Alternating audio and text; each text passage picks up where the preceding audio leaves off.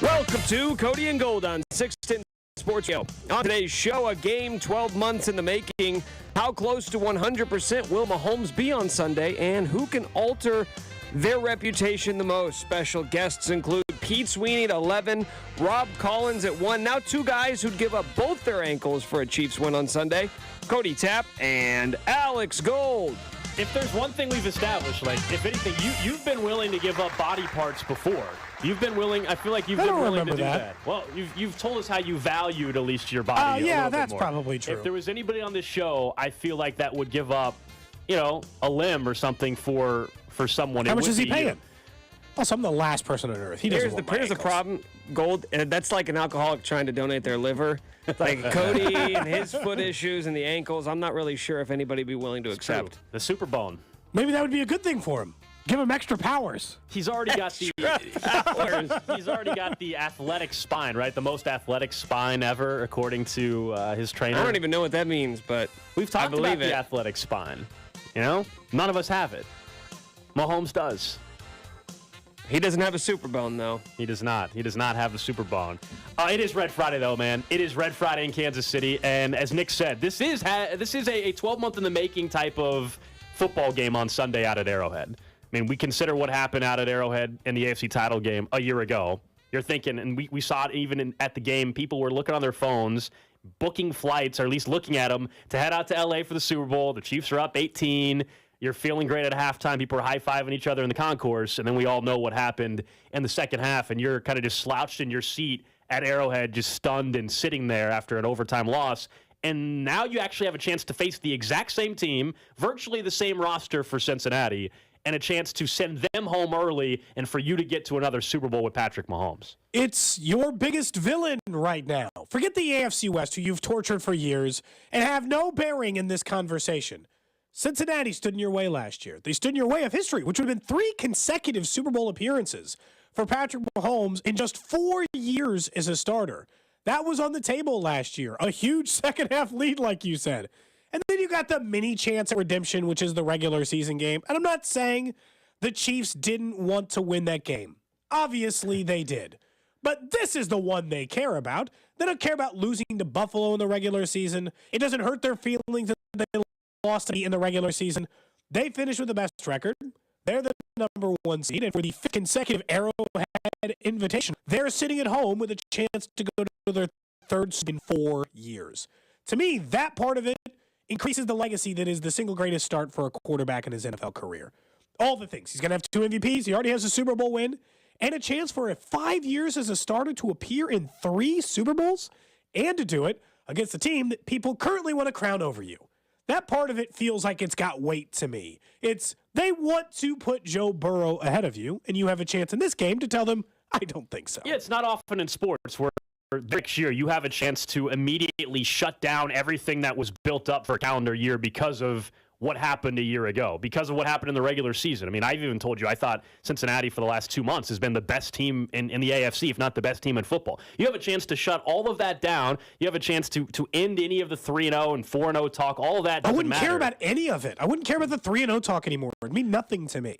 Wow, you won 3 games regular season. Good job, Joe. Wouldn't matter. You sometimes have a chance to go ahead next year and get yourself into a big football game, get yourself in maybe to a Super Bowl enough, but you don't usually have a chance to do it against the same team that sent you home in the same game. It's not like they're playing each other in the wild card round, playing each other in the divisional round. This is the AFC title game. It also is at the exact same venue. Don't have to worry about the neutral site discussion stuff that we were doing for weeks and weeks. Like, all that ends, and you don't want to have the door open completely to the conversation also individually, right? Legacy from an individual standpoint. We've already seen it happen this week talking about, hey, Joe Burrow, if he wins, is he better than Patrick Mahomes? All this craziness. Which I still think is ludicrous. 100% with you, but that conversation will dominate the offseason, and the national talking heads will have a field day with it. If you want to shut all that down, that's another thing. If you're a Chiefs fan and you're annoyed already with this week by some of those conversations, even more incentive, not that you need it, even more incentive to get the win on Sunday night at Arrowhead. I think about all the big things at play, because you could be one of 13 quarterbacks of all time with multiple Super Bowl wins. There aren't that many head coaches either, by the way. So Andy Reid would get to enter an exclusive group of coaches to win multiple Super Bowl championships. And to me, winning the second one, so getting through this game, winning this AFC Championship game, getting past Cincinnati, giving yourself a chance at the Super Bowl, gives yourself all the ability to ever question again. The teams in the quarterbacks we question are the ones who only have one Super Bowl. When they get two, we stop asking questions about like, are you going to try to get some more? Do you mind? Because we understand that when you get to 3 Super Bowls, you're talking about one, you'd be one of 5. You put yourself in even more exclusive company. I love that it's against Cincinnati from this perspective. I'll openly admit, you and I both said, I'd have preferred Buffalo because, well, we're fans, right? We host a show. I want the easiest possible path. If you could promise me the Jets in the wild card round and divisional round and the title game, I'll take it, right? I'll take the bad teams and just move on. I thought Buffalo was weaker than Cincinnati. I was hoping they'd win the game so they'd get the weaker of the opponents. But you have a chance to put a real stamp on this thing because it's Cincinnati. They're at their best. They have Chase. They have Burrow. They're coming off of maybe their most impressive win of the entire season, considering who is against and how easily they won that game. And you have a chance to just put their season to bed.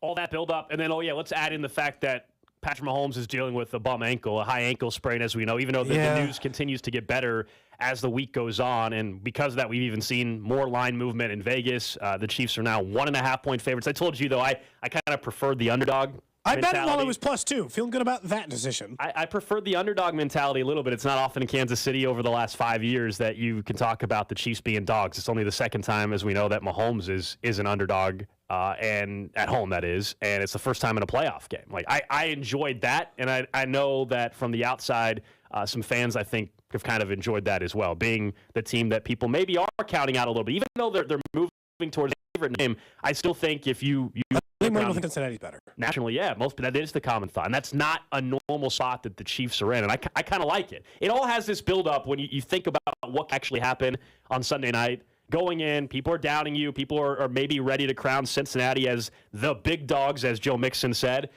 in the AFC. All of that, and then you add in it's a Mahomes opportunity with the bum ankle to go out and put together maybe an all-time type of performance Sunday night. Well, that's the thing. The ankle does matter because Mahomes does more stuff on the run as a passer than anyone in the NFL. James Palmer put out the stat, second in the NFL, 116 passes on the run, first in the NFL in passing yardage on the run, most passing attempts outside of the tackles, number 1 in the NFL, and the most extended pass attempts, as in 4 or more seconds, in the NFL as well. Now, I could pull up the pocket stats for you.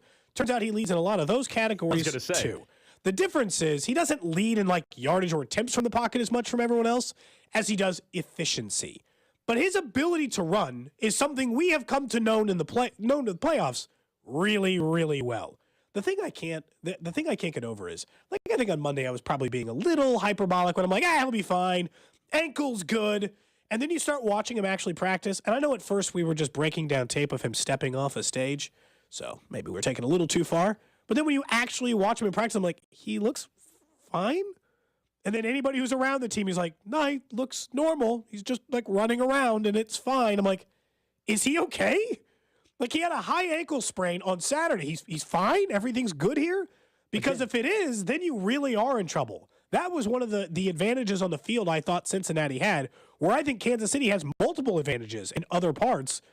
Mahomes' ankle was something I think they should have almost been hoping was still going to limit him in some way, and I'm not sure that it is. So the noise that's come out this week about the ankle and the positive news and all that, like, I don't think it impacts Cincinnati directly as much in terms of like what is said during the week. You and I discussed this yesterday. Like, would you be better off keeping things even closer to the vest? Look, Cincinnati is game planning as if Patrick Mahomes is playing. We've all known that all week. So I don't think there's any advantage or disadvantage. Finished the game against Jacksonville, so. By them saying what they've said publicly or the practice video or anything like that. But Patrick Mahomes even acknowledged, like, he's not 100% sure what he will be able to do out there until he actually tries to do it. It's one thing to go through practice, but what happens when Trey Hendrickson is out there running full steam at you and you've got to make a cut or you've got to run towards the sideline and make a throw that we see him do all the time? Are you still able to do that? That's the kind of stuff that we're not going to see until Sunday night. But I'm with you where, as the week has gone on, how have you not been more optimistic about what his level of performance is going to be? Like, we know it's not 100%. He's got a high ankle sprain. He's not going to be 100%. But to what extent can he get to 100? Is he getting, Nick told us we should ban talking about percentages. He said no math allowed on the show. But can he get to like 85% of what he is. Here we go again. You don't want the percentages. Oh, man. What did We say, 4 decided on the stars? bagel. Oh, The everything bagel. How many pieces of it will I we miss? didn't decide on that. You said okay. No. I also don't like everything bagels. I don't know. I'm not a big sometimes fan. too much onion, too much poppy seed. You know what? See, I like the poppy seed. Well, I will bagel. not stand Oh, okay. for everything bagel slander on this show right now. There's no need for it. I don't like the everything bagel. It has Yeah, like you onion. like a plain bagel, though. No, I said poppy seed. Plain or poppy seed, a little plain bagel toasted, some butter on it, no cream cheese. We're good to go. No Can you cream compare? cheese. Yeah. Can you compare the remaining 4 head coaches in the playoffs to a different flavor of bagel? Interesting. It depends on how much you like Zach Taylor. Because if you don't think he's a really good coach, you're just going to call him like the cinnamon raisin bagel and just really bad. I could go for a nice cinnamon raisin. like every a now and cinnamon then. raisin Yeah, bagel? absolutely. I don't like the overly sweet bagel. I got to be real careful in that. Andy's the everything bagel. He can do it all. Doesn't matter the team. I don't want to have to break down the rest of this. Yeah, let's not continue with that. You don't want to figure out if Kyle Shanahan is Asiago cheese before we talk about Mahomes' ankle some more? Yeah, I think we can let the listeners give us their bagel breakdowns on the text line. We'll read them out maybe a little bit later on. When I look at what, like you're saying, like, hey, we won't really know what's happened, and yet I can just assume that we could play that cut over a video of Mahomes doing a 360 spin to avoid a pass rusher, a dart to, Juju Smith-Schuster for a first down, because there is a certain amount of clear will that even when he's not feeling good, he'll do Mahomes things.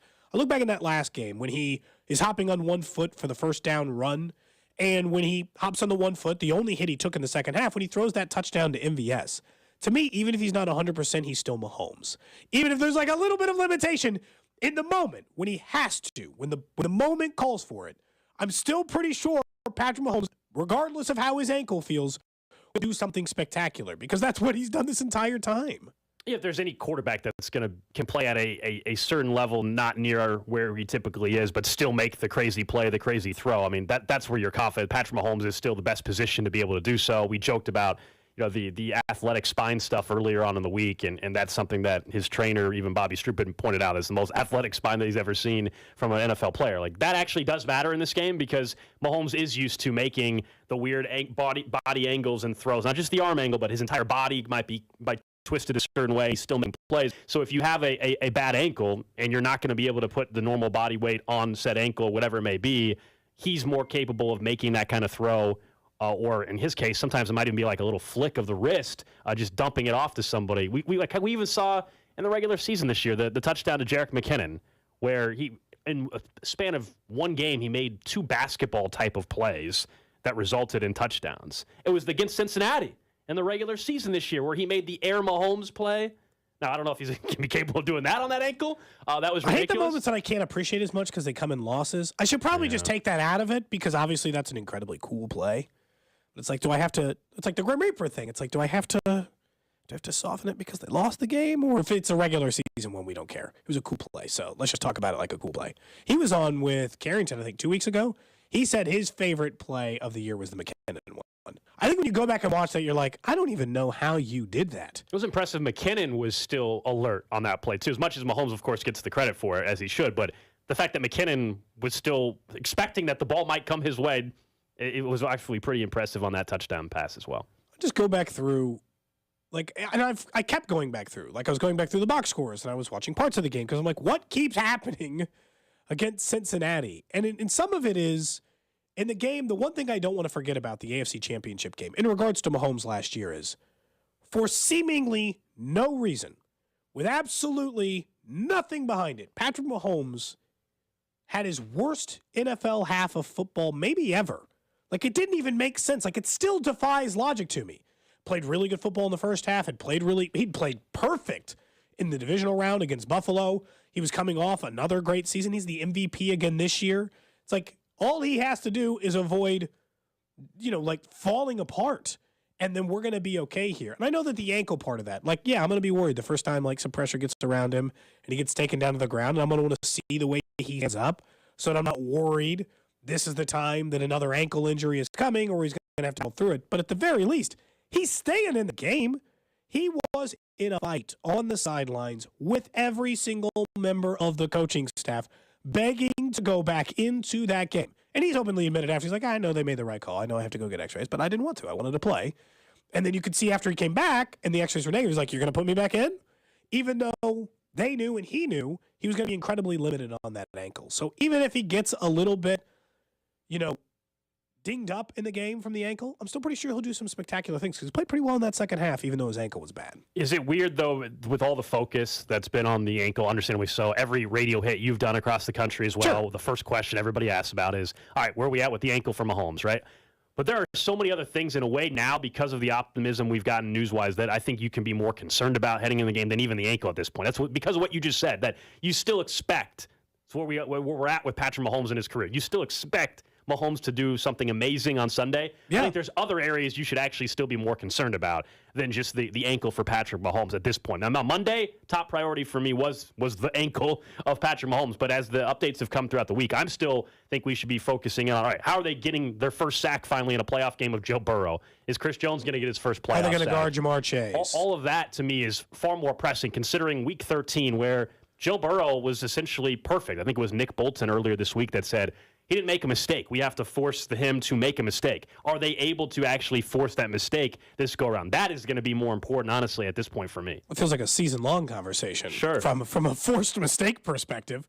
I still, it's such a weird year, and I don't know, obviously I don't think they're going to lose this game. We'll give our predictions later in the show, but it's when I look at this year, I feel like I'm torn between two things. Everything on paper should tell you that this team's winning a Super Bowl. They have the league's MVP. They have the league's best record. They're in the AFC title game again, hosting it on their home field. They have a Hall of Famer at 10. They have one of the league's best offensive lines. They were second in the NFL in sacks. What about that is not supposed to give me confidence, right? All of those things put together. It's just Cincy, right? It's just because this particular football team. Yes, it's just the Cincinnati Bengals part of it. You're right. Because they've been a thorn in their side. And I've seen other players thorns on the sides of greatness. I've seen Eli Manning get to Tom Brady a couple times. Hell, I've seen Joe Flacco get to Tom Brady a couple of times. And it's annoying when you're like, why is this team your kryptonite?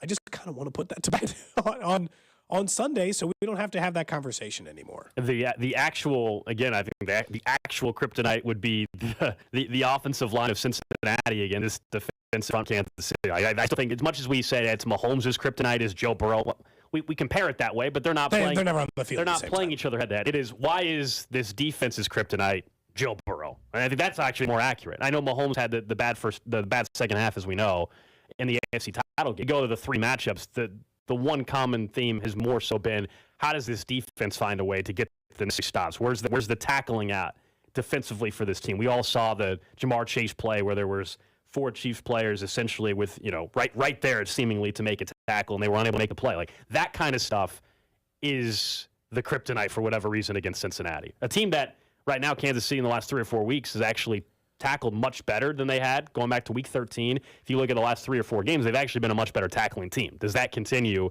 against Cincinnati? Because there were times where I still think Kansas City was right there. I don't want to watch that Jamar Chase play anymore, where 4 Chiefs defenders are around Jamar Chase. They were positioned. This is where sometimes I don't always get the Spags criticism, because I still think sometimes the scheme is there. The guys are there, but you have to go and make the play. You got to make the tackle. And if they make a tackle on that particular play, the Chiefs get the ball back. Who knows if we're having a different conversation about 3-0? Are we not even, where are we saying, they're 2-1? And it's a way different deal. Well, yeah, of course we are. The conversation's around it differently. But you can see, based on how quickly those lines were moving and where the public sentiment is, I think for the most part, if you ask people around the league, they think this is going to be a Philadelphia-Cincinnati Super Bowl, because they still think the Chiefs are flawed because of the turnover issues or some of the things that normal winning teams don't do, massive special teams mistakes, turnover issues, whatever. I don't know. I have a hard time thinking. I told you yesterday, and I still feel this way. This is a Patrick Mahomes over my dead body game. He's just let him lose, is how I feel about what's going to happen on Sunday. They're going to get out there, and I don't care about his ankle or what's lined up or what Joe Burrow does on the other side. He's just going to win the game for them. I have a question for you, though. I think you told us last week you would have more scoop for us.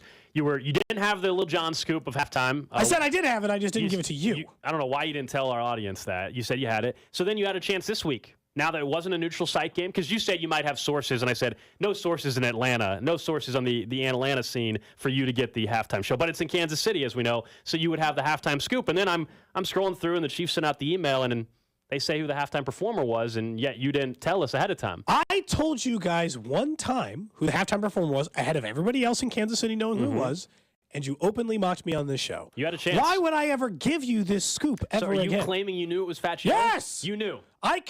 I'll tell you this right now. I can find out all the halftime performers if you were going to. All the halftime performers. The Super Bowl one's already announced. What do you mean all the halftime performers? You need to do some, you need me to figure out who's going to sing the national anthem? I'm not giving it to you anymore because I already know who. I can tell you that. I tried to break news on the show The guy that's amazing. He does it every big game. The Wilson or whatever. He's fantastic. Very good. He's fantastic. Why do you want to know? Would it be cooler if I told you it was Fat Joe versus Tech 9? Well, I don't care who it is, but just. Well, you cared the last time I told you. I just was expecting the scoop. I was expecting this show to have. Well, I can't get you the halftime news. Super Bowl scoop. That's already been announced. Yeah, Rihanna. Long time ago, it turns out. That'll be pretty good. So hopefully we're there for that. So what do you want me to get a scoop on now? I'm just saying. It's too late on Fat Joe. Can you find out if Ashanti's coming as well? Ooh. Can you give me that scoop? Well, I haven't asked about that, but I mean, I suppose I could ask. Nick, do you have any inside scoop? I think B-Dub might have some scoop on that. This seems like right up B-Dub's alley. This seems right up. What's that supposed to mean? I don't know. This seems like B-Dub's alley. You're being profile, B-Dub. No, I just think it is. He knows what he knows it is. He's literally storming out of the studio. He is. He's upset. He's leaving. See you, B-Dub. Have a great weekend, man. But no, like, he was playing. I was expecting some Fat Joe music. I didn't. B-Dub. You'll get some on Sunday. Well, everybody will. At halftime. Yeah, you need some right now. Are you a Fat Joe fan? No. It's like, I don't. Does it ever hit the mix? Like if you're just randomly listening to music when you're doing the dishes, does Fat Joe hit? Because I'll hit some 90s or 2000s R&B or rap or hip hop. I'll put that was flawed already. You said when I was doing the dishes. We've established that's okay. It doesn't matter what menial chore you're doing, just folding laundry or doing the dishes, or I guess in this case you don't mow a lawn, but that's when I might listen to. Yeah.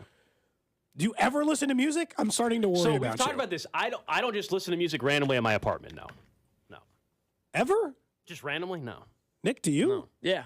I don't just all the time, right? Well, it's very specific. I only listen to music in the car or at the gym.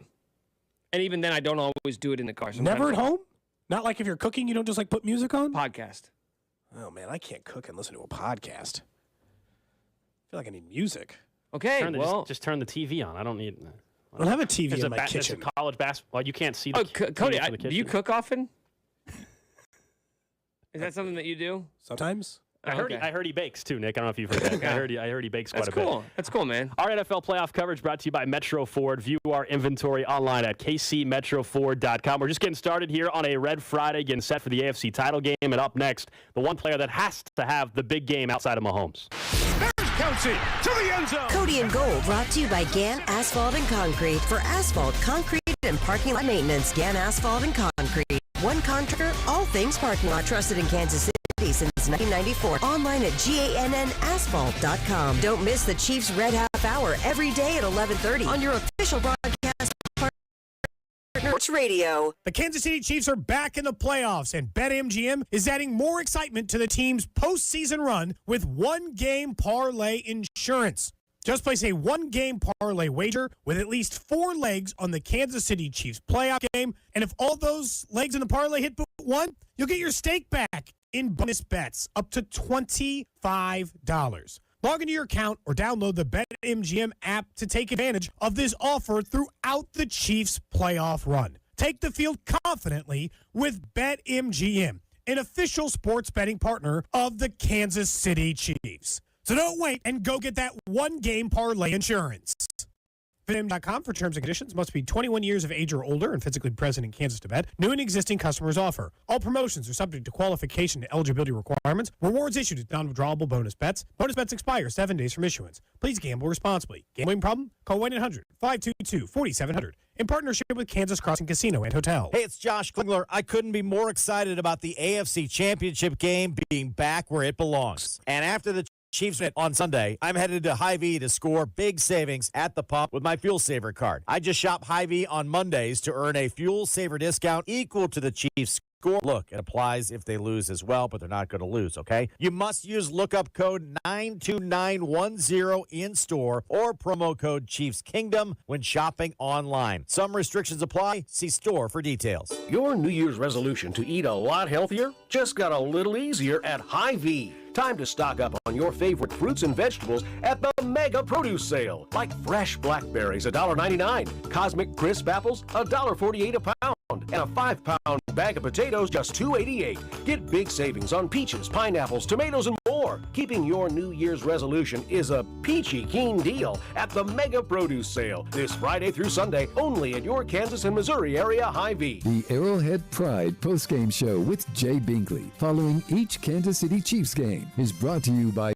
Blue KC. Live healthy with Blue KC on the official radio partner of the Kansas City Chiefs, 610 Sports Radio. Kansas City, Cincinnati, same teams, same championship game on the line. But this year, our team is looking to rewrite the story. Let Centric, the hometown team in technology training, change your storyline in just 4 months. Get out of the rut and daily grind of your job. Get into a career with higher salaries, flexible hours, and better benefits. Take the first step by going to Centric.com/610 to learn how Centric's hands-on training can get you in a new league, dominating the field of IT before training camp. IT is the future of Kansas City. Let Centric make it your future at Centric.com/610.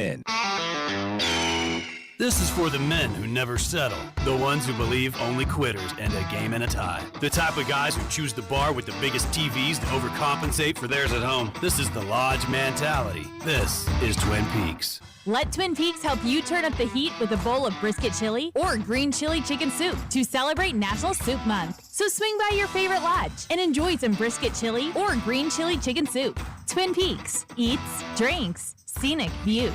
If you own a business, this has been a bumpy ride. From pandemic to inflation, I'm sure you could use a break. If your business has 5 or more employees and survived COVID, you might be eligible to receive a payroll tax refund of up to $26,000 per employee. The challenge is getting your hands on it. Hi, I'm Howard Mackler, and that's why I founded GetRefunds.com to cut the red tape and get you the money. The team of tax attorneys we have put together are highly trained in this little-known payroll tax refund program. We do all the work, charge not a dime up front, and simply share a percentage of the cash that we get for you. Businesses of all types can qualify, including those that took PPP, nonprofits, and even those that had increases in sales. We have helped return over $1 billion to businesses, and we can help you too. Just go to getrefunds.com/sports, click on Qualify Me, and answer a few questions. This payroll tax refund is only available for a limited period of time. Don't lose out on up to $26,000 per employee. Go to getrefunds.com/sports. That's getrefunds.com/sports. When choosing a wireless provider,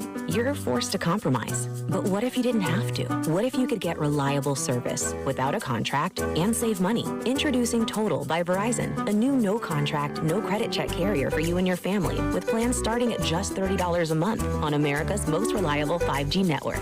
Total by Verizon is available at totalbyverizon.com and at retailers nationwide, based on first-place rankings and RootMetrics first half 2022 5G assessments of 125 metros. Experiences may vary, not an endorsement. My heart was racing just making spaghetti. I could have waited to tell my doctor, but I didn't wait. I was short of breath just reading a book. I could have delayed telling my doctor, but I didn't wait. They told their doctors and found out they have atrial fibrillation, a condition which makes it about 5 times more likely to have a stroke. If you have one of these symptoms, irregular heartbeat, heart rate, chest pain, shortness of breath, fatigue, or lightheadedness, this is no time to wait. Contact your doctor. Brought to you by Bristol-Myers Squibb and Pfizer. I'm Larry Mullins, host of the podcast Your Weirdest Fears, the show that explores the odd things that make your heart stop. I am so scared of the Grinch. He is bad vibes. We talk to everyone from therapists to exterminators to Lizard Man. I was 25 when I actually got my tongue split. I have one tattoo that covers my entire body. Listen and subscribe on the Odyssey app or wherever you get your podcasts from. Red Friday is brought to you throughout the season by Blue Cross and Blue Shield of Kansas City. Blue KC, here for good. Let me tell you about my good friend Andy from Andy's Frozen Custard. He's from Kansas City, never misses a game, and serves the world's finest frozen custard. Tailgate with a pick 6 or grab a made custom treat before or after a game. And tell him Mitch and Andy sent you. NFL playoff coverage on 610 Sports Radio is brought to you by Twin Peaks. Eats, drinks, scenic views.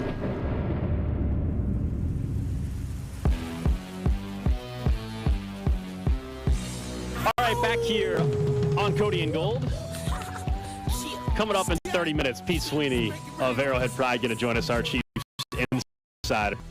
Get his thoughts. He's been on ankle watch in person. He's actually watched the 15 minutes or so that the media can watch. He's been there. We'll get a full ankle breakdown from Pete Sweeney. Plus, I want to know if he listens to music in his house. I pulled some more people in the hallway because I thought you two were crazy. And?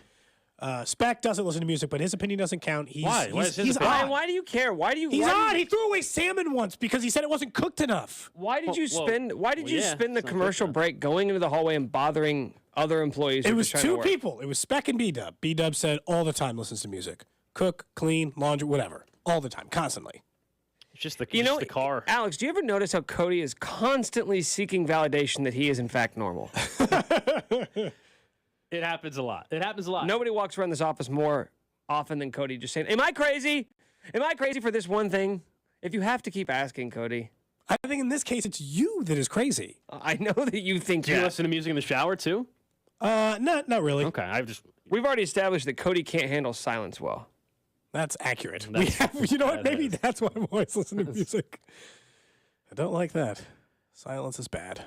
I was thinking more, obviously, as we all are, just what has to happen on Sunday night for a win to occur, other than Patrick Mahomes playing well and the ankle not hindering him as much as earlier in the week people thought maybe it would. But if you're looking at another player that has to have a big game, I think this one is another guy that's obvious, and it's Chris Jones.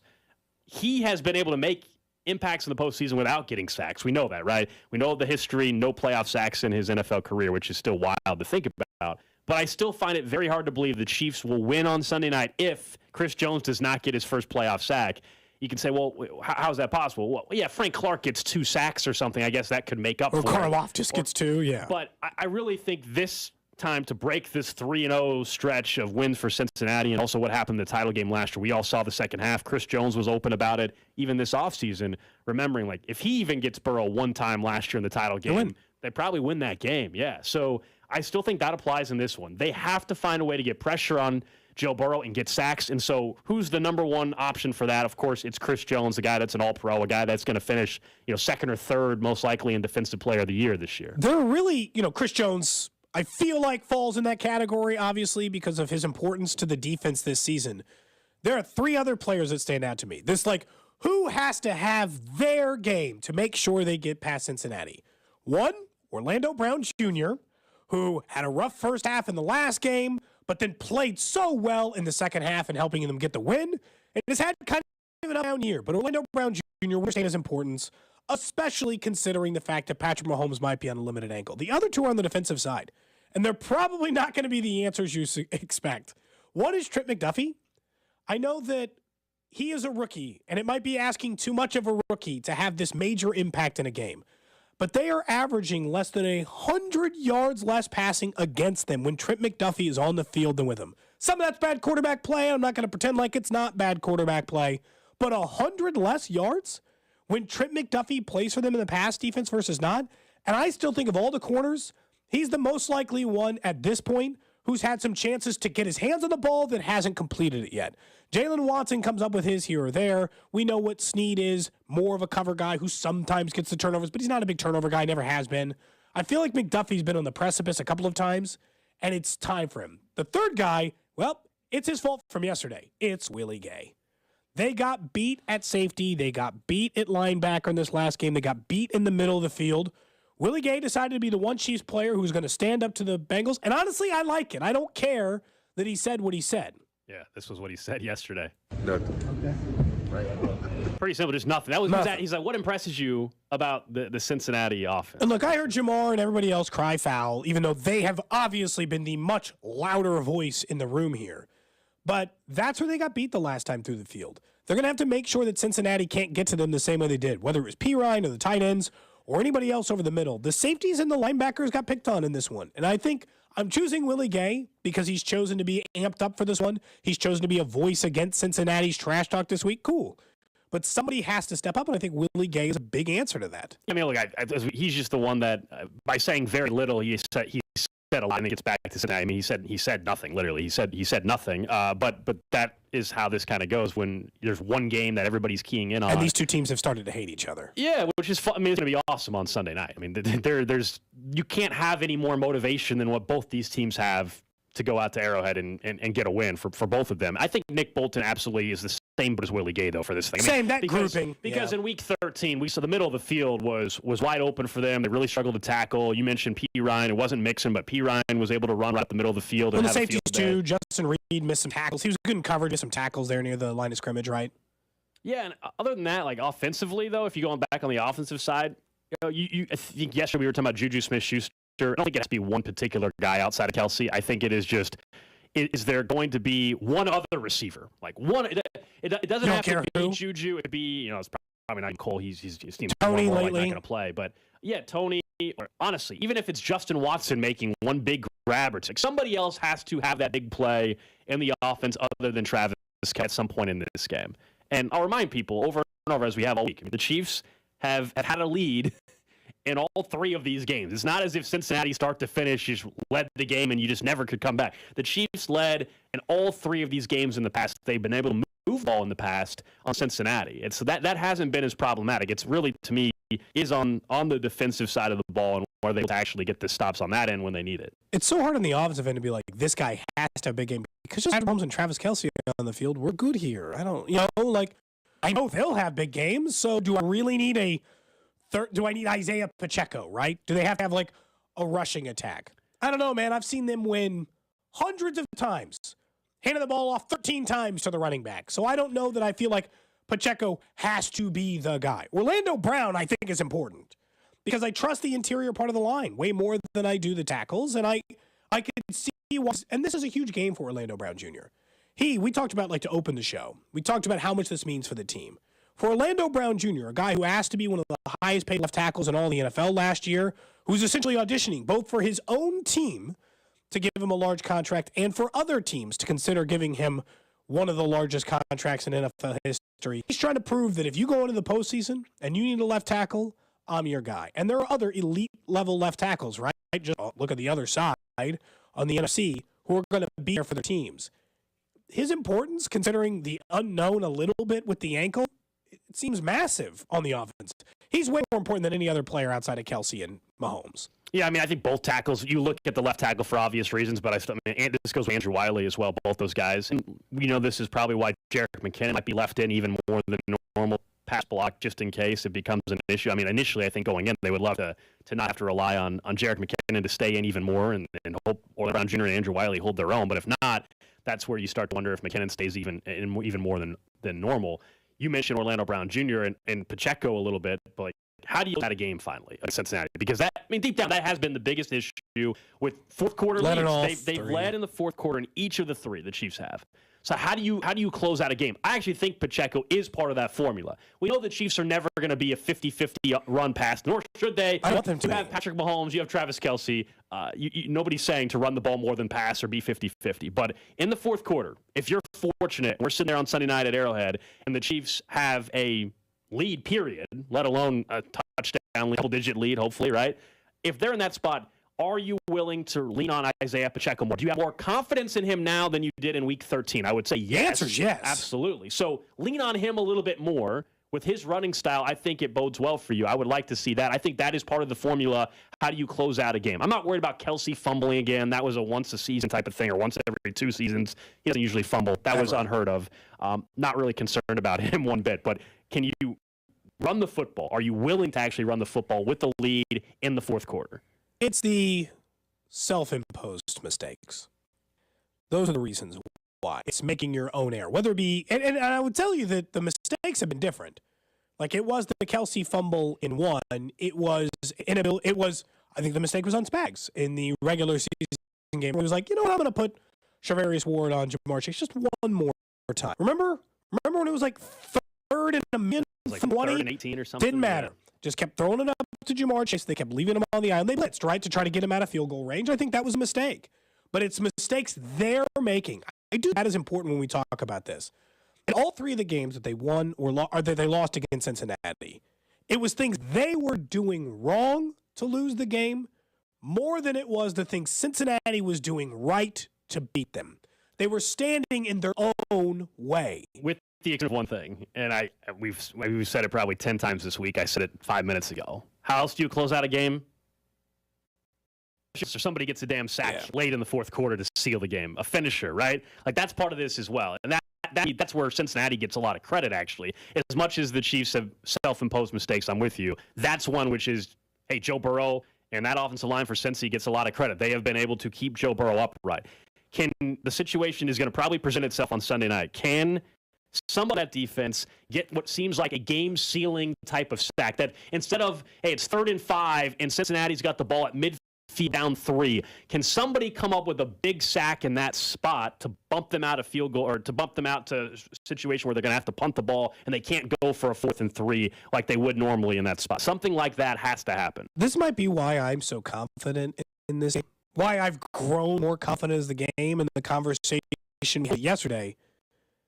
They have an advantage there. What you're asking, Gold, is not a big ask.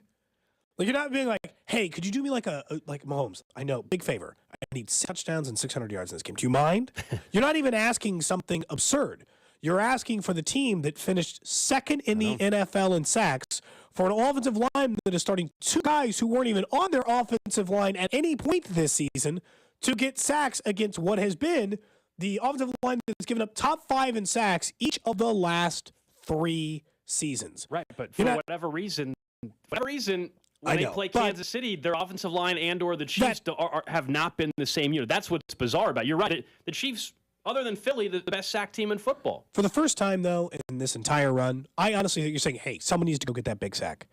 I think they have 5 players capable of getting it. Like, I would have said that at any other point until we can go back to the Bob Sutton, Justin Houston, Tom Bahali, Alan Bailey years, if you want, where I thought, okay, there are 5 guys in this defensive line who are capable of getting it. Right now, Chris Jones, George Karlaftis, Frank Clark, Michael Dunlap are capable of getting a big sack for you in a big moment on the defensive line, and have all been playing better football than they were even at the earlier portion of the season. So no excuse then, right? If they can't get home? Absolutely right? not. I mean, that's the thing. 100%. It can't just be like, oh, bring the ball too fast. No. You were the 2nd best sack team in the NFL this year. You got 5 legitimate guys on the defensive line who could get sacks for you this season, not to mention the best blitzing team in the NFL. You don't get excuses in the sack department. You have to get some. Burrow hasn't been sacked in this winning streak, so it's not like you're getting to him all the time. He's not 4 or 5 sacks. It may only take one, man. It may only take one. But that's all it would have taken in the AFC title game last exactly right. season. Nick's Nodal Notes. All right, guys, Red Friday edition of Nick's Nodal Notes. You know I love gambling. Love those prop bets, man. Oh, that's all you know. I love prop bets. I don't do any prop bets. Well, no, you do I don't prop bet bets. at all. I never bet. There's 2 types of bettors. There's bettors and guys who do prop bets well. And you know which camp I'm in. I prop bet well. That's so right. I want to throw a few your guys' way. Let's start with the NFC Championship game. Jalen Hurts, 46 and against that San Francisco front under. Really? Why do you say it with such disgust? Well, look, I think the way that I look at that team is I think San Francisco is a little bit like the Chiefs in this regard. They've been underestimated a little bit on the defense for a majority of the season. Hurts can certainly capable of getting that yardage, but I think that this one's a slugfest again. Similar to what we just watched with Dallas. I'm pretty sure that these two are going to play some hideous 2017 game. 6 times this year win another season for Jalen Hurts. I think I lean over. I think part of the formula for San Francisco to win the game is going to involve Jalen Hurts having to do that. Like, if you think Sam's winning, then you probably like the under for that, because I think that is part of the formula for that offense. Jalen Hurts and his mobility. It's another week where the shoulders had another week to heal up. Last week they didn't have to do a whole lot considering the lead that they built up. But I think this week part of the formula is going to be Jalen Hurts ball. Yeah, for the formula, San Francisco, I would imagine it's just Brock Purdy not being a complete liability, right? That's where you start. His over-under is 218.5 passing yards. Are you still waiting for one of those games where you say, oh, yeah, this is why every team passed on him 7 times? Man, I've been waiting for a while. Last week, I thought he would finally, against that impressive front of Dallas with Micah Parsons and company, I thought he would turn into a pumpkin. But he's in the NFC title game now. He didn't even have throw a though, touchdown in that game. This Eagles team, though, led the NFL in sacks this year. He will finally throw a pick, though. Like, that's finally how he's come close multiple times. He's finally going to throw a pick. You promise. Yeah, I can bet on that. You and I want to do it? Is that your lock of the week? Not a lock of the week. I'm not going to do a lock for someone to throw a pick. What's your lock? What's your Goldie lock? The Goldie last night, if you can listen to that betting show, it's podcasted up on 610sports.com. We gave out 3 Goldie locks. One of them was not a Brock Purdy. What was one of them? Can you give us a taste? The under in that game, under 46.5 for the Niners. There you go. I do have a hard top 10% of run plays in football, both of teams. Like the not even the turning to the pumpkin part. This is the does it pass the eye test. No rookie quarterback has ever started a Super Bowl for their team. It's going to be Brock Purdy? That's the one? There have been so many great rookie quarterbacks, but it's going to be Brock Purdy. Great team. The last pick in the draft. He's the person who breaks through. All right, let's keep this train moving. Let's go to the AFC Championship game. Let's start with Patrick Mahomes. I wanted to bring up a rushing prop for Patrick Mahomes, but there are none posted as of right now. So the passing prop for him, 282.5. No, I'm taking the over. Right? He averaged almost 320 during the regular season. He averages over 300 in his postseason career. I mean, to me, I don't want to say it was overblown on Monday because there was reason to be very, very concerned about the high ankle sprain. But with the news that continues to come out, I just find it hard to believe, even if you think they lose on Sunday, that Mahomes is not throwing for more than 282. Honestly, if they lose, it might be easier to hit them. That too. So it's Jamar Chase, we know he has a history against Kansas City, 83.5 receiving yards for him in this game. So they really made him work for the 95 yards he got in the regular season. None of it was easy. No real big plays to be had. I thought between Snead and McDuffie, they did a really good job. And McDuffie actually one of the few people to get an OPI call against Jamar Chase in that game. But I'd still lean towards the over. He's just one of those, there's a certain amount of 82.5, a certain amount of yardage I just kind of have to, concede to Jamar Chase, and that feels like the number. 8 times this year, he went over that number. And he only played 12 games. Yeah, that's pretty ridiculous. So, yeah. We'll go ahead and hammer that over. Funny about player prop. Nobody ever wants to really bet unders. It's just not. It's not fun.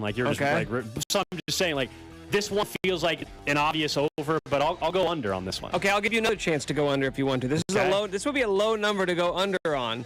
Kadarius Toney, 36.5 receiving yards. That is way too high. That's as high as Juju Smith-Schuster's number, essentially. No, he's 47. Yeah, Juju's 47. They're a little too close. I'll go under on Toney. I think it's more likely I have an anytime touchdown for Kadarius Toney than over on receiving, because I could see Toney get 3 catches, but they're in the red zone. He ends up 2 catches, a touchdown for 23 yards or something. I could see that for Toney more than 5 catches for 40 yards or 35 yards.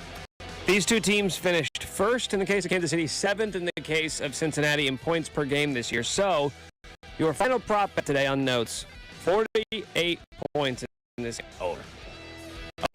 You said gusto. I think both offenses are going to move. The weather's not going to be. I kind of wish I got it when it was 46.5, but yeah. Yeah, the number's gone back up. There was the same line movement we saw for the spread on the total. I'll go over for the game because it's going to be cold. We know that wind chill's going to be 10, but it's not snowing. It's not going to be really windy necessarily, so I don't think it'll impact the offense that way.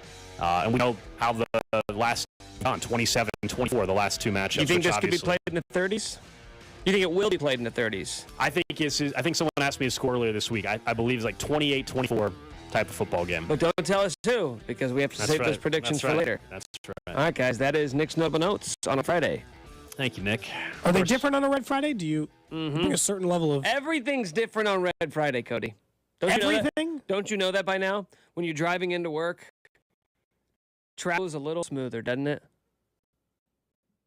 I mean, that seemed like a pretty normal drive for me. I don't feel really? like... I felt like mine was a few minutes shorter Is today. now a good time to point out the only person not wearing red on Red Friday? Yeah, what's up with that? You're wearing a KU hat. On AFC Championship game Red Friday? It's also Blue Friday. It's Blue Friday for the Hawks. Blue Friday. The Hawks play Kentucky tomorrow.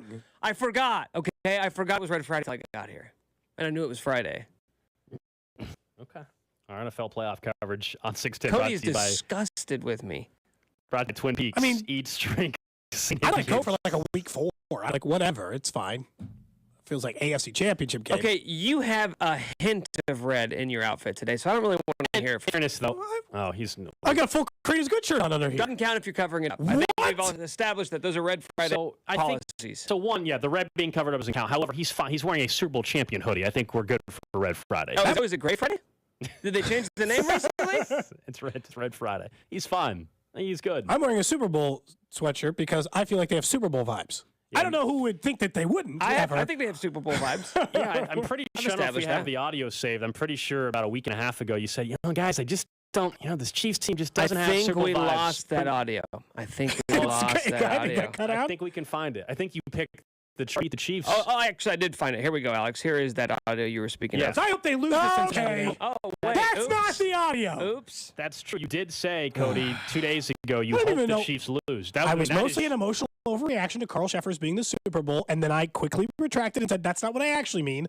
I'm just mad at the NFL for putting Carl Sheffers as the referee. What's the saying that at your most vulnerable emotional state we find out how you truly feel? I'm not allowing you to flip this on me. In your most emotional state, you said that the Chargers were winning the Super Bowl. That wasn't the Chargers. No.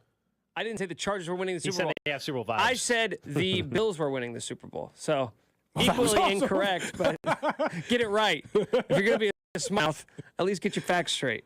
At least get the team you had predicted to win the Super Bowl correct. Turns out the Bills did not have Super vibes. Anti-vibes. No, they didn't. Their vibes are very bad in that Cincinnati game. They folded up shop quick. That was what was really surprising, just how quickly they kind of, in terms of what Cincinnati was able to do. Since he jumped out to the quick lead, that's something you're not with either team on Sunday. Both Cincinnati found themselves down, as we know, to Kansas City through these three matchups and came back and won. And Kansas City, their whole 2019, they got you that hoodie that says Super Bowl champions was all built on. I did buy this in like 2021, but it's don't tell anybody that. Just roll with it and say you bought it right after the Super Bowl win. Don't tell people you wait a full year later to get it. 2 years. 2 years later. Discount, That's what it was. It was on sale for $13.88. I thought you got that for $13. So that's a good price on a hoodie. So that is. I'm gonna buy it now, 2 years after they won the Super Bowl. Gold, will you? If they win the Super Bowl, how quickly will you purchase Super Bowl gear? His mom will be at the store that night. Yeah, I'll have one. Mom? Because she's usually the one who goes. Yeah. I don't know why we've done the show long enough. I now know who goes to the store for gear.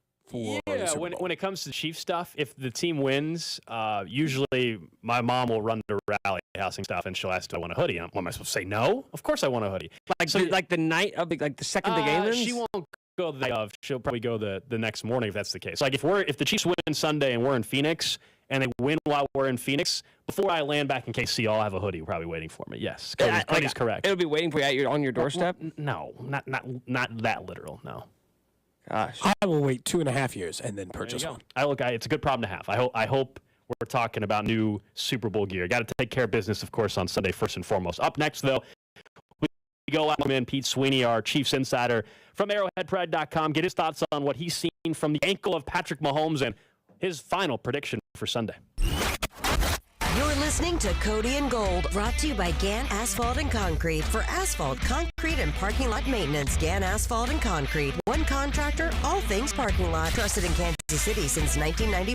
Online at GANNasphalt.com. Don't miss Alex's That Betting Show every Thursday night at 7 o'clock. Right here on 610 Sports Radio and the Odyssey app. At Blue Cross and Blue Shield of Kansas City, we are here. Here for spring fevers and lowering fevers. Here for first checkups and first dances. Here for planting seeds and growing communities. For more than 80 years, Blue KC has been here for good and will be here for the moments that matter, today and tomorrow. Because at Blue KC, we are here for good. Learn more at hereforgoodkc.com. We're down to the last 4 teams in the NFL playoffs. The NFL Conference Championship games are this Sunday, and you can enjoy more thrills than a 2-minute drill on FanDuel. It doesn't matter if you're new to the app or if you already have an account, because they're giving all customers a no-sweat same parlay. That means you'll get free bets back if your conference championship same-game parlay doesn't hit. Bet on everything from the money line, point spreads, to which player you think will score a touchdown. New to FanDuel? Then use my promo code CDOT to see for yourself why it's America's #1 sportsbook app. And if you already have FanDuel, then sign in today, and you can start building your no-sweat same-game parlay. Make every moment more with FanDuel, an official official partner of the NFL, and 610 Sports Radio. 21 to President Kansas. 3+ legs. Minimum $1 bet required. Refund issued as non-withdrawable free bets that expire in 7 days after receipt. Max bonus $5 unless otherwise specified. Restrictions apply. See terms at sportsbook.fanduel.com. FanDuel is offering online sports wagering in Kansas under an agreement with Kansas Star Casino LLC. Gambling problem. Getting help is your best bet. Call 1-800-522-4700 or visit ksgamblinghelp.com. No matter what sport, no matter what you're craving, there's one place to go. Bogey's Windy City Pub. Weekend brunch from 9 to 2, weekday happy hour specials, and all the sports packages. Bogey's Windy City Pub in South Leawood, where Kansas City and Chicago come together. This is an important notice to consumers facing $10,000 or more in credit card debt, medical bills, or other unsecured debt. You may not be required to pay it all back because there are special programs now in effect that will significantly reduce the amount you will owe if you qualify. This is not or a debt consolidation loan.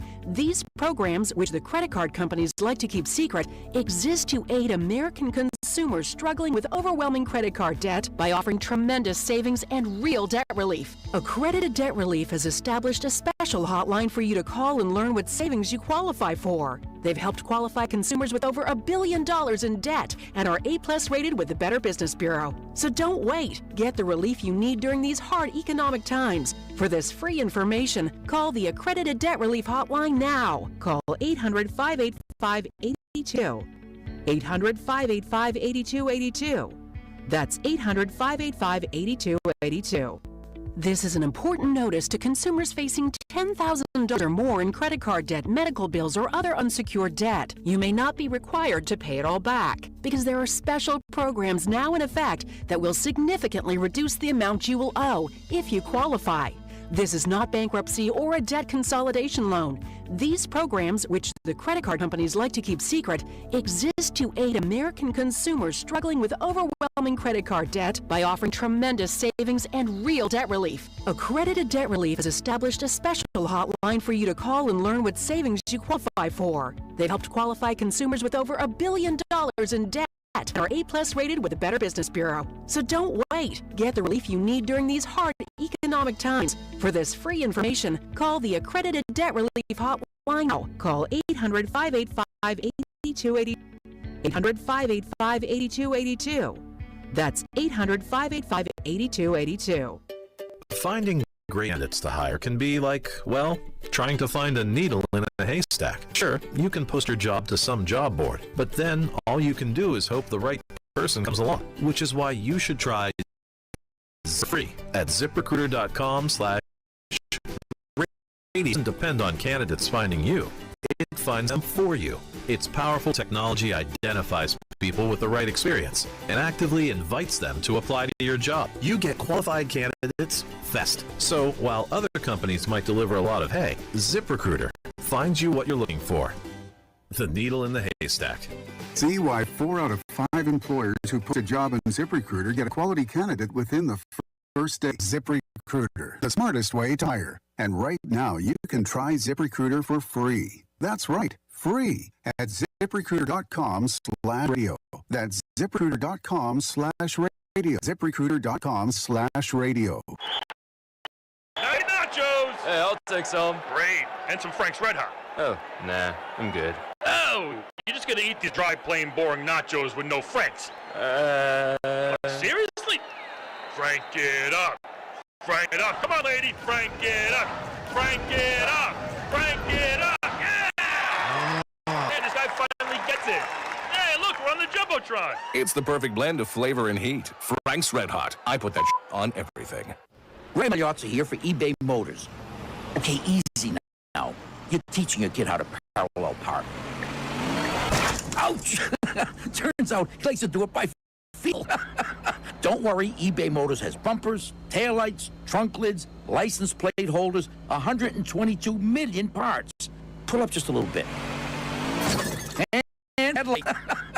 They've got lots of headlights. Get the right parts at the right prices. eBay Motors. Let's ride. The Kansas City Chiefs are looking to the championship, and Metro Ford is winning with new inventory coming in and opportunities to make great deals. View our inventory online at kcmetroford.com. You're listening to 610 Sports Radio from the Max Motors Studios. Derek Johnson knows playoff football. Derek Johnson Jackson came on the blitz and depletes Mariota. Catch him every Monday at 7:30 with Vesco in the morning, 610 Sports Radio, KCSP Kansas City, WGAF HD2 Liberty, and Odyssey Station. Pete Sweeney. Pete Sweeney. Pete Sweeney. Pete Sweeney. Pete Sweeney. Pete Sweeney. Pete Sweeney. Pete Sweeney.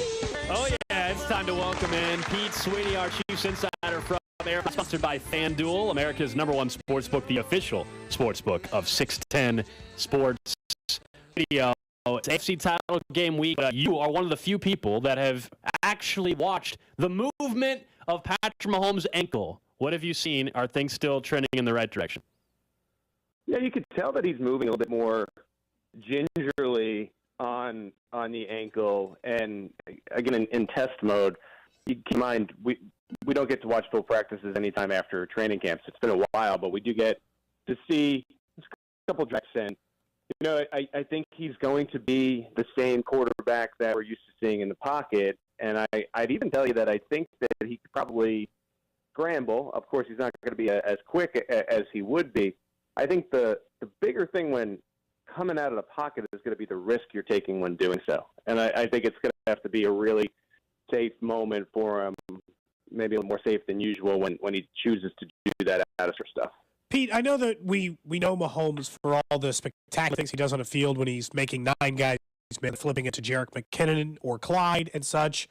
But he is one of the league's best pocket passers too, right? Yeah, and I think that it's a little bit lost here because, you know, especially nationally, you know, what are you seeing from Mahomes? You're not watching every single moment of every single Chiefs game.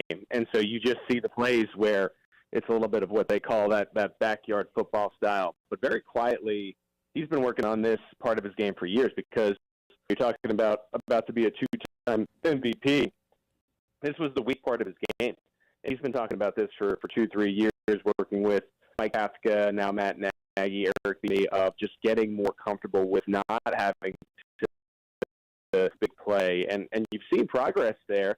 And the numbers show it. We have all these analytics now where it is showing, even in the pocket, he's throwing for over 800 yards. He leads the league in touchdowns, best QB rating. And so there should be a lack of confidence.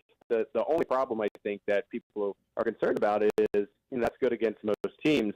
Now you're dealing with, sorry, Buffalo, the other top AFC team. And the margin is so much smaller.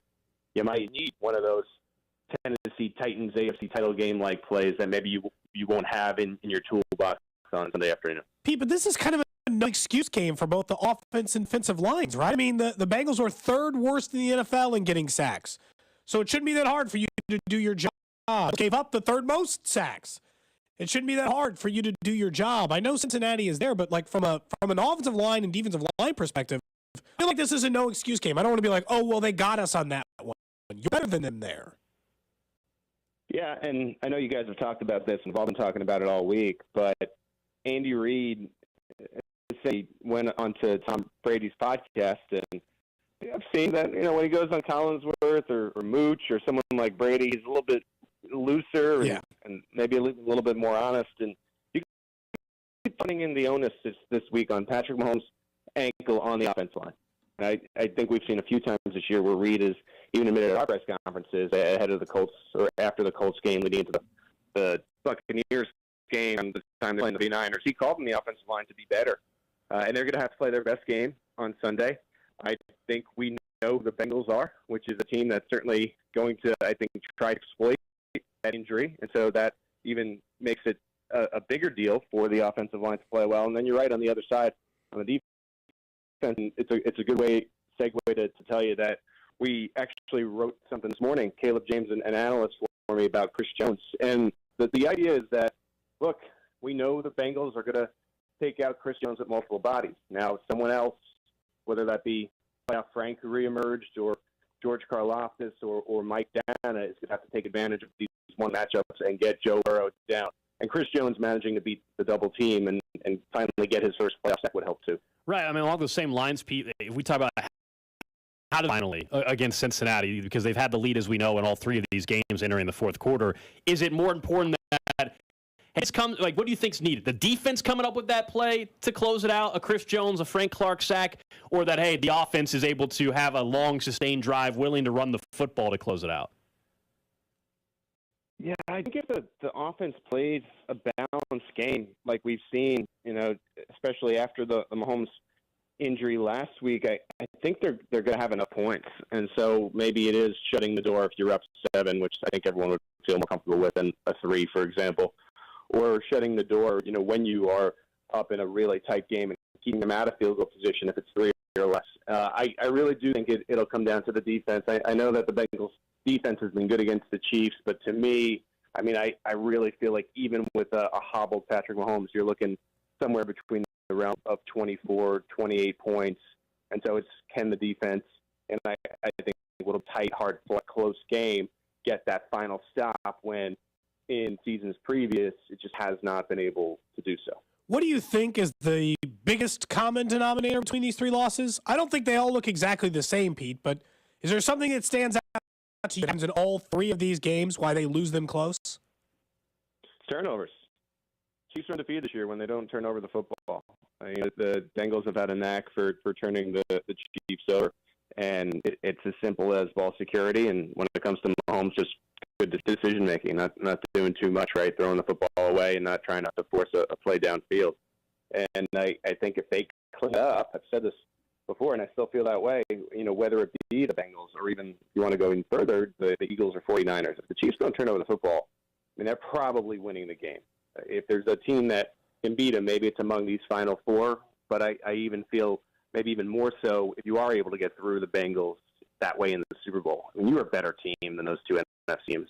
The Bengals are right there with you, but if you just take care of the football, you should feel pretty good about your chances of winning it if you're Kansas City. We're talking Sweeney, our Chiefs insider from Arrowhead Pride, presented by FanDuel, America's #1 sportsbook. And Pete, if I tell you there's someone that walks into that stadium on Sunday night and we have a certain feeling about who they are and how everybody perceives them to be with one reputation, and then after the game can leave with a completely different one, who do you think has the best opportunity maybe to shift the entire narrative about who they are as a football player, a coach, whoever it be? Maybe Eli Apple if he plays well. It'd be nice to see guys talking the most play a good game. Yeah. But if you're talking about the Chiefs side, I guess the player that stands out to me that I think Kansas City knows about, but I don't think the rest of the world does yet, Karlaftis. I find, we're all focused on Frank, and maybe he's able to turn back the clock for the second week in a row, 3rd or 4th time this season. But I think Karlaftis showed you to be a legit. And I know he's just still a rookie, but he's got 17 games under his belt. He's now kind of a second-year player. I think he showed you he's a legit pass rusher in this league. I remember having a conversation with you guys, and you're like, well, what is a successful year for George Karlaftis? 3.5 sacks, and he was able to double that with the performance that he had at the end of the season, and now's the time. I think if you're the Bengals offensive line, you're worried about Chris Jones. Karlaftis said on draft night, he knew the Chiefs personnel. He's like, that's going to open up one-on-ones for me. A 2-sack night, a 2-sack, 5-pressure night from Karlaftis mean wonders for what it can mean for the Kansas City Chiefs. And like I said, I think we know about him in Kansas City, 30th overall pick here in the first, but I think he really has a chance to announce himself to the world with a strong game. And I think he's going to have the opportunities, especially with those injuries. And again, just the idea of all the attention on Chris Jones. We know that Willie Gay said just one word, nothing, that is reverberating a little bit as the first piece of trash talk the Chiefs have let out all week. Is this just a case of one Chiefs player couldn't take it anymore because of how much the other side was talking? Well, it was one Chiefs player that wanted to talk, like I think some of these guys do, but was constantly thinking about the meeting that was definitely had, or portion that was definitely had during the team meeting of we're not going to talk trash this week, and circumventing his way around it to not say anything but try to talk trash. Anyway, that's exactly what happened. I'm saying nothing, so I can't be talking trash. Is that what you're saying? Yeah. Yes. Some players are better about hiding that than others. Willie Gay, I think there are certain players that probably would have wanted to say something back, but I'm sure the team messaging, I'm sure of this, has been, we're not talking this week. And like I said, I think Gay found a backdoor way of giving a little jab to the Bengals. I don't think it was a lot. I think he probably wishes he could have said more, but you could tell that between all the answers that you've been getting from Reed, Mahomes, other guys this week, it's definitely been a talking point that says we're not going to feed the beast in that regard. All right, Pete, last time we have you on before the game, I know you'll have your official prediction up on Arrowhead Pride, but we need a little sneak peek of that. What's the game look like? What's the score? And are the Chiefs headed to Arizona? Yeah, the way that I've drawn this up in my head is it's going to be one of these games where it's the cardiac Chiefs, where you're really panicked, and at the end maybe the Bengals have what would be a 6-point lead, 23-17, and it's going to be up to Mahomes and the offense to go get it done. And yeah, I have Butker in the final fourth quarter drive hitting the extra point, 24-23, and then the Chiefs defense shutting it down from there, with a minute and a timeout or something left on the clock. I mean, that's kind of what I have in my head. I think it's going to be close. But, you're a Vegas guy, and you've seen how the spread has just gone all over the place. So odd. I know that a lot has to do with the Mahomes injury. Also, just how close these teams are. So to think you're going to walk into Arrowhead and the Chiefs are just going to smack the Bengals, or vice versa, I think you're kidding yourself. I think this is going to be a really tough, good football game. And this is something I'm writing my prediction. It's not even out yet. So look at you guys getting.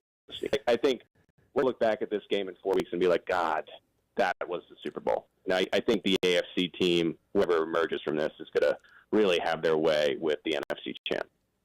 Hey, Pete. My big prediction, by the way, I thought that was really well put. This is Nick Schwartz with 610 Sports Radio, Kansas City, KCSP. A question for you, a quick little hypothetical here for you on a Red Friday. Are you okay answering a hypothetical with us? I love hypotheticals. Okay, I'm glad you're in a better mood, but before I got on it, you did seem like you were a little moody. It seems like your mood's improved in the last. Yeah, well, I was just hearing your breakdown of the game, and it's got me kind of fired up. And then about this hypothetical that I've been really excited to throw your way. I'm curious if, let's just say randomly, Carrington Harrison were approach and begin kissing you on the neck. How many times would he have to attempt to do that before you chose to resort to violence in the form of punching him in the face? Yeah, this was actually brought up yesterday off air to me, and it wouldn't be many. I don't feel like I could handle any of these smooches before I tried to had to physically back them off to me. But I appreciate you asking and making sure we got that out there. Well, and you're not a violent person by nature, correct, Pete? No. Peace and love for me. That's always been a big, two big staples. Well, because with the love aspect, that would maybe lend itself more toward enjoying being kissed. Right. No. That's a good. Yeah, and I'm glad this question's been brought up. I mean, this is hypothetical as we enter the weekend for sure. There you go. He's our Chiefs insider, Pete Sweeney. We will talk to you next. All right, guys. There you go, Pete Sweeney. And of course, if you're wondering what the heck was up with that, that's because Carrington. We talked about this on the show yesterday. This was our random question. Carrington came up to Nick before our show yesterday, and that's why we talked about it on the show yesterday, and brought up that exact same hypothetical. How many kisses would it take till Nick would punch? It'd be less, by the way, if he called him a smooch like Pete did. Yeah, that would lower it from 4 to 3 for me. Well, because smooches are less sensual. We told C-Dot something you get from your aunt. We told C-Dot, we talked about right when we were leaving the studio yesterday. We told C-Dot he couldn't believe that we actually brought it up on air. Like, Carrington, you say anything around us, man, it gets discussed. C-Dot couldn't believe we brought it up on air. This show wouldn't bring up that hypothetical. I think I've learned a lot over a couple of months how little Carrington listens to our show because he seems to be thrown off by some of the bits he finds out that we do. Man. Well, he's prepping for a show during our show, right? Makes sense. Wasn't he thrown off by the breaking news center when you broke the news of something? Something very unbreaking news, It was like, there you have it. Breaking news, Pete Sweeney does not want to be Carrington Harrison. They said not many times. Not many times. Before he would throw a punch. I think he'd be uncomfortable right away. The consensus is you get one free one, it sounds like. Yeah, I think everyone agrees it's not a punch after one. It's okay. So I don't want to hear any big fuss if I come and give you guys a kiss on the neck next week. Oh, my goodness. I would be so uncomfortable. Well, yes. One thing you did bring up to Pete that wasn't related to that, was actually related to the game, Cody, was turnovers, right? You asked him, like, what's the common denominator and in these 3 games, and he said turnovers. Right now, you look at the 4 teams left, obviously Kansas City, Cincinnati, and then on the other side left in San Francisco. The Chiefs are the only team left with a negative Not turnover. shocking. The other negative turnovers Yeah, and all year we talked about, like, man, they're in the bottom 5 with teams like the Texans and all these. So it makes sense. Nobody's stunned by that. It also just speaks to like how they've been able to overcome that. Also, do you believe what we've seen the last 3 or 4 games, they've actually been really good with that? Does that continue on Sunday? They've had 0 turnovers in 3 of the last 4 games. So, to me, we've moved past this. Not that it isn't some sneaking that makes you worry is going to come up at some point. But I actually think the Chiefs have solved some of their turnover issues.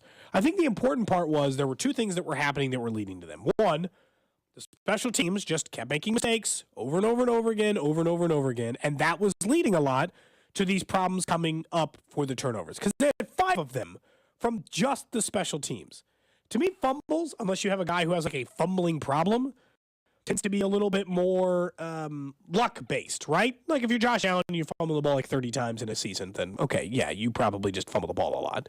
But if you generally, Travis Kelce for the ends, or if Pacheco, who has lost fumbles certainly this year, if those occur, I think it's different. But I am less worried about it now than at any other point this entire season. That feels sense. And maybe that does make sense, but like at any other point this year, you can attest how many different times I wanted to bring that topic back up because after 4 weeks, I'm like, it's a problem. You're like, it's early. After 8 weeks, I'm like, it's a problem. You're like, yeah, it's probably a problem. After 12 weeks, I bring it up again, and then we're all like, yeah, this is obviously a problem. And now I'm finally in the part where I'm like, you know what? I think they have a handle on this. For the first time all year, I don't feel like they're turnover prone. Definitely feel bad, no doubt. I think most Chiefs fans probably are that way. If you're going now, if we did the updated, list of 3 and how do you rank out of your biggest concerns for the game, let's take the ankle out of this for a second and take Mahomes' ankle. Like, how would you rank out the 3 biggest concerns? It's still in the top 3, though. Like, I still think it's the top 3 concern because it's been the biggest issue for why they lose. Yeah, like, number 1, I think it's pretty, you guys can tell by how we've been discussing this game all week. Like, number 1 is, like, sacking jump. My biggest is can the defense get the stop, get that big crucial play that they've never got so far when they've played. Like, that to me is my biggest concern. And then special teams and turnovers would be all year, or 1 and 2 all year, and they are playing their best, right? Yeah, special teams is still in the top 3 as well. Like, I don't think it's just changed the order a little bit and less emphasis on it. But especially even though we discussed Butker yesterday, and Butker's been much better on wood here in the last month. It's now we've talked. It's fake. It's definitely fake wood. It's definitely fake wood. Anytime I do that, you always say the same thing. You're like, is that real wood? No, it's not. It's what we got though. It's what we got. Anyway, but I'm still worried about unit for this team on a punt return, that kind of stuff. Are you? I don't know. Are you caught off guard by something Cincinnati tries to pull out of their hat at midfield on a punt, a fake punt? That kind of stuff still scares me a little bit. It's more the coverage type of things than even, believe it or not, the kicking game now. I know that those were not particularly great opponents, like Houston, Seattle, the Raiders, right? Those aren't teams, hell, even if you want to put Jacksonville into the mix, a team they didn't turn it over against. But it's just, to me, when I look at where they are now, they are doing a significantly better job not turning it over. It would be in my top 3 gold, but I think it would be 3. Now, Pete's stat makes it maybe push up a notch because you simply know that this season, and they haven't lost that many games this year, so, take it for what it's worth. But this season, they are undefeated when they knock the ball over. They've won plenty of games when they do, but they are undefeated when they don't. And I think that we know that about the Chiefs, that if they don't make mistakes, they are better than every other team on the field. That is consistent team this entire year. All right, let's get to the trash today. Trash of the day. It's kind of an update on a fun story that we've been talking about throughout the week. It has to do what occurred against Jacksonville, where there was the photo from a Jaguars fan that he took in a tweet that he was making fun of a Chiefs fan for having a baked potato. And then, of course, she took a photo of him taking a photo of her. That makes sense, right? It went viral. Fun story. Hy-Vee stepped up, and they're going to do a baked potato bar in the parking lot. Fantastic stuff. Well, now the photo at Arrowhead have also. So, you know what? Why don't we do something fun? Arrowhead Eat, the official Twitter account, I guess, for concessions at Arrowhead, says, see, Potato Girl won't have to bring her own into the game because we're bringing you the loaded hand warmer on Sunday. A baked potato topped with burnt-in, shredded cheese, butter, chives. Get it while it's hot at a couple sections, section 111 and 301. Okay, so to be clear, it looks our good. request... It looks good. It's got some burns on there. Our request for people to be eating a baked potato in between the first and the second quarter. This is now a no-excuse game for the baked potato front as well. Oh, there'll be plenty of Some them. of the offensive line, there's no excuse game on the baked potato front. I expect to be eating a baked potato in between the first and the second quarter. They're going to sell it in the stadium. It looks to the people who sneak it in. I might have to grab. I mean, seriously, it looks pretty damn good. We'll see what the actual product looks like when it's there in front of you. But the photo, it sounds like, who doesn't love a baked potato? Little burn ins on there. I like it too because normally I told you I don't get the potato loaded, but as long as there's no sour cream, I'm good. It says no. It just says butter. Come on, you would eat burn ins on a baked potato. Yeah, as long as there's no sour cream, I'm in. What do you think this thing's gonna run at the stadium? It's a Potatoes are like potato. one of the cheapest things on earth. You're at a to buy. football game. You're at a football I mean, Nick game, knows. no. Like, potatoes are legitimately one of the cheapest things you can buy. It's like a sack of I like he five. said Nick knows this. Well, He's got Gold doesn't buy experience potatoes. Gold doesn't buy things very often. And if you buy some potato, you can buy a 5-pound sack of potatoes for like $4. More than $4. I don't know. I'll guess $10, $11. I was gonna say the cheapest it is. Per 10 part cost you. Cheapest is $9.99. This has $12.99, $13.99 all over it. Man, $13 for a baked potato. Loaded baked potato. Texas is $25. $25? Actually, $25. I think it's in the teens, though. It's definitely in the teens. 10 to 12. Still, I mean, I'll let you know. I'll report back. Are you going to go check the price? I mean, it's section 111. I'll take a gander over there, yeah. Yeah, you got to let me know the price. I want to see the line for the baked potato. Hey, speaking of food prices, I just saw this. Okay. This is actually up your. Oh boy. Well, Cody's alley. Okay. Baseball analyst Rob Friedman, he posted an old quote from Zach Greinke from his first stint. Yeah. Go ahead. But there was, and I wanted to bring it up to you, Gold. Mm-hmm. I know what you're talking. Yeah. Oh, is this the Chipotle one? Yeah. I mean, it's an old quote, but it's old. resurfacing and it's kind of going viral today. So I thought it would be deserved to be mentioned. And Zach Greinke's just, he's a treasure with some of the quotes that he's had over the years. And he was sounding off on the guacamole at Chipotle. He said, I like the guacamole. Now, I don't really love the guacamole. So I get it when I feel like it. They changed their guacamole from $1.50 to $1.80. I mean, $1.50 is already pretty darn high. So they changed it to $1.80, and I'll never again get guacamole. It's not about the guacamole itself. I just don't want to let them win. Which is, I think, in a quote, given that you, Alex, were recently engaged in a bit of a dispute with Chipotle, and you let them in which you did let them win. I did. I took my free entree and went home. I did. Now, hearing this quote And from Zach Greinke is worth $207 million, so he didn't have to take this stand. No, look, the price is like everything else. That's how much he's made in his career. Yeah, it's definitely funny from him considering how much he's made. Yeah, look, I normally don't go guac like you said. Do you like guac or you just don't? I'm not a big guac fan. Are you an avocado guy? No. So, I told you what I get. I told you. I know that's what you got on a burrito. I don't get guacamole either, but I do love avocado. Yeah, but soup, some would say. It is crazy though. Like all the pricing, of course, like anything else, has gone up. You used to be able to get in and out of Chipotle for about $10 or so. Now it costs me about $14 when I go. $14? I get the rice bowl steak, and I get chips and a side of salsa, and a cup for water, and it's like yeah, it's ridiculous. You should take a stand like Zach Greinke. Cut Chipotle out of your life. Take your business elsewhere. What do you think would change? Like, what would change the most if you just cold turkey quit eating Chipotle forever? What would change the most? A massive lifestyle change for you? Like, you could all of a sudden end up getting jacked and married. I don't like. Or he can get bigger because instead he's getting like McDoubles all the time. Yeah. Let's get you fat. I'm thinking more of the funny for the show. I'm thinking more of the financial ramifications. Like I know immediately. Like if I actually, budget wise, if I wanted to cut out a serious chunk of my monthly, I could all of a sudden just cut out Chipotle. You know how much money I would save? Have you ever added it up? No, but this I have probably 3 times a week at minimum. $14 a pop. Okay. Is it do you get a drink too? No, I get a cup for water, and I do actually get water. Okay. I do get a cup for water. So how much does your meal cost? $12? No, just $12. So that's $42 a week. 12 on the low end. It's probably more like over 14. the course of a year, you were spending $2,180. You can probably assume. Now look, you're still gonna have to buy food, so you can't say all 2,000.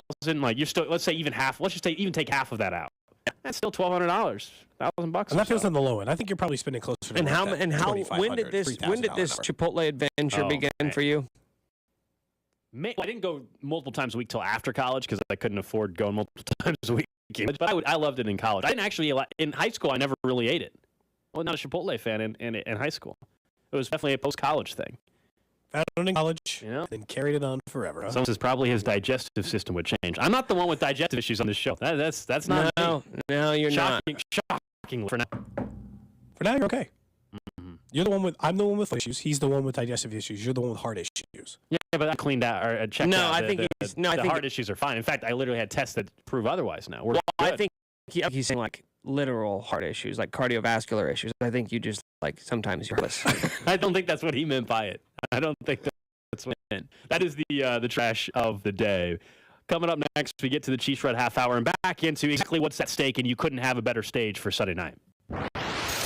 This is Cody and Gold, brought to you by Gant Asphalt and Concrete. For asphalt, concrete, and parking lot maintenance, Gant Asphalt and Concrete. One contract, all things parking lot. Trusted in Kansas City since 1994. Online at GNNApp.com. Don't miss Royals first baseman / NFL insider Vinny Pasquantino this football season with Cody and Gold. My Twitter is about to unload of football tweets.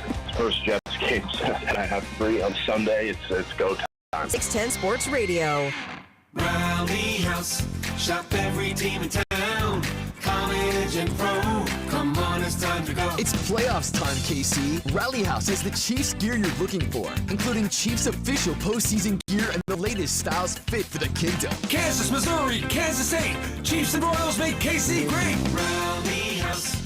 Rally House, it's your city, it's your house, it's the Rally House. Gear up in-store and online at rallyhouse.com. Time for a new furnace? How about a free one? That's right. Buy a new air conditioner and get the furnace for free. Book your experts from Energy Experts Heating and Cooling today at energyexpertskc.com. That's energyxc.com.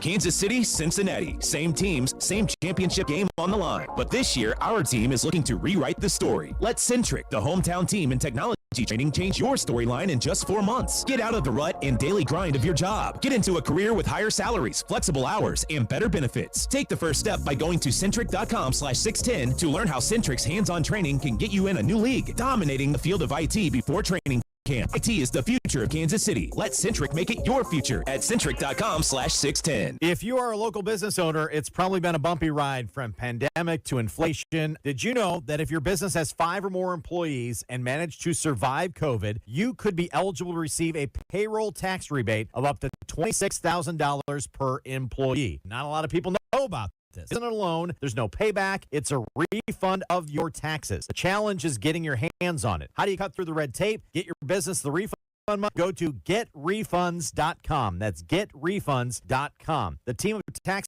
attorneys they've put together are highly trained in this little-known payroll tax refund program and have already returned $1 billion to businesses, and they can help you as well. They do all work, no charges up front. You simply share a percentage of the cash they get.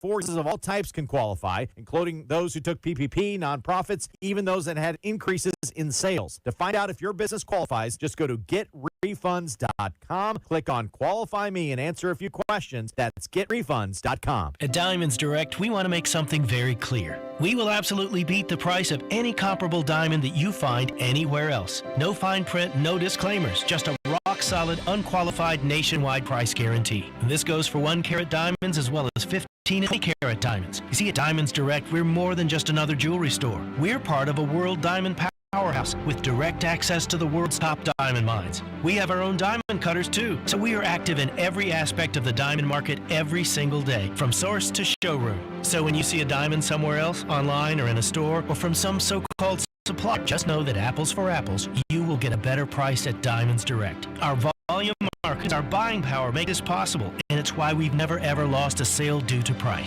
So at a time when value means so much, we invite you to take this challenge and let us prove it. Day in and day out, you will always get a better quality diamond at a better price at Diamonds Direct. Diamonds Direct, your love, our passion. Online at diamondsdirect.com. Are you the type of person who loves their community and wants it to be the best it can be? Now it's easier than ever to do your part.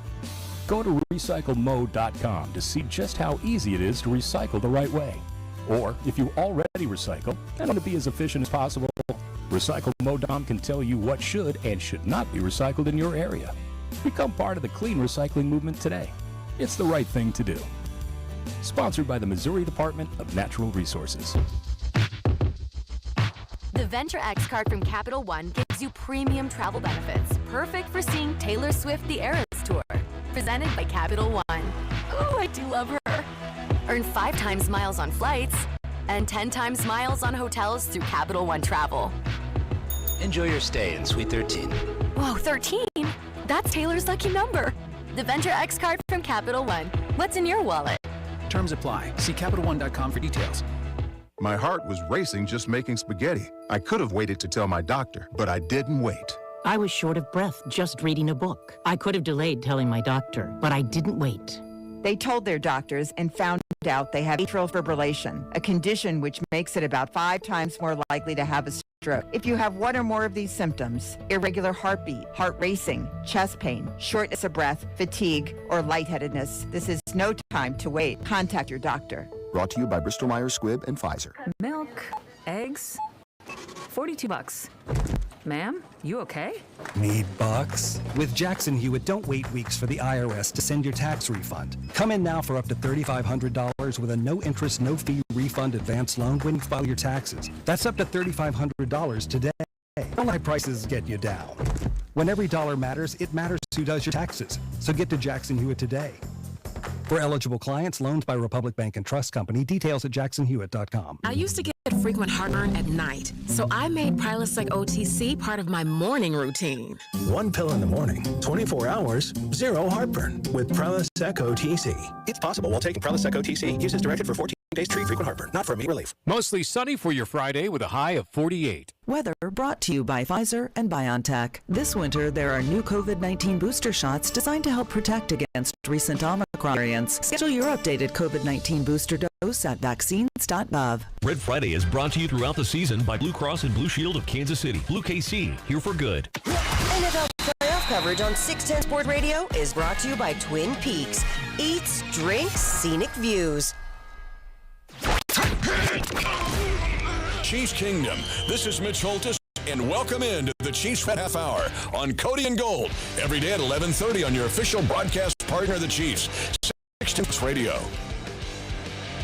It is the Chiefs Red Half Hour brought to you by Greenway Ford. It's a new day, a new way at the all-new Greenway Ford. Reminder, coming up a little bit later on in the show, 1 o'clock, we'll head out to Arrowhead one final time to hear from Andy Reid before the Chiefs take on Cincinnati, and we'll get another update there. Also, Rob Collins from Fox 4, sports director, going to be in studio the entire 1 o'clock hour. I'll be honest, I don't know if we should share this on air or not, but we felt guilty. We feel like we've let Rob down. He's brought us gifts every time, and we did not get him. We did not get him a gift. But we're really busy right now, and I plan on getting him a gift. So I have an offer for him today because we don't have a physical present to offer him. So the next time he comes in, I have an offer for him today, and I will give it to him at 1. Because think about that. Rob Collins, he's brought us whiskey. He's brought us chili. He brought you an egg salad sandwich. By the way, real quick, I went out to the vending machine during the break, and we've been talking about chips a lot, and I grabbed some fantastic barbecue kettle chips.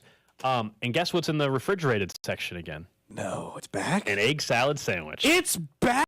Oh, yes, it is. It is. It is, and Nick can't talk because he's got a complete mouthful of food. Like, not even a little, the complete mouthful. Like a big bite? Yes. But yeah, the egg salad sandwich, maybe he's eating the egg salad sandwich right now. I'm not so Just sure. decided to dive in. He said, take screw a it. chance. This isn't so bad after all. The irony in the meeting is I'm training Blake in here. As I was talking about how much I've eaten today. Hey, Blake, part of the training is you don't have to eat on the air the entire show. That is an optional choice made by each individual producer. I would say Nick chooses to eat more than the other two. 100%. In fairness, it's right in the middle of lunchtime. I've never seen B-Dub take a single bite of food the entire time. B-Dub Nick is brings a feast in every morning. Really? No, not a feast, but he's always got snacks. Okay. Look, snacks, we all do snack stuff. We all do snack stuff. Are those chips? I'm a growing boy. I need Snicks, my nutrients. The chips are actually pretty good. This is a different brand. We haven't seen this. This is new item to the vending machine or the vending area. They won't compete with the Cody and Gold chips I'm going to eventually put out. So yeah, but they're going to be made by a company that probably, like might be homemade. They'll taste fresh. Oh, well, okay. Fresh chip. You don't think these are fresh? I don't know if they're freshness guarantee. Mine do. The Cody and Gold chips will. I mean, I have till me 22nd. How are you tough talking about your chip brand that doesn't even exist yet? But it will. I'm still working on it. Things are in motion. Mm-hmm. It's like that Arrested Development line.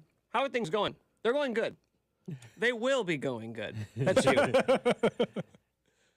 Just give it time. So it does set up like the perfect stage for you to have this epic, showdown. We know it's not only an AFC title game, but it's, as we've talked all week, a Cincinnati team that's beat you 3 straight times. And you think about the opportunity that you have. Usually you don't get it in sports. I don't care whether we're talking about NBA, Major League Baseball, the NFL. A team that beat you and sent you home last year in the same game, in the same building this game is taking place, you get to meet them in the exact same scenario again. Win and you're into the Super Bowl. You lose, you go home. You get revenge opportunity the very next year and the same situation. You might sometimes in sports get to an AFC title game or the championship game the next year, get somebody else. You might get a chance to play that team again, but it's in a wild card round or an early round of a postseason. Or divisional round like the Bills last year. Whatever it may be. But it's pretty rare that 12 months later, you get the same team, the same venue, the same stakes on the line to go and get it done and end all this talk that's been going on for the last, really, the most of the season now that Cincinnati's beat you 3 times. Like the way Pete put it earlier, right, where, he had said, this is going to feel like the Super Bowl. This is I'm curious, I guess, where everyone would rank it, but I think that this is the most important AFC title game since the New England Patriots one, the first one. I know you'd be like, well, how is it more important? Because the other one was against the Titans, and we knew that they were going to win and go to the Super Bowl, and I didn't care. One was against Buffalo. That was a big one, but they didn't have the formed rivalry between the two, so not as big. Last year, they had already gone to 2 straight Super Bowl. One couldn't be more important than this one. After the second most important AFC title game, and I think the third most important playoff game they've played in this entire Andy Reid era. It is only behind that same AFC title game I just mentioned and the first Super Bowl. The second, like going into it, I'm not saying there wasn't a thing there, but this game feels as important as that. It just does. It's probably because of everything you'd mentioned. It's the team you're facing. It's you. If you had put a piece of paper in front of you and said, hey, you got an entire calendar year, guess what's going to come up again? It would have been the singular game you would have cared the most about in the entire year and should. Because it's your arch nemesis currently, because you're trying to go to your 3rd Super Bowl in 4 years, there's just weight from every single angle you look at it. No question. I mean, it's interesting you're bringing up the biggest game in the postseason, taking the Super Bowls out of the biggest game in the playoffs under Reid or Mahomes. I also think if we're just looking at the opponent as well from a ankle injury and everything that's coming together for this game, other than maybe when Mahomes had, a bottom 5 defense in 2018 going up against the Patriots, this probably is the toughest challenge, though, that he's had other than the Bucs Super Bowl game where we didn't know going in how bad the offensive line was going to be, but it ended up being a massive challenge, of course, and it was disastrous. As a matter of couldn't fact. overcome it. But considering the stakes, the opponent, injury now, a team that you haven't been able to, for whatever reason, get sacks against, all of that, like you can make a case this is, if not the second or third, I would say second, most challenging Mahomes' NFL career. God. We're no time coming up, I should say, where McCole Hardman's probably not playing again. You're going up against a team that has had your number as a football team as a whole, right? Like, and it is certainly not afraid of you, has all the confidence in the world. I think this is a huge challenge, and one of that would be one of the better achievements in a guy's career already that's had amazing achievements. But getting a win on Sunday, considering everything around it, would be one of the better achievements and challenges that he would be able to overcome. It's the kind of thing that separates great quarterbacks from, one of one guys, gold, or one of two, or one of three, right? Where you put you in a completely different category than even just regular, ordinary great quarterbacks, right? Oh, here's your standard. He'll be in the Hall of Fame. He won a Super Bowl. He's a really great quarterback. You know what I think? Like Drew Brees. Then, winning games like this, it's when you start separating yourself from everyone else. Because, truthfully, most things are in Cincinnati's favor through the history part of this. You haven't gotten to them. They've beaten you all the time. They're also trying to do historic things. Like Cincinnati was a laughingstock franchise shot. They've completely turned around who they are because of one man, Joe Burrow. And I know that like Patrick Mahomes probably didn't turn around the Chiefs. They were a winning organization. Andy turned the Chiefs around. But Patrick Mahomes is to that other level. Put them in a different stratosphere. And that's what you do. Different stratosphere is going to 3 Super Bowls in 4 years. That's, Jim, I know he didn't win hosting 5 AFC title games. That's never happened in NFL history. Yeah. But you can't. We know this. We talked about this before. You can't come too short in those games too often. It's still not a down. It's not a negative that you played in these. But you can't come up too short. And that's the kind of weight this game has. I know that we've talked about who has more pressure. But to me, definitively, any individual. Like in the last, we said, hey, the Chiefs have more pressure on this because Jacksonville's playing for nothing. The Bills had more pressure in the Cincinnati game, we thought, because the Bills hadn't gotten to the Super Bowl, hadn't gotten to that level over and over again. In this game, it's the Chiefs. The Chiefs have more pressure on themselves. Cincinnati is talking all the trash. They are confident. They are arrogant. They are the defending AFC champion. They have had your number you to prove that this is not going to be some dumb team that stands in your way every year. Yeah, I don't think it's overwhelmingly on Kansas City, though, because, they beat this team in 3 straight matchups. You're trying to get to a Super Bowl, and you are them. But until the last 24 hours where the line shifted all of a sudden where the Chiefs are favorites, like, to me, when one team, Cincinnati was the favorite, they were talking more smack up until yesterday than Kansas City was. Like, to me, that puts pressure on yourself if you're Cincinnati. I actually think it's pretty close actually to where they're at on pressure. But now that Kansas City's a favorite again, add in the stuff that happened a year ago in this very game, that puts some pressure on there. Hey Nick, what's up, man? You want to say something? No. Sorry. Cut out. All I can was. So you said a who day. Did you drop a who really, day? dude, Cody? Did you on Red Friday? Why would I have said that? You said you subtly dropped a who day. No, I didn't. There's no reason to just start vicious rumors. I think you were like who day. You were just like this is how this who they are. I think is what he said.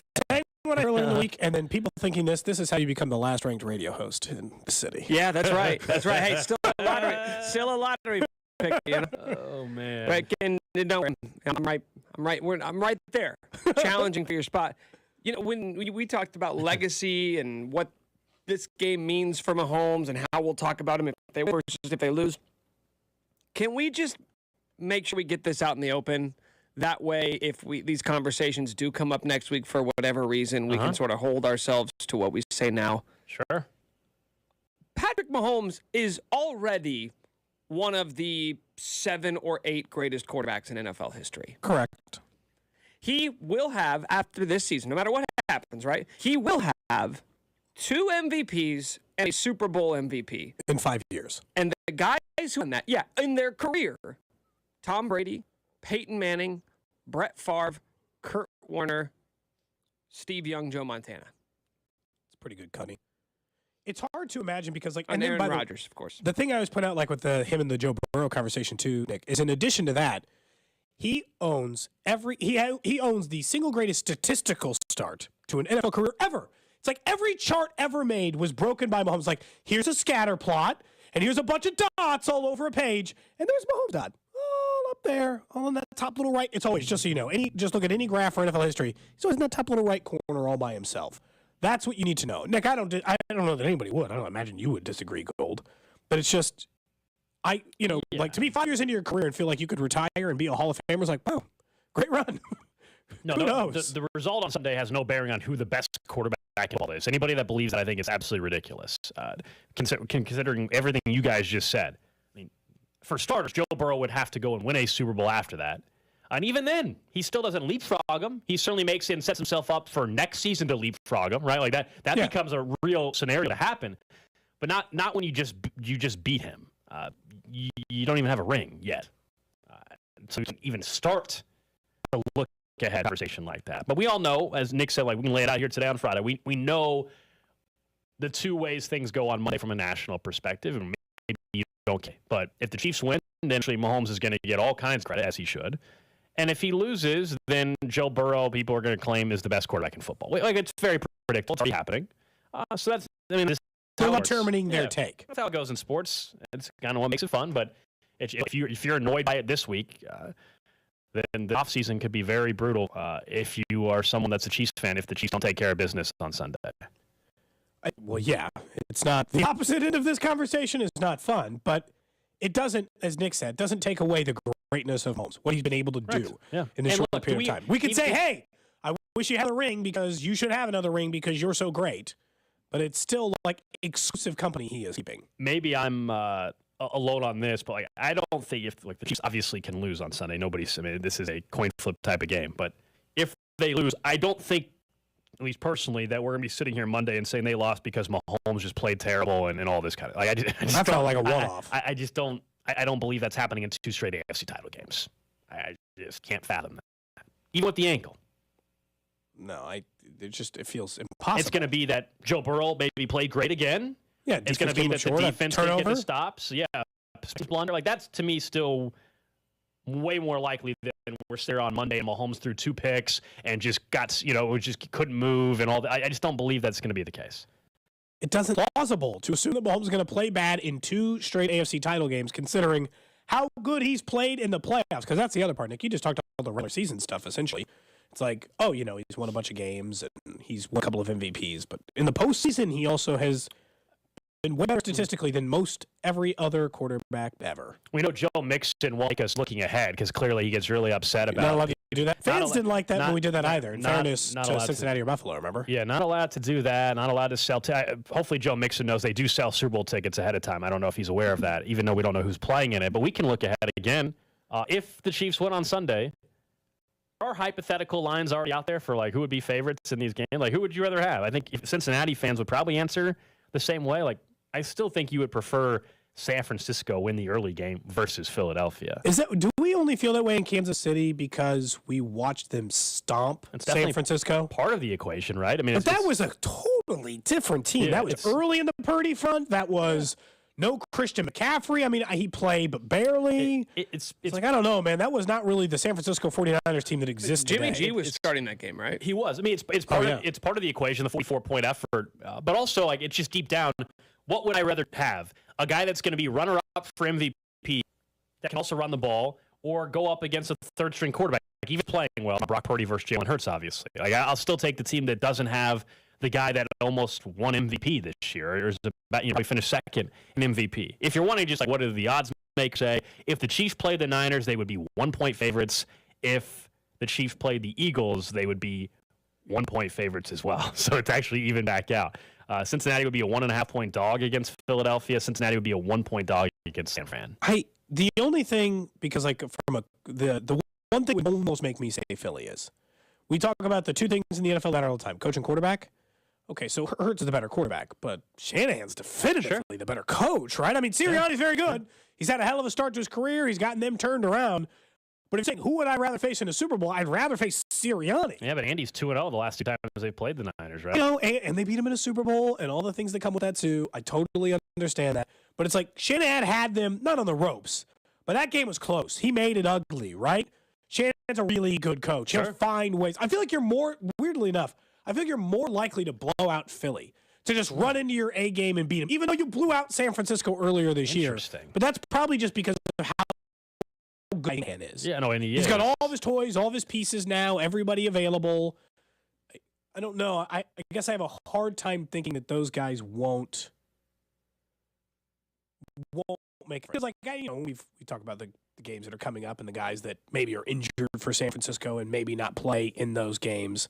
But it's I don't know. I feel like I lean towards 49ers, but I still feel if you gave me the choice to play any of these 3 teams for the Super Bowl, I pick Cincy last. So I feel like I'm feeling better no matter which game I get next. The 49ers, for the Chiefs defense, we'll see against Cincinnati, which likely means the defense played pretty good.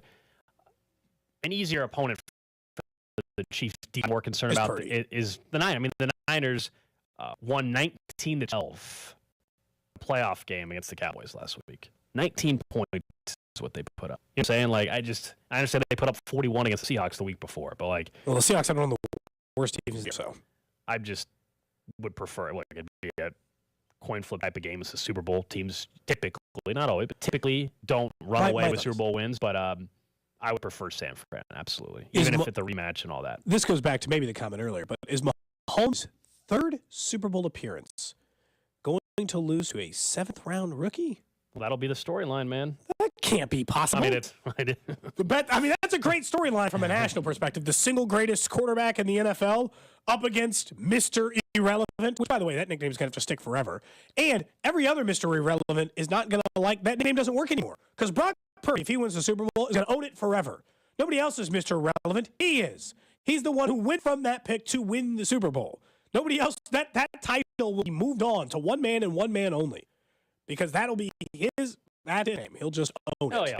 Everybody already has it ready to go. Like, if it happens, someone's got some phrasing already ready to go. Mr. Irrelevant, the Super Bowl champ or whatever. Like, it's just like the headlines write themselves at that point in time.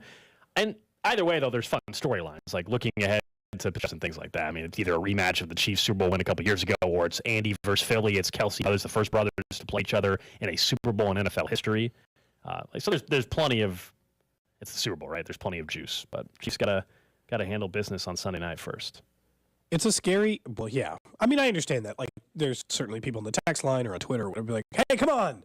Like, I'm not looking ahead to tell you I don't take Cincinnati seriously. You can't accuse us of did against Jacksonville. Obviously, we have spent 18 hours already this week talking about the ways in which they can either beat or lose to Cincinnati.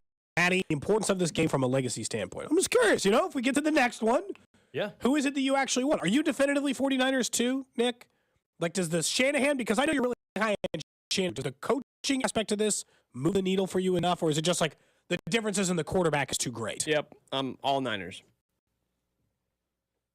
I also feel like Philly. Do you think by the way, real quick, do you think the Niners can beat Philly this week? I think they can as much as we're talking about like that. I mean, 30 shots going to take the 49ers it's going to take the 49ers not making any mistakes and Philly making a few. We put new obstacles in front of young quarterbacks, right? And for the next one, and this will be one, if Brock Purdy clears it, then it's another one you don't have to talk about. That is, he ever played in an atmosphere like he's about to play in on Sunday, right? How does he handle that? He seems pretty calm and poised. I think Kyle Shanahan said he's like the calmest quarterback that he's been around in his coaching career, I believe was the quote he mentioned last week, heading even into the Dallas game. Now this is on the road in Philly, and outside of Kansas City and Buffalo.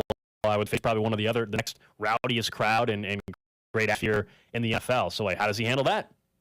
That's the next test. He's gotten away with a couple throws that likely would have ended in picks or should have, but he's gotten away with them. Does he get away with them again against Philly? Is it going to be that kind of storybook ride to the Super Bowl for the Niners? Neither of them have played in this important of a game. So the reason we feel like anybody can win that game is either guy could shrink in the big moment. Never played in this kind of moment. It is an NFC title game with a chance to go to the Super Bowl. Jalen Hurts was a good quarterback last year, but he wasn't this. He wasn't a runner-up for MVP with two really good wide receivers on either side of him. So we know that when you get into those kinds of games, things go differently sometimes. And I feel like it's hard. That game's harder to predict because you don't know which guy is just going to show up in the moment the way that, you might have seen out of certain guys. We know that Burrow or Mahomes can both do it. But it's like one of these quarterbacks might not be destined for that kind of. This is what's fun about. I mean, like last weekend was too, but this is what's fun about this weekend title game. The amount of players that their entire legacy can just completely be shifted by what happens over the next. Shanahan gets to put himself in the pantheon. We obviously just talked about Brock Purdy. Jalen Hurts, who's on a rookie deal still as well. If he gets to a Super Bowl, and a guy that some people thought for a while this season should have been the MVP of the league before he got hurt. Like it changed the narratives and what it does for guys financially. Puts himself in a completely different conversation. Burrow gets to say he's got a ring. Yeah, I mean, there's a lot. It's unbelievable. We'll talk more about that a little bit later on. Coming up next, we'll get to what's trending and who is going to have that big game for the Chiefs. Well, of course, we'll take the quarterbacks out of this and we'll focus in on that. We'll get your takes as well. Cody and Gold on 610 Sports Radio, brought to you by Gann Asphalt and Concrete. For asphalt, concrete, and parking lot maintenance, Gann Asphalt and Concrete. One contractor, all things parking lot. Trusted in Kansas City since 1994. Online and asphalt.com. You're working on those spring projects because it's cold outside now and you want to start thinking about the things you can work on when it gets warm. If you're looking at windows, you need the window source of Kansas City. Trust me, the heating bill just came in, right? And you're like, okay, so the rates went up, so the heating bill goes up. It would have been so much worse if we'd had those old, inefficient windows. You have that bill and you see yourself, you're like, oh no. You know that you're letting cool air out of your house, causing more and more to heat and cool the thing. Don't worry about that. Get a lifetime warranty, a best price guarantee, installed by certified master installers, and make the right choice to get new windows from the Window Source of Kansas City. They did our windows 2 years ago. They're fantastic. Haven't had a single issue in 2 years. And then they installed a new entry door for us as well last year for another way of being energy efficient, because this old metal one that was dented and leaky all the same, and we wanted to improve the look and value of our home. If you're looking for windows, I'll tell you again, the Window Source of Kansas City is the locally owned father and son team to call. My guy Pierce to call 913-333-6706, or if you're in Lawrence or Topeka, call Gary 75-320-2045, or head to windowsourcekc.com. At Blue Cross and Blue Shield of Kansas City, we are here. Here for spring fevers and low fevers. Here for first checkups and first dances. Here for planting seeds and growing communities. For more than 80 years, Blue KC has been here for good and will be here for the moments that matter, today and tomorrow. Because at Blue KC, we are here for good. Learn more at hereforgoodkc.com. The NFL playoffs are here, and the easiest way to get into the action is with FanDuel, America's #1 sportsbook. New customers get started with $150 in free bets, guaranteed when you place your first $5 bet. Just sign up with promo code WIN. FanDuel has all your favorite bets, fine to point spreads to player props, all on an app that's safe, secure, and super easy to use. Place your first $5 bet to get $150 in free. Win or lose with promo code WIN. Make every moment more with FanDuel, an official sportsbook partner of the NFL. 21 plus in select states. Must be present in select states to wager. First online real money wager only. Bonus issued as non-withdrawable free bets that expire in 14 days. Restrictions apply. Terms at sportsbook.fanduel.com. Gambling problem? Call 1-800-GAMBLER or visit fanduel.com/RG. Colorado, Iowa, Maryland, Michigan, New Jersey, Ohio, Pennsylvania, Illinois, Virginia, West Virginia. 1-800-NEXT-STEP or text NEXT STEP to 53342 in Arizona. 1-888-789-7777 or visit ccpg.org/chat in Connecticut. 1-800-WITH-IT in Indiana. 1-800-522-4700 Wyoming, Kansas, or visit ksgamblinghelp.com. 1-877-770-STOP Louisiana. 1-877-8-HOPE-NY or text HOPE-NY. 467-369 in New York. TN Redline 1-800-889-9789 in Tennessee. Finding great candidates to hire can be like, well, trying to find a needle in a haystack. Sure, you can post your job to some job board, but then all you can do is hope the right person comes along. Which is why you should try ZipRecruiter for free at ZipRecruiter.com/radio. ZipRecruiter doesn't depend on candidates finding you. It finds them for you. Its powerful technology identifies people with the right experience and actively invites them to apply to your job. You get qualified candidates fast. So while other companies might deliver a lot of hay, ZipRecruiter finds you what you're looking for. The needle in the haystack. See why 4 out of 5 employers who post a job on ZipRecruiter get a quality candidate within the first day. ZipRecruiter, the smartest way to hire. And right now, you can try ZipRecruiter for free. That's right, free at ZipRecruiter.com/radio. That's ZipRecruiter.com/radio. ZipRecruiter.com/radio. Everyone knows time is money. So don't wait weeks for the IRS to send out your tax refund. Go to Jackson Hewitt instead for up to $3,500 with a no-interest, no-fee tax refund advance loan. With up to $3,500, you could bring home the bacon and bring it home today. Money now instead of later? That's worth its weight in gold. Don't wait weeks for your refund. Go to Jackson Hewitt today. For eligible clients, loans by Republic Bank and Trust Company, details at jacksonhewitt.com. Ray Magliotta here for eBay Motors. So you ordered a new air filter for your car. You try to install it, but it doesn't fit. So you take a little bit off the sides. Well, still doesn't fit? Well, you could try to sit on it. Or get it right the first time with eBay Motors Guaranteed Fit. When you see the check, you know that part's gonna fit. Air filters, brakes, headlights, over 122 million parts.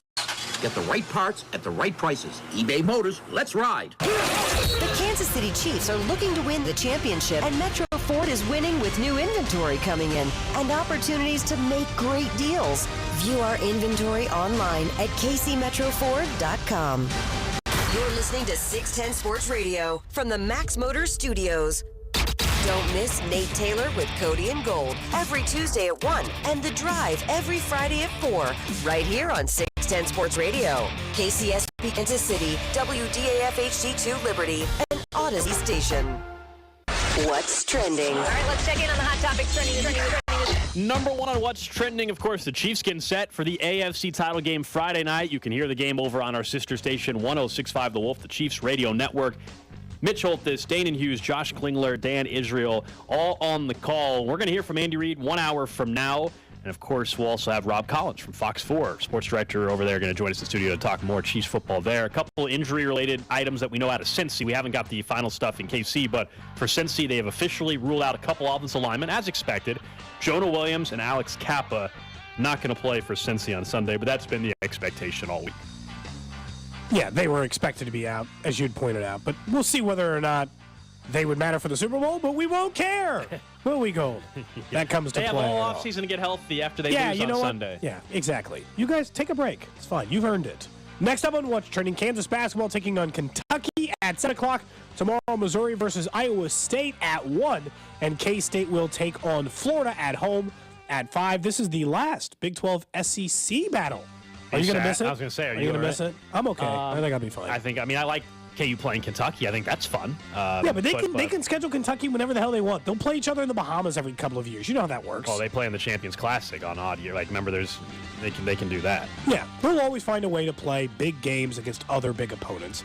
We know that Kansas is a big enough brand. They can play against anybody they want.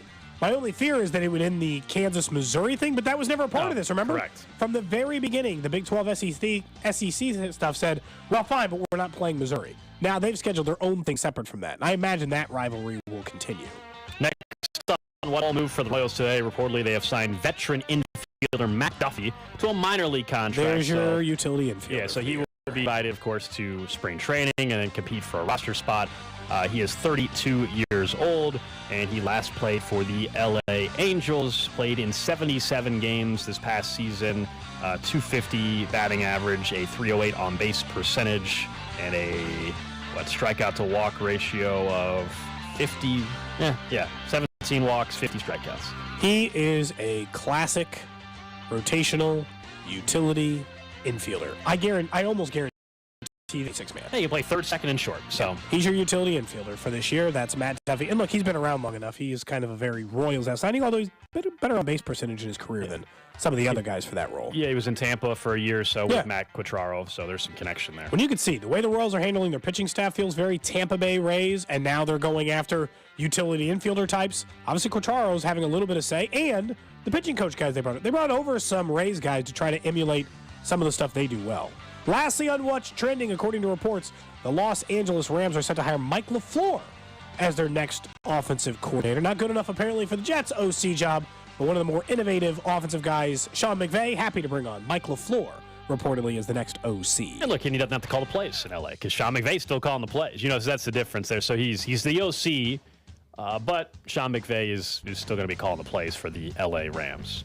That's what's trending here on Cody and Gold. We'll keep an eye if any new coaching news comes out in the next 2 hours or so before we hand things off to see that. Of course, yesterday the Panthers filled their vacancy with former Colts head coach Frank Wright, but nothing else on the coaching front really coming out today other than that the Colts are requesting a second interview for Wink Martindale, of course, the very talented defensive mind for the New York Giants. He's never been a head coach, though, right? I believe that is true. Yeah, I believe that's accurate, yeah. I mean, it's like one of those names has been around forever, but I'm like, we're really going to... Feels like, I don't know, I'm crazy. I feel like more this year and last year than ever are coordinators returning, like saying, we're good, and just returning to their old job. Like Dan Quinn just did it yesterday. But there's been multiple times this year where the guy's like, I'm fine. I'm just going to stay here. I'm not real interested. Like Detroit had a head coaching candidate. He's like, I'm going to stay with the Lions. I'm okay. I don't know if that's just because the jobs stink or the NFL's changing. Well, go back. So Ben Johnson, who you're talking about, the OC for the Lions, who could have got a head coaching gig and decided, no, I'll stay. So he gets a bump in pay. He stays. And, Byron Leftwich a couple of years ago had the same situation. He decided to stay in Tampa, and then he ended up getting fired 2 years later because that's how quickly you're no longer the hot name. I think the Dan Quinn one makes all the sense in the world why you stay. Jerry Jones probably giving you a raise. You got all the talents there on defense. You can probably still maintain a high level defensively. And so where I think Dan Quinn will still, next offseason, have another opportunity. Like his defense isn't suddenly going to you know what. It's going to be. He's got Micah Parsons on it, so he's probably going to still be pretty good. So I think it's smart for Dan Quinn. Like he's well liked down there, and their defense is still going to be a top 5 defense Is it next because year. just all these jobs stink? Just not a single good one? Sean Payton. What's the best job this year? So we've talked a ton about Denver. The issue with Sean Payton that job's the worst. Is you're giving up draft assets and you're stuck with Russell Wilson. I actually think at this point with what's open, Colts? I would say the Colts, but man, Jim Irsay. I think that's a big part of it. From a roster perspective, I don't mind the Colts, but you got to walk into an organization where you don't really know who's calling the shots now. I think it's Jim. Based on the noise coming out, it's not Chris Ballard. It's definitely Jim Irsay. We know what we think about Houston. Ask you guys, is the Panthers the best job? Brian Dable got the Giants to the to the playoffs, the divisional round of the playoffs in year one. And nobody would have seen that coming based off the roster. Like, the Giants were pretty sad. I think that, but their Vegas over-under was 7 games. 7 wins. So, do you see any of these teams potentially knocking on the door being a playoff contender? Yeah, Panthers. Yeah, so the Panthers is kind of the obvious one because of the division that they're in, right? The NFC South is now likely not to even have Tom Brady there. The Bucs with them. The Saints don't know what they're doing next season. Atlanta maybe doesn't know for sure what they're doing at quarterback. That's the division. So if you're saying out of the opening, the team that could all of a sudden jump in the postseason next year, I think Carolina will be behind the list because of the division. Colts is intriguing, although the Jags look like they're going to continue to trend up. So all of a sudden, that division's a lot more difficult. Yeah, and the Titans probably won't be a laughing stock by any stretch of the imagination. They haven't been in a long time. Still probably be Tannehill's their starting quarterback, so they probably just won't be a joke on that end. But still, yeah, I don't know. Panthers is probably the only answer. Let's get back into this weekend and our NFL playoff coverage brought to you by Centric. Learn more at centric.com/610.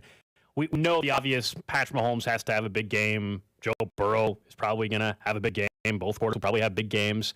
But who else has to have the big games to get past Cincinnati? And I think the most obvious one, and I think when we look at the history of these teams and their issues that have come up in the game, it's a guy on defense, and it's Chris Jones. You've talked a lot about how scared you are that the Chiefs are just never going to get to Burrow again. Like here's I'm convinced they are. Yeah, and I hope that's weird. We're normally in the opposite of this situation, just to be clear. Yeah, I hope you're right, because what you're saying when we talk about the sack stuff is they're number 2 team in sacks this year. The Chiefs are like, well, then why can't they? But for whatever reason.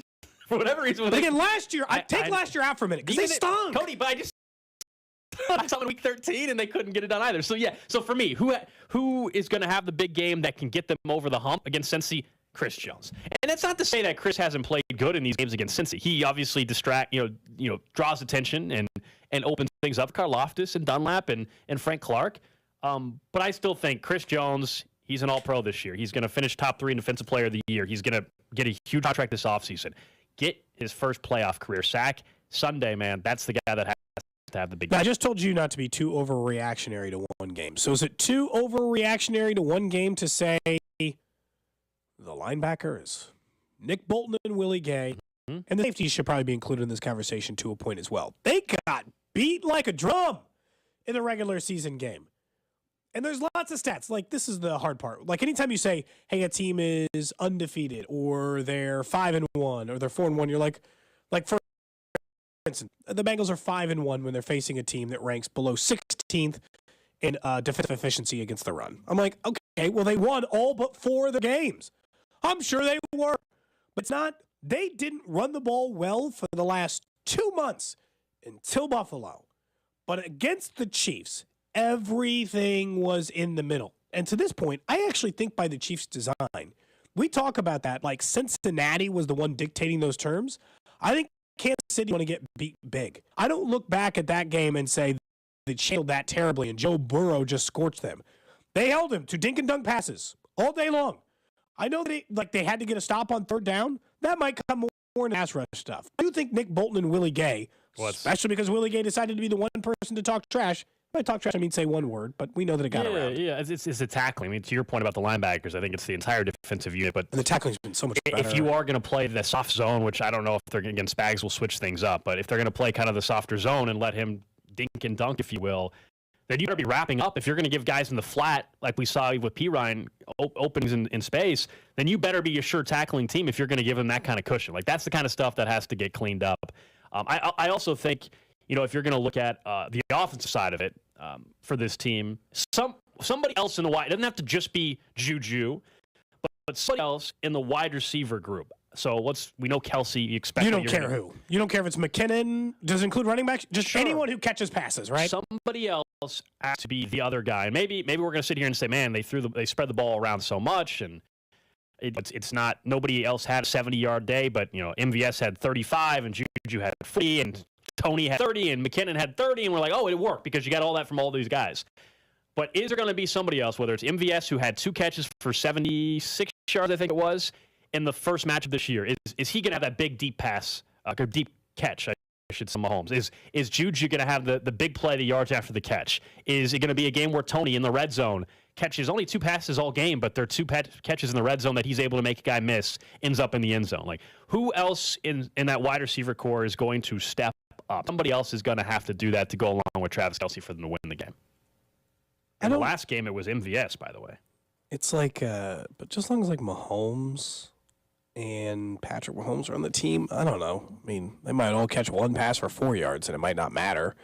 Depends on how big Kelce goes. That's what happened in the last game. Like, Tony had an okay game. We talk about Tony's game like it was just like electric. He had like 30 yards. We would not let 30 yards dictate, wow, Juju's had a great game with his 30 yards. Actually, Nick pointed out that he's pretty much averaging 30 yards a game over his last 4, and we were critical of that not being enough during that time. It's because Tony makes guys miss. To me, that also comes down to like the third down stuff. I need the wide receivers. I don't care what your final yardage totals are. I need you all to get a first down, or collectively to get 4 or 5 of them, because that's where they're going to be paying attention to Travis Kelce more than ever. And I know that sometimes it might still not work because Travis Kelce still wins sometimes.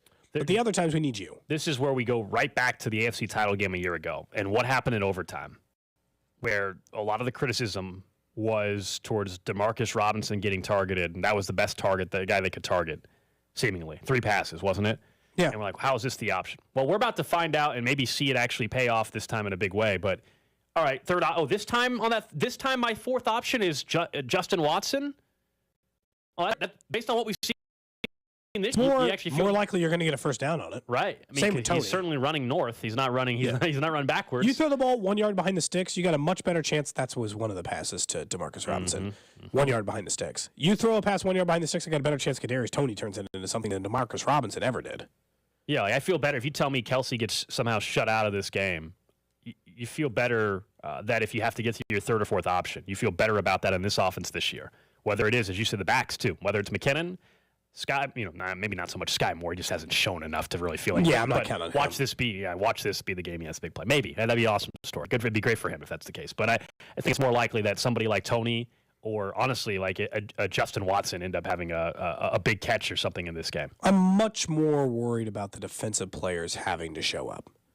Much more worried about the linebackers or Duffy and L'Jarius Sneed or Justin Reed. We put and look, I still think the pressure's on Justin Reed from the last time he talked against Cincinnati. That's still sitting out there. Yeah, well, Hayden Hurst barely played the Week 13 game. He got hurt early, and he's expected to play. By the way, he was on the he's injury hurt report right too. now. Yeah, and Hayden Hurst, not forgetting those comments either from Justin Reed back in Week 13. So there's all these secondary storylines and comments within it, and it's fun, man. I mean, this is we've been spoiled with 5 AFC title games at Arrowhead, and this one has the most juice, does it not? I know we were all excited. No, we will never forget the win against the Titans to get to an AFC title game. Heck, even hosting the one against Brady. Again, I don't want to be too recency bias here, but considering what's at stake from this right now in the moment, but also big picture. You also know everything now. This is as good as it gets. I will say this for all the guys we just named, Andy Reid has made it very clear in his national interviews that he thinks the answer to this is the offensive line. Well, he has put the target squarely on them. Honestly, it is a no-excuse game for them. Their leading sack guy's 8 sacks. Okay, maybe just don't let Mahomes get killed back there. It's not a crazy ask. It really isn't. But it's if that's the way and I get it. Trey Hendrickson had 15 or 14 sacks last year or whatever. So great pass rushers can have 15 sacks one year and 8 the next, and there's still a problem. But outside of that, they didn't have a regular pass rush outside of anybody. It's like Chris Jones last year versus Chris Jones this year where he has help everywhere, right? I think that Andy has made it pretty clear he thinks the answer to this is the offensive line. And I don't think that that's crazy because this is a much discussed unit the entire year. Because here's what it's really come down to. All season long, we feel like they have the best, I think, they have the best interior offensive line in football. They have the league's best center. At worst, you're saying they have the league's second best center, and Jason Kelsey's playing for the Eagles. So they have the best center in the NFL. They have the most expensive left guard He also happens to be one of the I think best. he's the top 3, yeah. And then you have Trey Smith, who's played very good right guard for you. So then it's not even like the whole offensive line. So it's just 8 tackles. Give him a round pick for you, paying you a lot of money. The other guy, not so much, not paying you a lot of money, didn't give up any picks for you. But you guys are going to matter so much in this game. And I think people got mad at Orlando Brown Jr. at the end of the last game because he made a comment. He said, we saw Mahomes' ankle and we knew we had to step our game up. And people are like, oh. But I'm like, that's natural. What you want is an athlete in any line of work. Like, I don't care what line of work you have. You want someone to have some other gear when that need is there. The need was there, and Orlando Brown Jr. showed a different level. Good. That's what they needed in that game, and that's what they're going to need in this game against Cincinnati. Yeah, I think everybody's well aware of it in that locker room, and certainly the offensive line room. I mean, you kind of get to the whole stuff where you start to take it personally, and you do hear what's being said out there, and you recognize that your quarterback is not going to be 100%, even if it's going to be better than we thought. Not going to be 100%, and so there's more on. It's beneficial that they have Jerick McKinnon, who's been a great pass protector all season long. I do think it impacts his ability maybe to be involved in the passing game. But if you need to, like, you've got that guy you can bring in, leave in a little bit more. There's also, of course, if it really gets to a point where you think, man, you don't have much of an answer, if it gets, you can bring and Blake Bell can stay in more, and you have to go to some different formations. They have other options to where they go. I'll go back to still Mitchell Schwartz's comments on the drive earlier this week, in which he said that when Mahomes hurt his ankle in 2019, everybody thought they were going to have to get the ball out so much quicker and change this whole offense to go with the ankle. And he said, no, they didn't do that. They stuck with the same game plan that they would have gone with if he had a 100% healthy ankle. Do we see that same thing play out, or do we see adjustments help out Mahomes? It might be a situation, Cody, where they don't even know the answer until after the first drive or two, based on how Cincy's going to try to get after Mahomes, but also how's the ankle feeling for Mahomes? Is he more mobile than he thought, or are there certain plays that, man, in practice couldn't replicate that, but now I'm out here, I realize, man, this is not something I'm capable of doing right now with my ankle. I feel so good about the ankle. I'm like, do I feel too good? Like Pete said, hey, look, you can still tell that he's walking on a little different than normal. I think the reason why people in Kansas City, or I don't want to speak for anybody, but the reason why I feel okay about it is I also know, because we watch Patrick Mahomes every day, that he is great at throwing in the pocket. He's not bad at that job. He's very good at that job as well. It requires them to play a quicker version of the offense. You'd be like, well, why don't they play that way all the time? You're like, because they don't have to. Because they got Patrick Mahomes. And if you let some free-flowing version of the offense, that's how they led the NFL in 20-plus yard plays. They led the NFL in big plays because they let Mahomes stand back there, create, run more 4-plus second to throw pass plays than anyone in the NFL. That's how they got the big plays. But if the Chiefs have to dink and dunk this team to death, he's got to stand back there and Joe Burrow it, right? Throw it in under 3 seconds every single time he touches the ball. They'll be fine. They have the weapons for that. They're actually kind of designed to do it that way. They just let Mahomes be free and easy because he is capable of that. It provides more explosion in there. I think it'll be harder to come by points for the Chiefs if Mahomes' ankle is limited a little bit, but I also... I mean, he's definitely going to be... I know, I just meant like... He's certainly going to be limited. I mean, if it's... To what extent? Yeah, that's the question, because it's a high ankle sprain. I mean, that's what it's been reported to be all week long, and it just happened last Saturday. Typically that thing could take, it can take a month and a half sometimes to get to where he's 100%. It took 5 days. Although, listen, like Jamie Hughes came on our show and he said he got a high ankle sprain in college and he played that weekend. He said he didn't practice all week, but he played. Yeah. Now he wasn't playing quarterback, with all due respect. I was playing wide receiver. That's worse, isn't it? From a high ankle sprain perspective? I didn't play to give you the direct answer. I would think the quarterback. Cody, did you?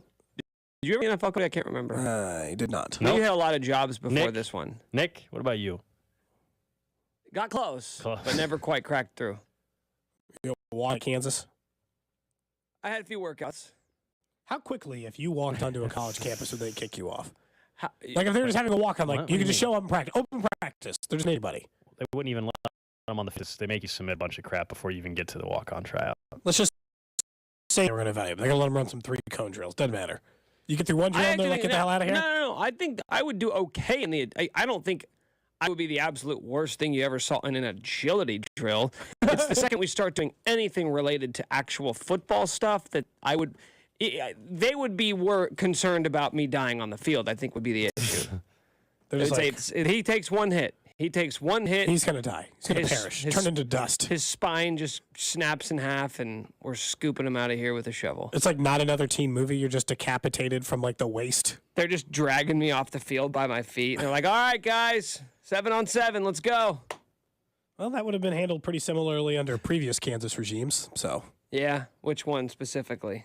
Was that a Mangino one? It was a Mangino one. Nailed it. Kicker, I think it was a kicker, blew out his knee on the field, and they just said, all right, keep going. Everybody go to the other field. But I think, honestly, that's probably pretty standard athletics, college athletics. It's like, moving along here. He's dispensable. We got 4 more where that came from. We still got to practice here, so everybody just move. Yeah. I'd say the idea of like every player having to like step over and like, sorry, Jim, excuse us. Just right. Like, so they go over as he's writhing in pain from a torn knee. Thankfully they had a second field. Otherwise, I think they probably just would have tried to practice around him. Put a few cones up. Just put up some tape, some yellow caution tape. We do, as a listener reminds us, based off our Guillotine League, we do have free training offered up from a former NFL wide receiver that has said Let's test ourselves. We need to. He said he would get us some training. We could crush the 6'10" combine, which I don't know if that's coming back. It's been taking at least a year off. I don't know if that's coming back. The staff is getting older. I don't know if the 6'10" combine is actually going to happen again. Gold, this is our time to shine. We're 2 of the youngest guys here. Gold can't beat me in the combine, but you could probably. Yeah, thanks. Gold and I played it twice. He has a problem because like some of the events he's going to finish near the bottom end, like bench press.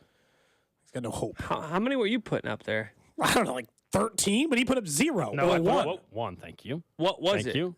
I don't know. How much weight was it? 140 pounds? They changed it last year to make it quote unquote more fair because before everybody was doing the same. They made it more. They did something. I can't remember 2 years ago. Yeah. They did something to make it a little more balanced versus like Bink or whoever. Like Bink doing the bench press in the same way. It's obviously not fair for me to have to do the exact same weight. Well, that the Bink's offensive linemen bench the same amount as the cornerbacks but do. we're also not off. We're also we're radio hosts. But then you should have advantages in other areas. You know, long legs. You should be able to run faster. Skinnier. Should be able to run faster. Yeah. Just saying. Wonderlick. Gold and I have both fallen. Wonderlick. This show has performed historically very well. This show, I actually a little worried that if we got in it, I don't want you dragging down our average. Oh. This show has done incredibly well. Last year we determined our fantasy football draft order based off a Wonderlick test, and guess who got the first overall pick? I don't remember my number. What was your number? Like a 31. We were right in our range. Yeah. Okay. 32. Yeah, something like that. Yeah. That was the one area where we actually... Smartest show on 610. That's what I've always said. Unfortunately, though, only one of us cracks the top 10 of most talented sports radio personalities in Kansas City. According to random guy on Twitter. Yeah, it seemed pretty definitive to me. You thought that was the official of a... You clearly put a lot of thought into it. A lot. I mean, that's hard to... Spelled my last name wrong, though, so... A little disrespectful. Insult to injury, you know? I don't like you, and I won't spell your name right. You forgot the cares so little about you. The D always gets forgotten. The D always gets forgotten. That's a tough one to spell. I think you could give him a pass on that, Nick. I give him a pass? This dude's just dumping on me, and I got to be nice to him now? He didn't dump on you. He said, you're not the worst sports radio host. I can't believe you guys even gave attention to it. It's funny. I'm just surprised you even quote tweeted. It is really funny to me. Yeah. Why can't I give attention to it? Gold, actually, you know what? I would like by the end of the show your definitive top ranking of every sports radio host that's not. I don't even see the big deal. City? Yeah, I don't even see the big deal. The guy's just giving his list. He wasn't rude about it. He just said that was his list. He just said that I was awful, and he said that Cody. He added commentary. It wasn't just a list. He didn't add any commentary to you. No, but I'm talking. They said, Gold's pretty good, but I feel bad for him when he has to host with those 2 idiots. Man. I feel like Dwight Schrute made that list. Is that how people view us, Nick? I guess so, man. Those 2 idiots? Hey, that just means we got work to do for next year. Coming up next, we'll get right back into this game. In particular, one person's reputation and exactly how it can change based off of Sunday night's results. Plus, don't forget, coming up at 1 o'clock, Andy Reid live right here on 610 Sports Radio. You're listening to Cody and Gold, brought to you by Gann Asphalt and Concrete. For asphalt, concrete, and parking lot maintenance, Gann Asphalt and Concrete. One contractor, all things parking lot. Trusted in Kansas City since 1994. Online at GANNasphalt.com. Subscribe and download all new episodes of Nick's Wavin' in the Wheat podcast, released every Thursday on the 435 Podcast Network and the Odyssey app.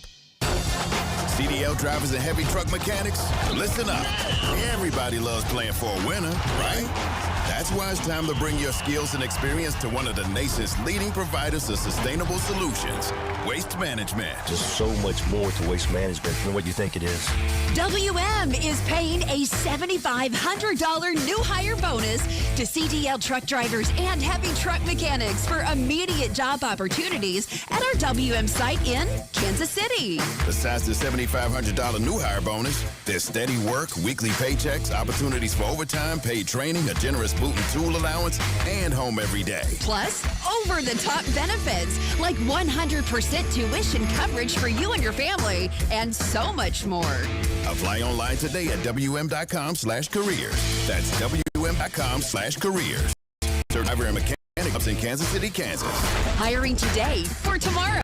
We are WM. If you are a business owner, listen up. And remember the website, getrefunds.com. If your business has 5 or more employees and managed to survive COVID, you could be eligible to receive a payroll tax rebate of up to $26,000 per employee. It's a little-known program, but it's out there. It's a payroll tax refund, not a loan, no payback. It's a refund of your taxes. Now, the challenge is getting your hands on it. How do you cut through the red tape, get your business the refund money they have coming back? Well, go to getrefunds.com. The team of tax attorneys they put together, highly trained in this little-known payroll tax refund program, and have already returned $1 billion to businesses, and they can help you too. To find out if your business qualifies, just go to getrefunds.com, click on Qualify Me, and answer a few questions. They do all the work. No charge up front. Simply share a percentage of the cash they get for you. Don't miss out. Go to getrefunds.com. That's getrefunds.com. Sports fans, Bogey's Windy City Pub has everything you crave. All the sports packages, tons of TVs, delicious made-from-scratch food, college hoops, football playoffs, or hockey. Sports are just better at Bogey's. Bogey's, your neighborhood restaurant and sports bar. South Leawood, BogiesWindyCityPub.com. At Blue Cross and Blue Shield of Kansas City, we are here. Here for spring fevers and lowering fevers. Here for first checkups and first dances. Here for planting seeds and growing communities. For more than 80 years, Blue KC has been here for good and will be here for the moments that matter, today and tomorrow. Because at Blue KC, we are here for good. Learn more at hereforgoodkc.com. Kansas City, Cincinnati. Same teams, same championship game on the line. But this year, our team is looking to rewrite the story. Let Centric, the hometown team in technology training, change your storyline in just 4 months. Get out of the rut and daily grind of your job. Get into a career with higher salaries, flexible hours, and better benefits. Take the first step by going to Centric.com/610 to learn how Centric's hands-on training can get you in a new league, dominating the field of IT before training camp. IT is the future of Kansas City. Let Centric make it your future at Centric.com/610. The NFL playoffs are here, and the easiest way to get into the action is with FanDuel, America's #1 sports book. New customers get started with $150 in free bets, guaranteed when you place your first $5 bet. Just sign up with promo code WIN. FanDuel has all your favorite bets, from the money line to point spreads to player props, all on an app that's safe, secure, and super easy to use. Place your first $5 bet to get $150 in free bets. Win or lose with promo code WIN. Make every moment more with FanDuel, an official sportsbook partner of the NFL. 21 plus in select states. Must be present in select states to wager. First online real money wager only. Bonus issued as non-withdrawable free bets that expire in 14 days. Restrictions apply. See terms at sportsbookfanduel.com. Gambling problem? Call 1-800-GAMBLER or visit FanDuel.com/RG. For Colorado, Iowa, Maryland, Michigan, New Jersey, Ohio, Pennsylvania, Illinois, Virginia, West Virginia. 1-800-NEXT-STEP or text NEXT-STEP to 53342 in Arizona. 1-888-789-7777 or visit ccpg.org/chat in Connecticut. 1-800-9-WITH-IT in Indiana. 1-800-522-4700 Wyoming, Kansas or visit ksgamblinghelp.com. 1-877-770-STOP Louisiana. 1-877-8-HOPE-NY or text HOPE-NY. 467-369 in New York. TN Redline 1-800-889-9789 in Tennessee. Get in zone, AutoZone. Welcome to AutoZone. Thinking about gas mileage? If your check engine light is on, it may be affecting your MPGs, but the free AutoZone Fix Finder service can help. With the most complete free warning light report backed by technician-verified fixes, you'll know what's affecting your gas mileage and more, and you don't have to drive too far to find the fix. The free AutoZone Fix Finder service is available at all 6,200 stores. Get in the zone, AutoZone. See details at AutoZone.com. Are you ready? Every pro is an MVP to us. As a Lowe's MVP's Rewards member, you can earn bonus points when you shop select products and brands. Then redeem them for exciting rewards like tools, sports memorabilia, e-gift cards, and more. Join today to become a member and start earning. Bonus points calculated before taxes and fees after applicable discounts, if any. Subject to program terms while supplies last. Points expire at end of calendar year. Visit Lowe's.com/MVP's bonus points for details. As a Walgreens pharmacist, I talk with people all the time about little tips and tricks for filling their Medicare prescriptions, like taking advantage of Walgreens 90-day refills to save them a trip, or using Refill by Scan, which is super easy and right on your phone. And for anybody worried about prescription costs, I say, hey, we got you, with low-cost copays on many medications. Let's talk about making things easier. Walgreens is here. Fill your way and save at walgreens.com/Medicare. See pharmacists for restrictions and exclusions. Dancing crew, trip for two, nailed the final interview. Game with Doug, brand new mug. Come here, kid, give me a hug. The more you want to do, the more we want to do. New COVID-19 boosters designed for recent Omicron variants are now available. Learn about eligibility and schedule a free updated booster today at vaccines.gov. Sponsored by Pfizer and BioNTech. Red Friday is brought to you throughout the season by Blue Cross and Blue Shield of Kansas City. Blue KC, here for good. Let me tell you about my good friend Andy from Andy's Frozen Custard. He's from Kansas City, never misses a game, and serves the world's finest frozen custard. Tailgate with a Pick 6, or grab a freshly made custom treat before or after a game. And tell him Mitch and Andy sent you. NFL playoff coverage on 610 Sports Radio is brought to you by Twin Peaks. Eats, drinks, scenic views. To relish the flies, let's get it.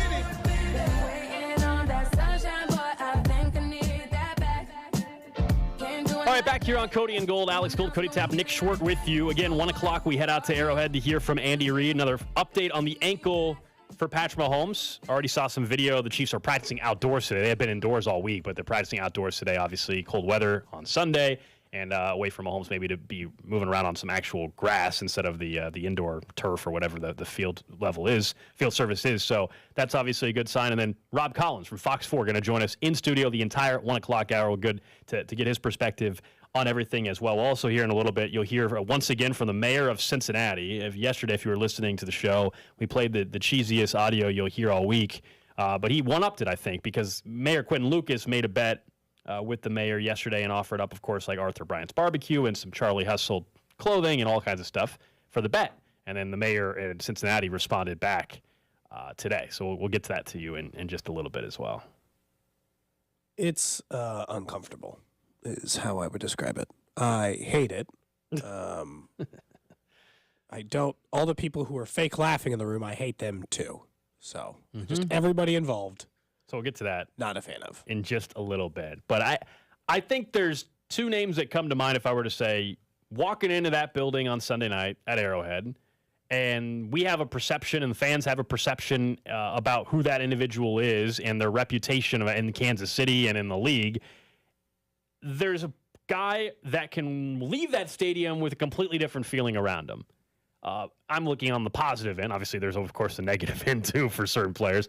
On the positive end, I actually think Steve Spagnuolo is high up on the list of someone that if he finally puts together a scheme and the players are actually able to execute it to where you get home on Burrow and you get the stops when needed, I do think people, for a guy that gets criticized, I think unfairly at times, will actually view him a little bit differently if he actually can get through here. Because most people think it's the defense's fault, right, in all three of these games. You can disagree, but that's the general thought. So if Spags puts together a plan that results in Chris Jones or Frank Clark or Carl Loftus or whatever getting to Burrow multiple times and making his life hell on Sunday night, and therefore the Chiefs winning, then Spags has a chance to kind of change his feeling that fans have maybe around him. I mean, how could you be that mad at Spags if in 2 years, and like every year he's been the defensive coordinator, they're going to or almost going to the Super Bowl? But you know that if they lose, the first person to blame player that they we just know how that goes. He didn't scheme him up right. They'll remember the one play where they were like out of position. Like it's not the other team's job to get you out of position, to get mismatches and all those things. We never just like bury the other defensive coordinator against the Chiefs. We credit Andy Reid for getting them out of position, which is Cincinnati's job. It's going to happen a couple of times a game. I think there are a few options here. One, Frank Clark can't change his. There's a few that were like, okay, they can't really change anything. I don't think Pacheco can like take himself to another level. You don't think Pacheco? Not really. Because I don't know if he'd have to go over like 200 yards. I mean, I feel like in order to be like, oh my God, he's one of the next best running backs in the NFL, he'd have to do something extraordinary outside of anything I've seen him do this season. Like if I'm talking about guys who can change their You're saying national narrative? I'm just thinking local, but you're saying national. But either way, locally, I think if Pacheco ended up somehow sealing the game with a couple of big runs. I mean, he just had a 40-yard run against Jacksonville. That was huge. And he gets, let's say Pacheco somehow has 1 or 2 touchdowns in the game, and in the fourth quarter, he breaks off another big run and ends up with 100 yards rushing or something. Like I think the Pacheco story around him will only increase as this is his rookie season. What about just locally, though, what the way that Chiefs fans will think of them? Because I think there's 2 guys that come to mind, one on each side of the ball. The first one is Frank Clark. Because if he has another big game, if he gets a sack and a half, 2 tackles for a loss, they go to the Super Bowl. He's a Ring of Honor guy. We are going to forget all about what we've said about him for the past 2 years during the regular season, about him being so overpaid. And that stuff may still have been factually true at the time, but if he does it again, if he goes on another postseason Frank-type run and the Chiefs go to the Super Bowl, like our perception of him and his time in Kansas City is going to be as high as it's ever been for a free agent acquisition, or I guess it was a trade. Like, I think, there's a lot. Obviously, Chris Jones can change his perception, but everyone thinks Chris Jones is great, that he just can't get it done in the postseason. But we kind of knew that going in there. I think Justin Reed could be an answer to this. I talked about every single other Chiefs defensive player during the last Super Bowl run had some moments.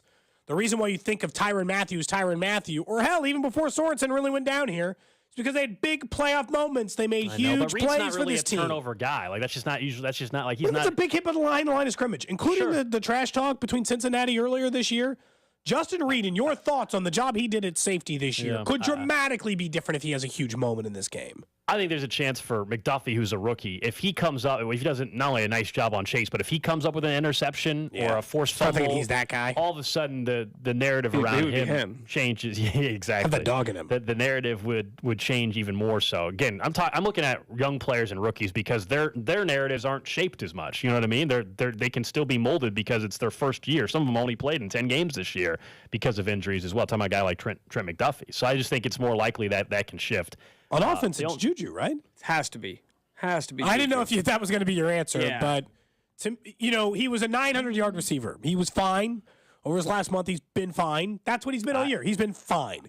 If you want to blow up in your first ever AFC title game, because right now I feel like Chiefs fans are heading where I am, where it's like, you don't necessarily need to have Juju Smith-Schuster here next year. I want to get through this postseason and feel like you have to bring that guy back. Yeah, I think that's fair. If we're going to do that, then I would say MVS. The guy's on a 3-year contract that they know they can get out of if they want. But if MVS has a huge game against Cincinnati, and he has a chance to change how people. Right now, people still, when I see MVS, are like, oh, he's okay, and he drops passes. Like that's a huge game for him. Yeah, but also like that 4 is MVS. catches for 85 yards and a touchdown, right? You know what it is? Yeah, but what's a huge game for Juju? Well, he's more of a possession receiver. So that's the thing is, if you're talking about him letting his impact be felt drive after drive. Oh, look, if MVS gets 4 catches and 85 yards and a touchdown, that's a huge game. I know, it is, MVS is so firmly they're cemented. Just different players, and we know, I don't think he can change his reputation. Yeah, he has been in the league for 5 years, and he has been the identical wide receiver under every circumstance. So it's like, he can have a big game, but my thoughts on MVS would never change. I guess my thoughts on Juju don't change if he has 40 yards or has 80. I still think Tony?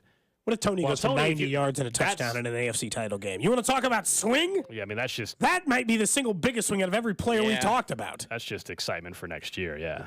If he did that, then we would really start to ramp up the conversations of, are the Chiefs going to be comfortable entering next season with Tony as your number one? And I feel like we're already kind of knocking on the door of those conversations because they're hardly even playing him. He's playing like 20 snaps a game. I think that number is going to go up, but if he has a big game in a big moment to help them get to a Super Bowl for By the way, mid-season trades for third-round picks aren't supposed to matter in AFC title games. That's part of the reason his narrative could shift. It's like those guys aren't supposed to matter now. We all said at the time, this is a trade about next year. Has he already exceeded your expectations for what you expected this season? For this year, yes. Yeah, for this year, because I think I made the comment the day they traded. I said, I really don't care what he does this year. It's all about like what we think next year. And he's obviously made an impact and is going to probably have to make some sort of an impact Sunday for this team to have a good opportunity to win. I think Kadarius Toney in the red zone, like there's a chance that there's one big. All it takes for him is, I think we were talking about the stat line stuff. Doesn't really matter. It just in the red zone, if he gets one touch and he turns it into a touchdown, that's all you're asking for from Toney in the game. Something like that. You're not asking him to get 5 catches for 80. You're asking him to have 2 catches for 30, but he makes a guy miss, and it's a 17-yard touchdown, and near the red zone, and all of a sudden that's a touchdown to go up double digits or something like that. Yeah, I think those are the normal expectations. I'm just saying, like, if he had a big game, I mean, you could. The expectation for him will go through the roof. I also like it from a perspective of, if you're an NFC team, let's say Toney goes for 90 yards, and you're an NFC team going into the Super Bowl trying to prepare for the Chiefs, you'd be like, okay.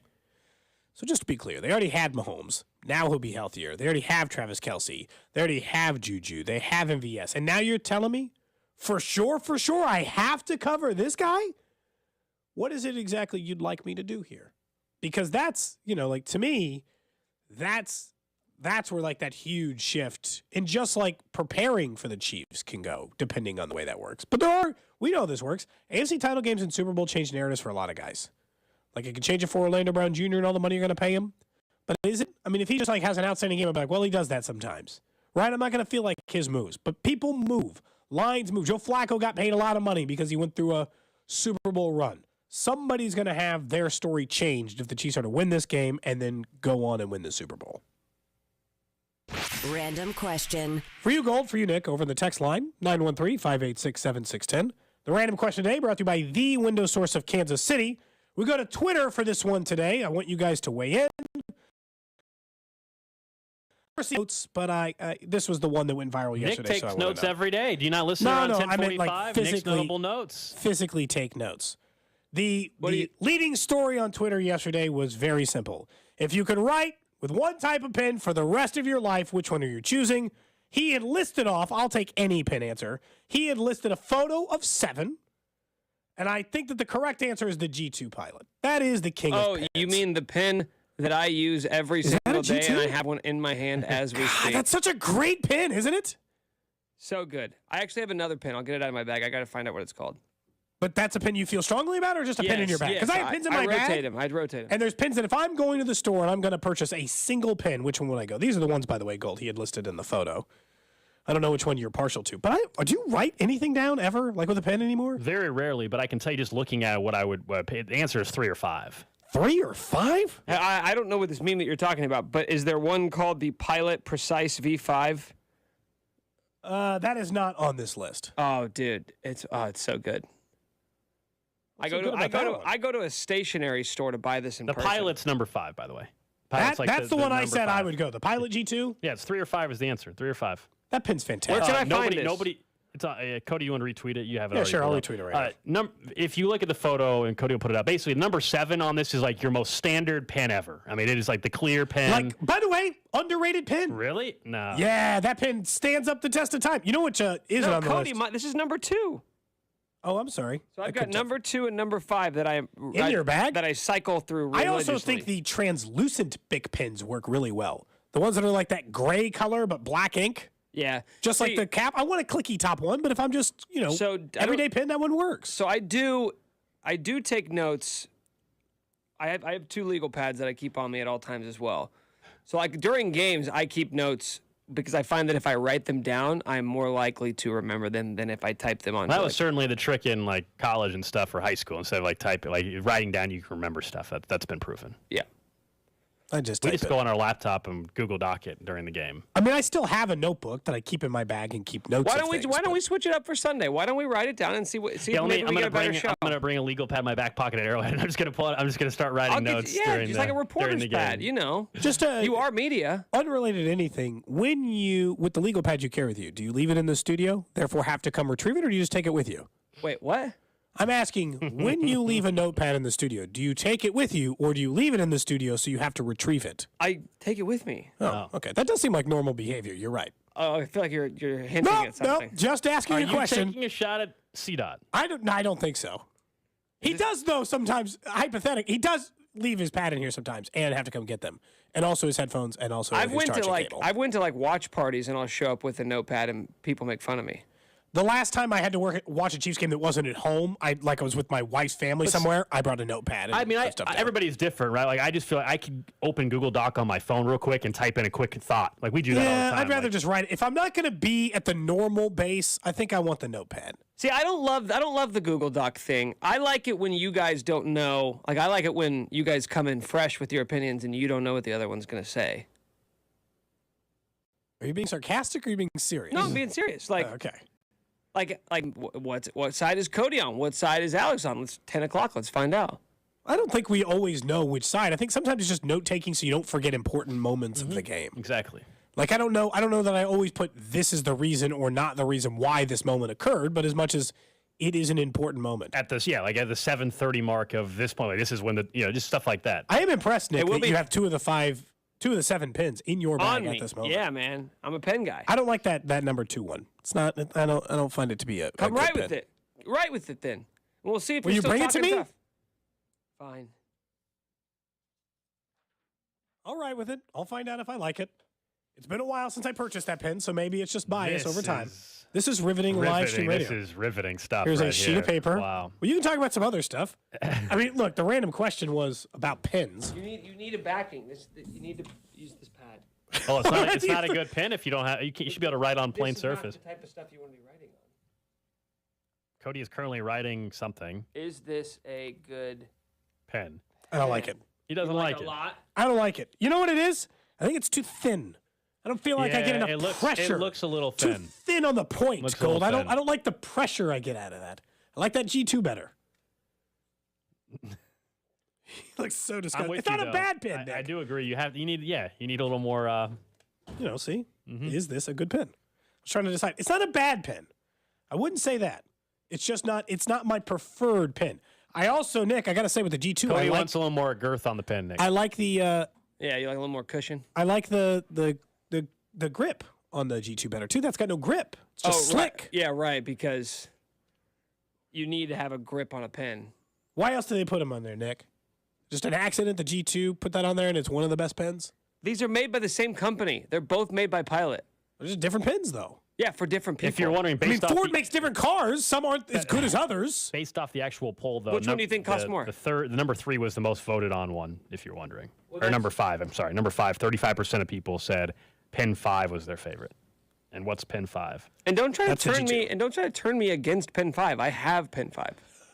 You're just saying you also like Pen 2. Because they can tell all three of us are right-handed by this discussion. Interesting. Are we all right-handed? I am right-handed. I am. Nick? Yes. Okay. Weird. What? Wait. I guess do lefties prefer a different pen? Not as comfortable, maybe. Maybe it's not comfortable. Someone's gonna have to explain that to me. This feels like an episode of Seinfeld. I'm sure. That's a ridiculous conversation. You know, we all have different preferences. Sure. For everything, including, apparently in this case, pens. That's the random question today, brought to you by the Window Source of Kansas City. There was a lot of discussion about those pens yesterday. Reminder coming up in about 10 minutes. We're going to head out to Arrowhead, hear from Andy Reid. Also, Rob Collins from Fox 4 going to be in studio with us. We'll also get our final predictions as we do every Friday on the show, and hopefully this will not be the final Friday of predictions by any means. But we will get to those in the 1 o'clock hour as well.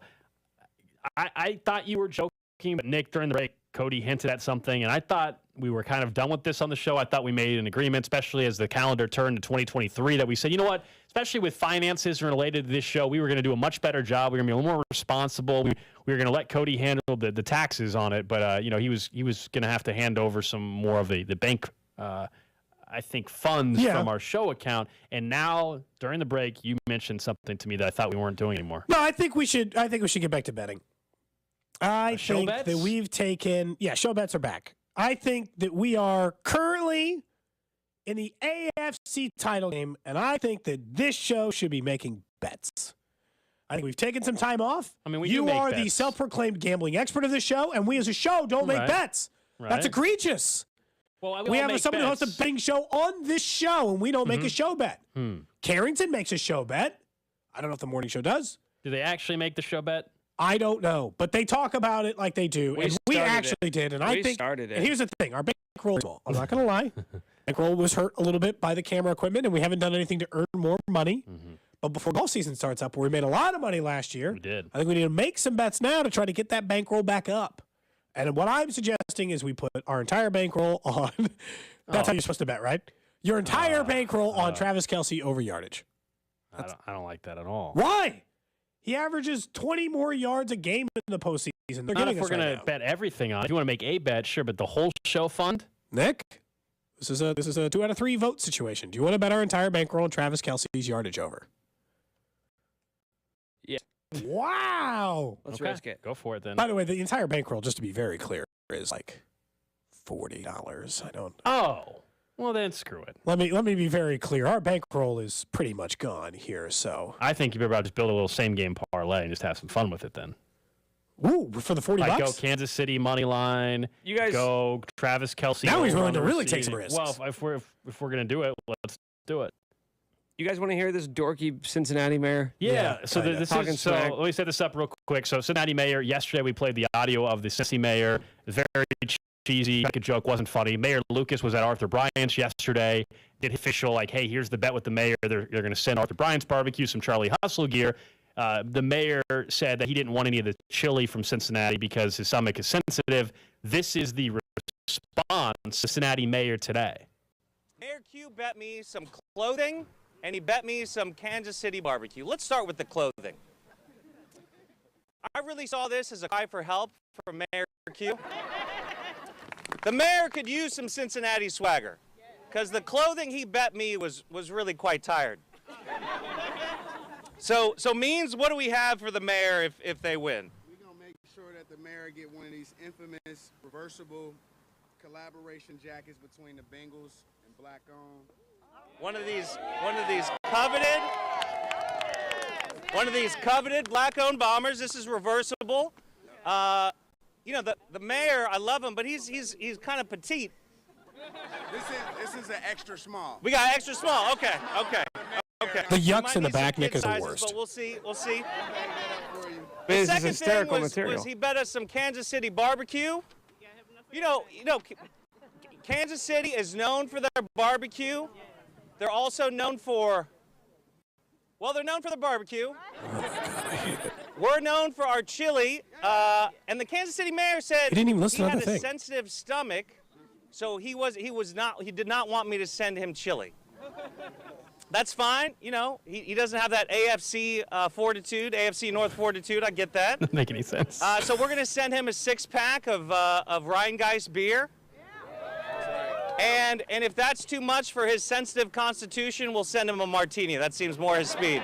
All right, What does that mean? jackass? The mayor in Cincinnati. Idiot. I mean, honestly, the mayor in Cincinnati just seems like he sucks. Impeach him. Impeach this loser. Mayor hey, Cincinnati. By the way, here's the thing about Cincinnati. You're not known for chili. In fact, you're not known for anything. Think about how You know what no one rinky-dink is your town is. Like, you're going to Oh pretend my Mayor God. Lucas is like a martini guy. Like, oh, they're high food. We're Kansas City. We're not New York or L.A. Dude, you can't mock us for, like, martini drinking. Yeah, well, you don't put chili on your spaghetti? No, dumbass. Nobody does. Your city sucks. Nobody ever wants to go there. Nobody knows you for your chili. Nobody knows you for your beer. Nobody knows you for anything. Nobody has ever been like, hey, you know what? We're trying to do a little quick weekend getaway. Want to go to Cincy? You ever met anybody that's ever went on vacation to Cincinnati? I have not. Joke of a city, joke of a mayor, joke of a football team. Chiefs by 1,000. The mayor's trying way too hard there in Cincinnati. He's not used to that. Like, it doesn't seem very natural for him. They're known for their barbecue. Oh, I got him. Zing. He might as well have said that right after. He did say he's coming to the game. No, he's not. Not anymore. I'm not going to let him. He said he's Nick and I flying are in the standing game. guard. No, He said he's flying in. if you see this loser, throw a rotten tomato at him. Chili on spaghetti is disgusting. Absolutely disgusting. He's disgusting. I think we got to talk about enablers a little bit, though, because the people in the background laughing at those jokes, you should be ashamed of yourself. Text line, is everyone from Cincinnati douchey? It seems like it. It kind of seems like that it. guy is Yes, for I think sure. so. Mm-hmm. Aftab Pervelt. What kind of name is that anyway, you know? Dumb name. Someone says Cincinnati's known for the Kelsey brothers. They don't even have that anymore, someone says. They lost them. You lost them. All right, coming up next. Even they were like, screw this town. We were headed out to Arrowhead to hear from Andy Reid right here on 610 Sports Radio. There's Kelsey to the end zone. Cody and Gold, brought to you by Gann Asphalt and Concrete. For asphalt, concrete, and parking lot maintenance, Gann Asphalt and Concrete. One contractor, all things parking lot. Trusted in Kansas City since 1994. Online at GANNasphalt.com. Don't miss the Chiefs Red Half Hour every day at 11:30 on your official broadcast partner of the Chiefs, 610 Sports Radio. We've all seen a little bit of the snow we've received here in the month of January, and with that, of course, the cold temperatures are right there as well. But at least I have one less annoyance during it all this year. That's not having my glasses constantly fogging up when I take my dog out for a walk, or even while I'm at Arrowhead watching a game. That's not a problem for me anymore, thanks to my LASIK procedure at Dury Vision. Just waking up, seeing right away, not having glasses fog up, not dealing with contacts in the morning. It all just feels normal now, and I can't say enough about the doctors and staff at Dury Vision, who made this all possible, beginning with a state-of-the-art consultation that put together a plan customized for my own eyes. They don't just use a one-size-fits-all approach. And to kick off the new year, Dury Vision is offering savings up to $1,000 on LASIK, $1,000 worth of savings that's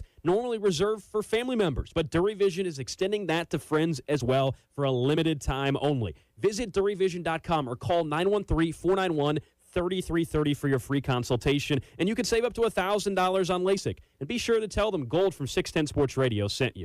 Well, you know what they say. Less is more. Unless they're talking about Lucas Wine and Spirits Superstore. At Lucas, more is less. With the largest selection for 500 miles, Lucas sells as much beer, wine, and spirits in a week as some stores sell in a year. That's how Lucas can sell it all for less. Much less. Come choose from literally thousands of craft beers, hard-to-find wines, craft whiskeys, and exotic spirits. Explore it all with expert help in person or explore online at lucaskc.com, where that incredible selection is all available to order for curbside pickup. And if you live in Missouri, they can even deliver it right to your door. Lucas Wine and Spirits Superstore. In the Northland, just west of Liberty and 152 in Flintlock. In Overland Park, near 119th and Metcalf. And in South KC at 135th and State Line. Lucas Wine and Spirits Superstore. In a glass by itself. Time for a new furnace? How about a free one? That's right. Buy a new air conditioner and get the furnace for free. Book your experts from Energy Experts Heating and Cooling today at EnergyExpertsKC.com. That's EnergyExpertsKC.com. I had a nighttime routine for my frequent heartburn. I would drink milk, I would sleep upright with more pillows, but that painful burning stayed. So I made Prilosec OTC part of my morning routine. With just one pill each morning, Prilosec OTC prevents excess acid production, blocking heartburn day and night. Now I have a new nighttime routine. I call it sleeping. One pill a day, 24 hours, zero heartburn. With Prilosec OTC. It's possible while taking Prilosec OTC. Use as directed for 14 days to treat frequent heartburn, not for immediate relief.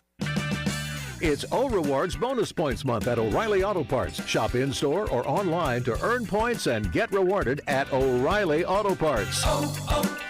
O'Reilly Auto Parts.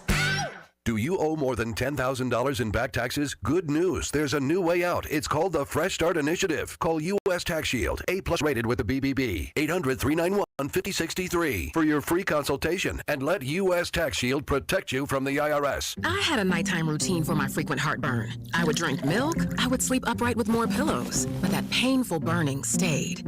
So I made Prilosec OTC part of my morning routine. With just one pill each morning, Prilosec OTC prevents excess acid production, blocking heartburn day and night. Now I have a new nighttime routine. I call it sleeping. One pill a day, 24 hours, zero heartburn. With Prilosec OTC. It's possible while taking Prilosec OTC. Use as directed for 14 days to treat frequent heartburn, not for immediate relief. It's O Rewards Bonus Points Month at O'Reilly Auto Parts. Shop in-store or online to earn points and get rewarded at O'Reilly Auto Parts. O'Reilly Auto Parts.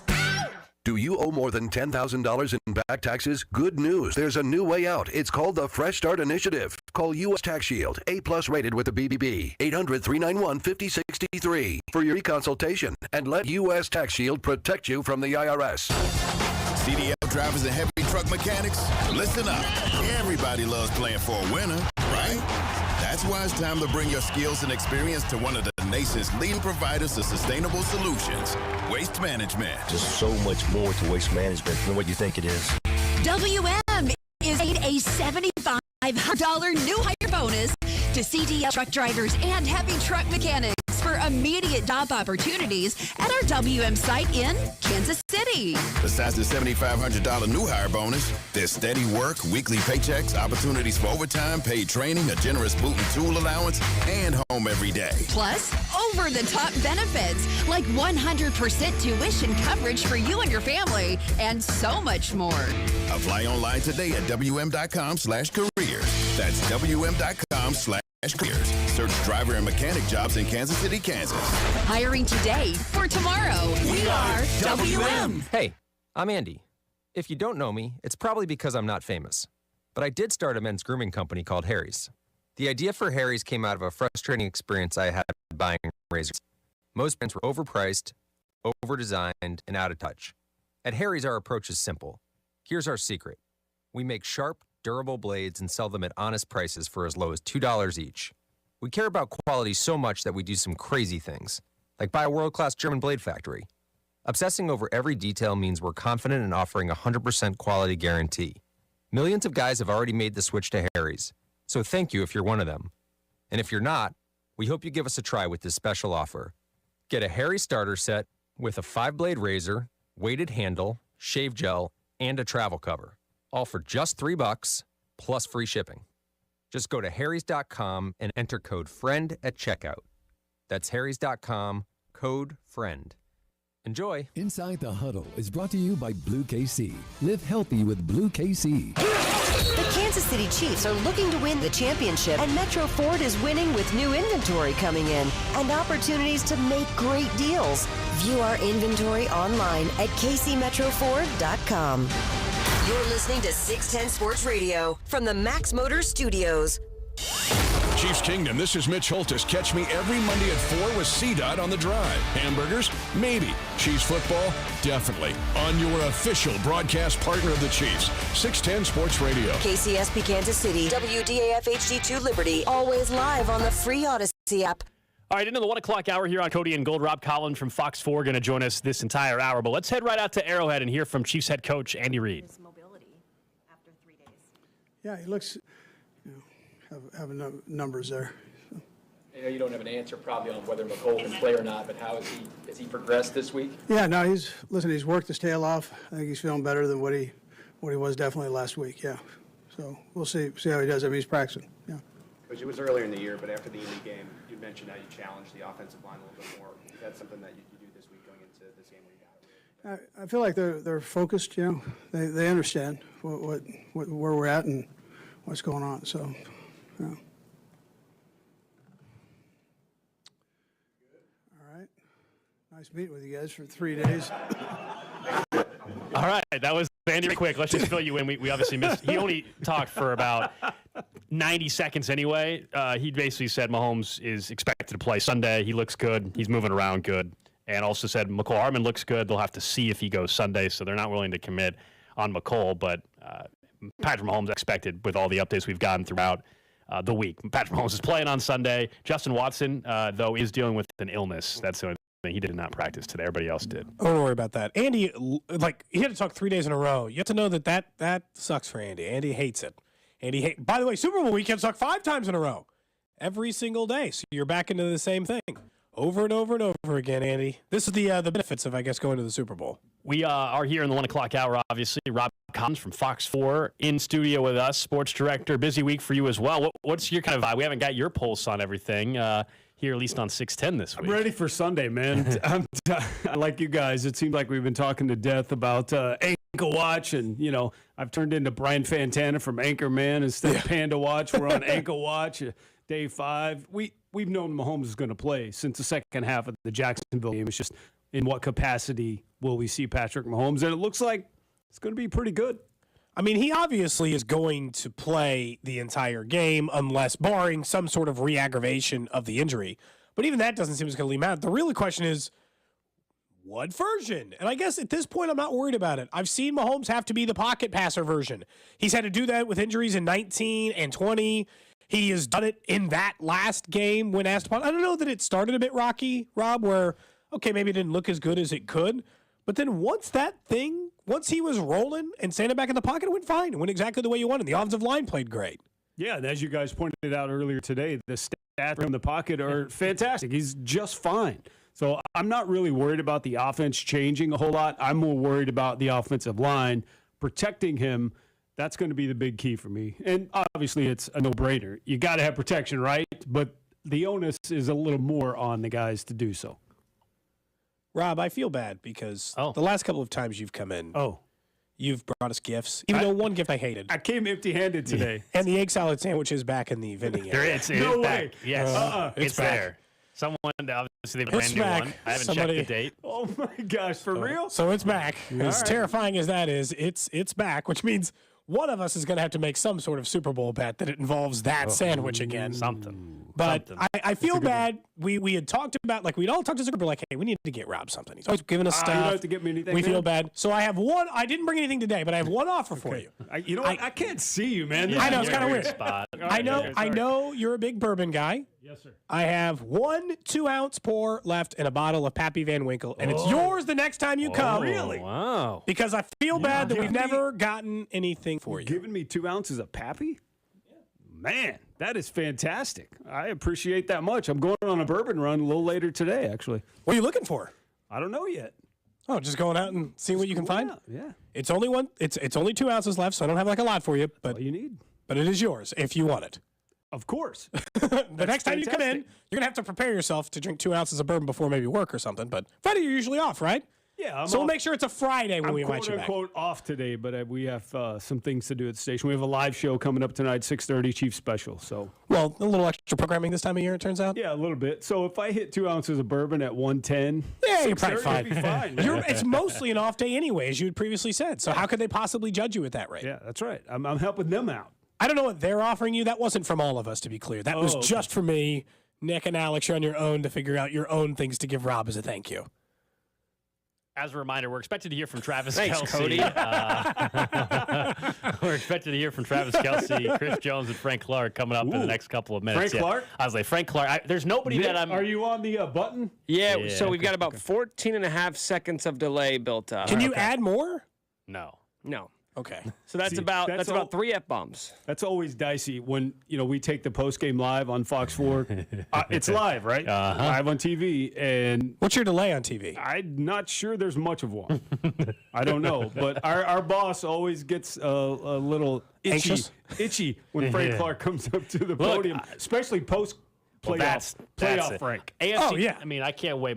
We've said it all week, but if the Chiefs win on Sunday, there's nobody I'd rather hear from after the game than Frank Clark. He will be in his element. It'll be incredible. So that's another gift that hopefully we. Well, I was in the locker room in the Super Bowl when they won in Miami. Remember the Chris Jones tirade? That was fantastic. There'll be some good stuff if you get to where at that point of the season where if the Chiefs are able to get the win. That you start getting some of that kind of stuff. My biggest thing for the game, though, that I'm still worried about, I think, is just this defensive front and even the entire defensive unit, getting pressure on Joe Burrow and getting sacks, not just pressure. But then the tackling, it sounds so simple, but you go back to week 13 in particular, the tackling was pitiful. Now, I do think they're a little bit better tackling the last 3 or 4 games. Yeah, they've shown they're better in tackling, but they don't really have to sack Burrow. You just got to get pressure on him, get him out of his element. Because if I remember the stats right, the Chiefs are, second in pressures and first in quarterback hits over the NFL regular season. So that's what they got to do. They've shown they couldn't do it, and that's why they've lost the games. I mean, they've been ahead in all these games, right? 18, 14, 7 points respectively, and they just basically choked the game away in the second half. Mahomes has been fantastic in the playoffs other than one half of one game. That's the one thing. So I've decided I don't care what happened in those 2 games last year. The defense wasn't good. We knew that. Take the whole season into factor. They were a bottom 10 defense for 80% of the season. They played pretty good for the other 15%. And then they got asked to play incredible defense in a postseason game. They got absolutely torched by Buffalo and then beat pretty good by Cincinnati. They weren't a good defense. They're much better this year. So if I take a 1-game sample size this year against Cincinnati, they are a Travis Kelce fumble away from controlling win. Scored 14 third-quarter points. Yeah, Cincinnati started hot. They regained control. They had the lead going into the fourth quarter. And they're what I consider to be a fluke.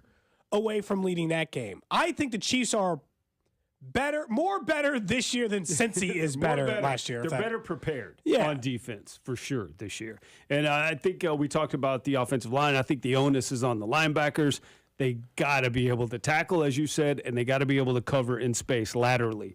You know what? They got to be able to stick on those guys because yak yards, huge with those big receivers. I'm surprised it ended up being Willie Gay as the only guy to trash talk for the Chiefs. Unless Frank Clark or Chris Jones say something here in a few minutes.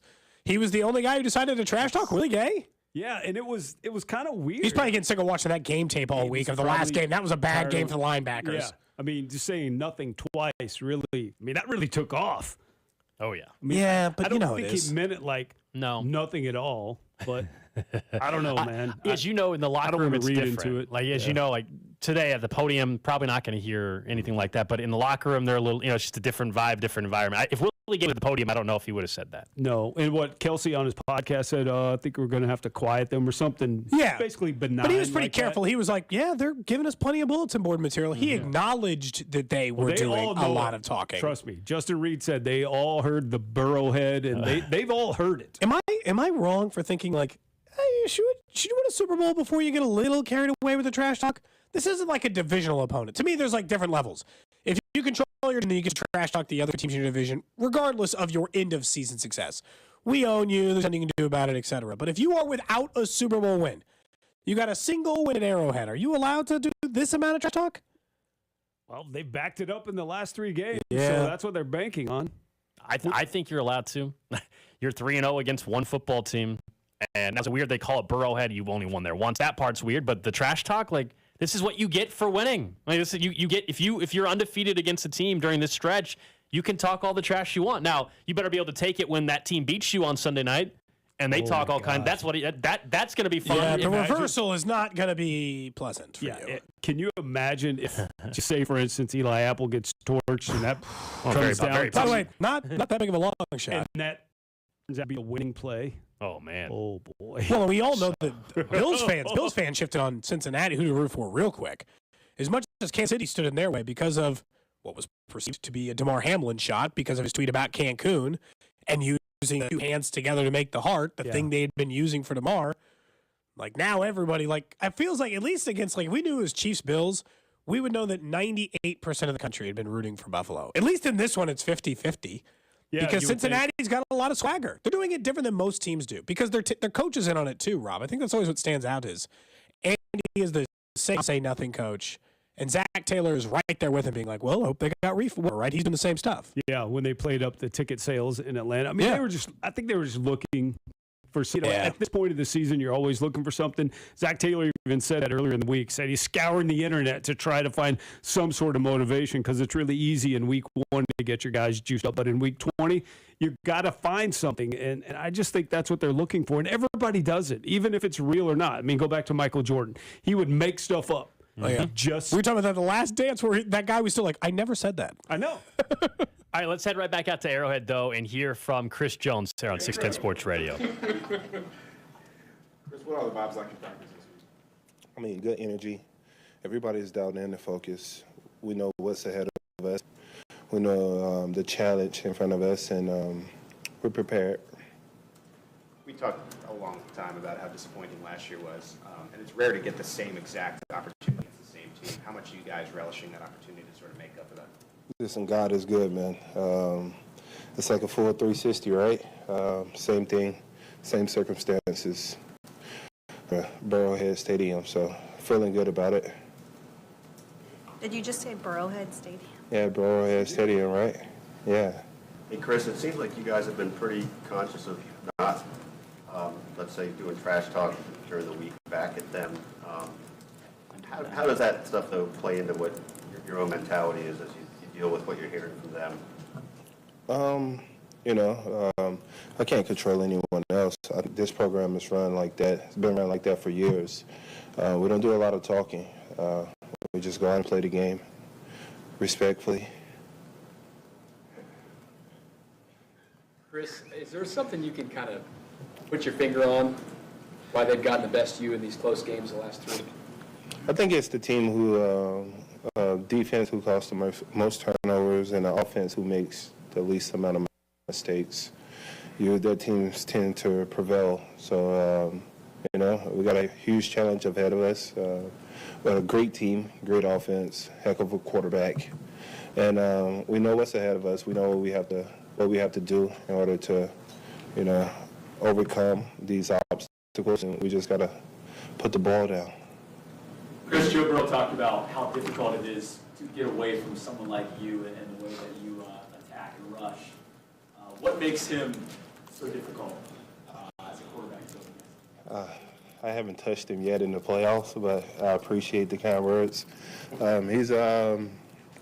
He's tough to bring down. He's quicker than he's perceived, agile, slithery at times, and hopefully we're able to get our hands around him and get him down a couple of times. But he's definitely a challenge to bring down. You played this team. This will be 4 times in 13 months. The stakes have been high almost every time you play. Does this feel like the start of a rivalry between these two teams? You guys might be seeing each other several times. Start of a rivalry. Yeah, you can say that. It's been huge games that we have to play them in. Unfortunately, we haven't been able to win not one of them. So, for our end, a rivalry is when you go back and forth with winning and losing, winning and losing. We haven't beaten them yet, so I don't think we can call it a rivalry yet, or that's kind of far-fetched. Chris, you're used to it every week, but you get extra attention. I think we know that. When you're doubled so often, how do you keep yourself mentally in it throughout the course of the game? Me doubled means the other guys around me are able to get single blocks, and I'm able to open up the game for a lot of individuals on the line. So, when you take the me out of it and the selfish aspect out of it, you're freeing up your teammates, and it's not meant for you to make all the sacks all the time as much as I would love to, or make all the plays all the time. Sometimes it's about you freeing up other players so, they can excel. Chris, I know there'll be different offensive linemen in this game than the previous meeting, but when you've watched them on film from that last game, is there anything else that sort of jumps out to you or something that you guys will have to account for? Being down starters, they did really, really well against Buffalo. Buffalo has a really, really good defensive line to me. Ed Oliver, Jordan Phillips. They don't have their main guy, Von Miller, but they have a lot of quality guys on their defensive line. And, being down 3 offensive linemen going in, and I don't think he gave up over 2 sacks. I mean, that's tremendous. That's a remarkable job to those guys. All off to those guys, man. They're blocking their tails off.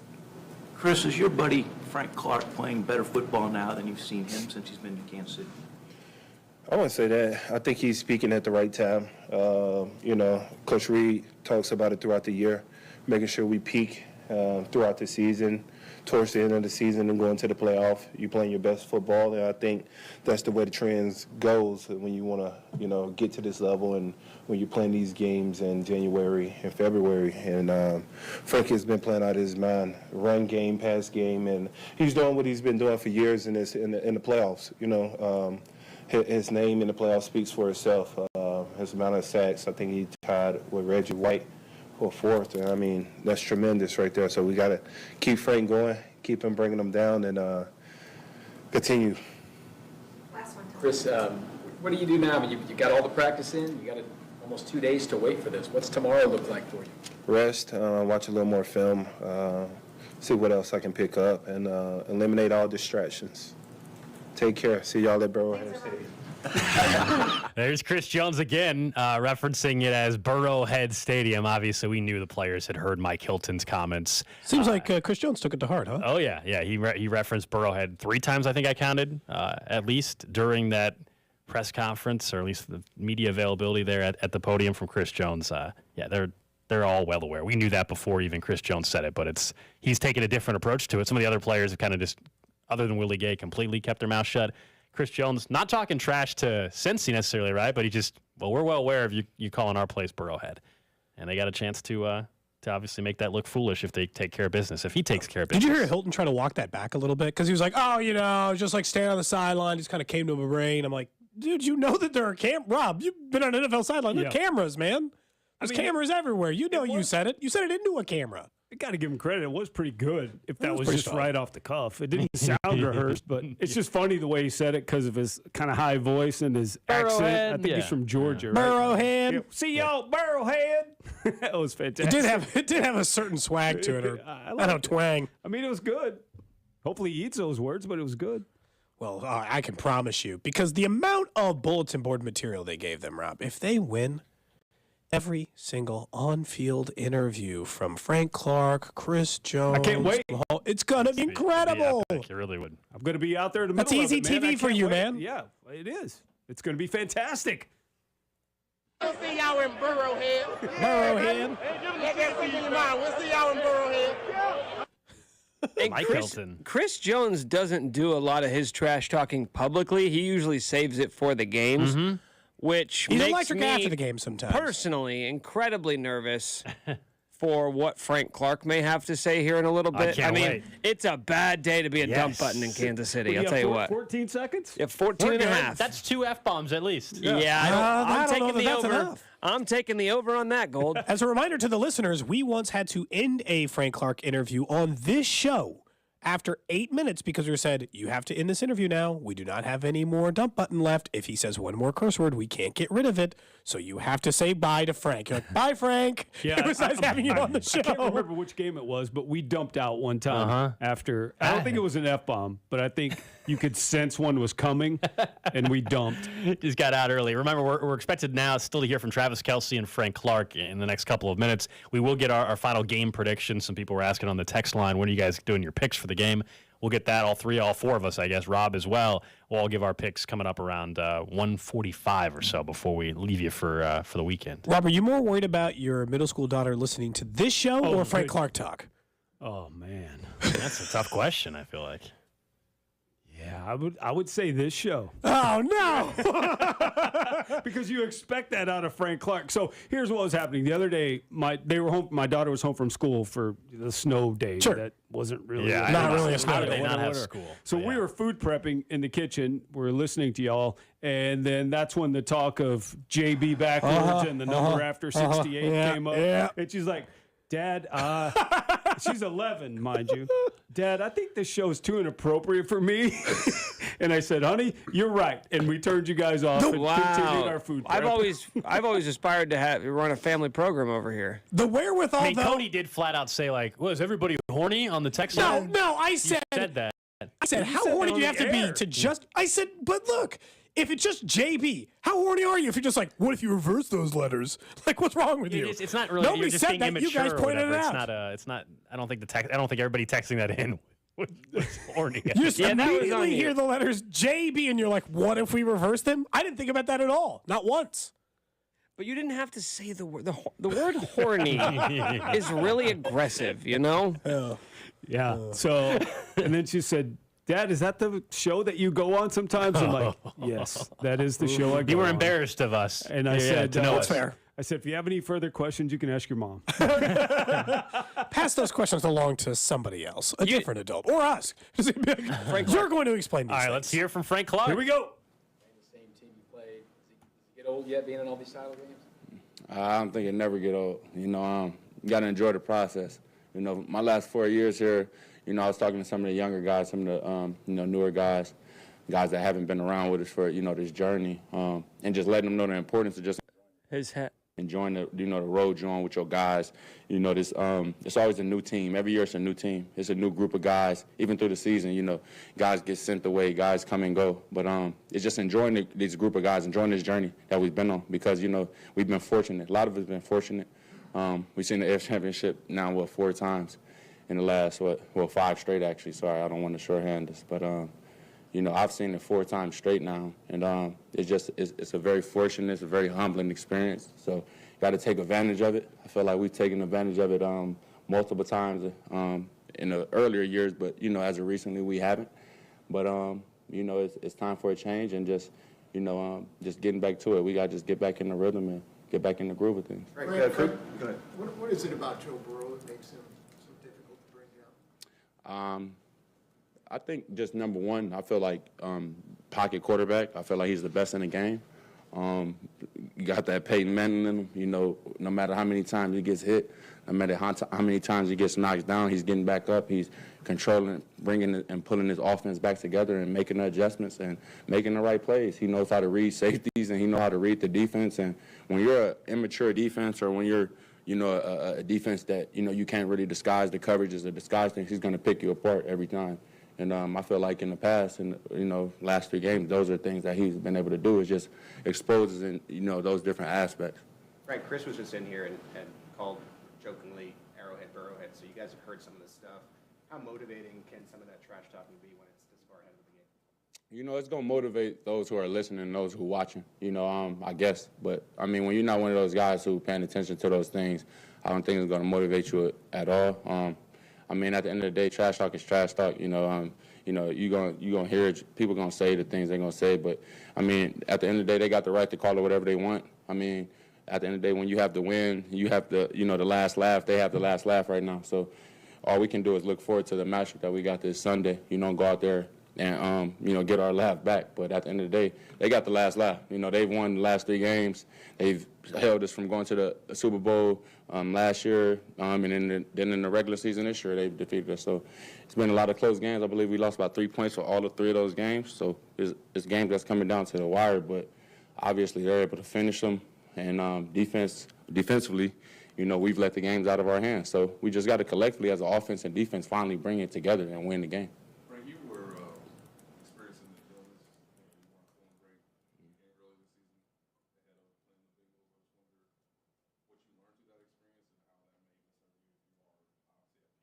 peak condition. Yeah, it's just being smart with the choices, through the week that I have to make. I'm kind of unique in that aspect, with things I got to eat and just how I got to prepare myself in that way.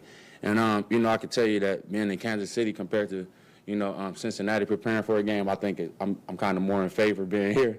I got my house here, I got my doctors here, I got everything I need here to be successful, and I was in Cincy last time. It's simple things that every normal human being does, like forget their pills. You know what I mean? I can forget my pills and wake up on game day and I'm looking for them and I can't find them, and then it's like, oh, boom, stomach, But that don't happen when I'm at home. You know what I mean? It's the little things that when you're at home, that doesn't happen, that kind of, that gives you the, quote, advantage that I'm able to do. So. Right. Kind of along those lines, you were saying you're feeling better. You made a lot of off-season changes in your health, and I know different personal changes that you made. Now going into this AFC Championship, do you just overall feel better as a team? I say so, yes. Of course, like everybody else, in our position right now, it's only 4 teams left. But, the teams that I have, I'm hurting. I'm sore as hell. But I think, like I said, I got another, group of guys in the locker room. I'm sure I feel the same way I feel. But health-wise, I'm thankful for what I do have. I'm healthy enough to compete at the highest level. I feel like, to give my shot, to give myself a chance to play the best, football game I can play this weekend. I can tell you that. That's one thing I can guarantee. I can guarantee that, practice this week up until this point has been pretty good. And, things just feel the right way. So at the end of the day, usually when things feel the right way for me, good stuff happens. Frank, you've been really moving up the postseason sack charts career-wise in the NFL, and it seems that you're able to peak late in the season, and the playoffs in particular. What's been kind of the common denominator in that? Why do you think you're able to do that in the playoffs? And, just your way to that, I guess. Yeah, I got asked that question before, I think. And I think I always say I can't really talk. I can't speak on it yet because it's kind of still, I'm playing still. And it's like it'll give my opponent and it'll give other people a chance to study me, I guess, in a different way. So the things that I see and the things that I'm able to study in the playoffs and, in comparison to the season is 2 different things, the way I study the game. So, like I said, I'll be able to answer that in the future probably. Without getting into the, specifics of strategy, is there some emotional peak you feel like you're able to achieve in the postseason as part of it? I guess emotionally, I guess no. I wouldn't call it emotional. I just think it just all comes together at that point. I kind of get a little bit more freedom in the postseason. It's a win or go home. So, when you got that mindset as a player, then when you have that mindset as a coach, and then in relation, understanding your player, I think that's where it comes from. It's kind of like when you get to the postseason, I get that nod from Coach Reed, and it's like, yeah, go ahead, do your thing. And, kind of during the season, you got to understand it's kind of trying to win the game to get to that point. You trying to, you got to do everything right, to get to that point. When you get to the playoffs, you got those dogs. You got certain people where you can say, give them the green light. It's a reason why they brought me here, But, I allow y'all to do the right. Frank, you've taken George under your wing this year. How do you feel he's prepared? How prepared is he for a moment like this? He's well prepared. Frank, as the vet, have you called on some of the young guys or somebody to step up? Because I would say, all y'all step up as a D-line, but is that someone in particular that you kind of hopped on that really needed this game? I always say, like Carlos said, yeah, we need everybody, but at the end of the day, we need everybody. But I want just my interior. I love my interior guys, and my back end, my corners. You know what I mean? Them are young guys. So as a defensive unit, our front seven, we're kind of the more we're the veterans. You got the linebackers in the defensive line. We're the veterans. When you got this young back end, two corners who are rookies for the most part, 2-3 and 3-5, and you got Snead leading them. In a year 4, you got to look at the numbers. You know what I mean? It all says young, but why not? I feel like Snead is one of the best in the game at what he does, if not the best at what he does. He just doesn't get all the praise and all the glory that a lot of these other guys get. I feel like 2-3 and 3-5, I feel you watch 3-5 make one of the best plays a corner has probably made all year, and a one-hand interception in the game, in the playoff game, a serious game, a big-time game that sends you to the AFC Championship. So, these guys have made these type of plays all year. And as an older guy, as a year 8 guy, as a guy who, always want to see the next young guy, make that leap. I'm proud of these young guys. I'm proud of how they've come and stepped into in the light and do their thing. You know what I mean? I appreciate y'all. All right, that's Frank Clark out at Arrowhead. I think he only said hell. Told it like kind of how it is, right? Which is like if you beat us 3 times and you got the last laugh, they can talk all they want. Kind of that's what we've talked about, and of course he's hoping he gets to laugh about it basically by getting a win on Sunday against Cincinnati. All right, we'll come back with Rob Collins as it's Cody and Gold. We'll also hear from Travis Kelce right here on 610 Sports Radio. You're listening to Cody and Gold, brought to you by Gann Asphalt and Concrete. For asphalt, concrete, and parking lot maintenance, Gann Asphalt and Concrete. One contractor, all things parking lot. Trusted in Kansas City since 1994. Online at GANNasphalt.com. Don't miss Alex's That Betting Show every Thursday night at 7 o'clock. Right here on 610 Sports Radio and the Odyssey app.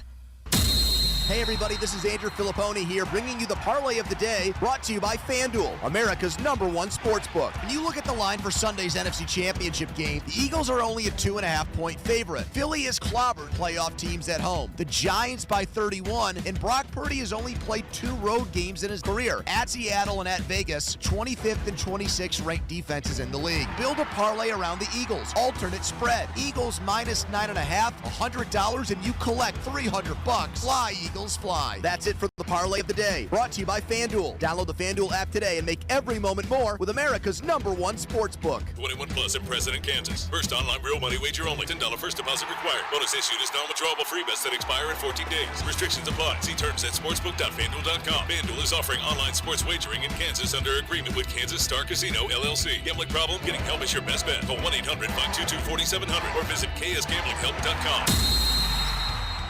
If you are a local business owner, it's probably been a bumpy ride from pandemic to inflation. Did you know that if your business has 5 or more employees and managed to survive COVID, you could be eligible to receive a payroll tax rebate of up to $26,000 per employee? Not a lot of people know about this. It isn't a loan. There's no payback. It's a refund of your taxes. The challenge is getting your hands on it. How do you cut through the red tape? Get your business the refund money? Well, go to getrefunds.com. That's getrefunds.com. The team of tax attorneys they've put together are highly trained in this little-known payroll tax refund program and have already returned $1 billion to businesses, and they can help you as well. They do all the work, no charges up front. You simply share a percentage of the cash they get for you. Businesses of all types can qualify, including those who took PPP, nonprofits, even those that had increases in sales. To find out if your business qualifies, just go to getrefunds.com, click on Qualify Me, and answer a few questions. That's getrefunds.com.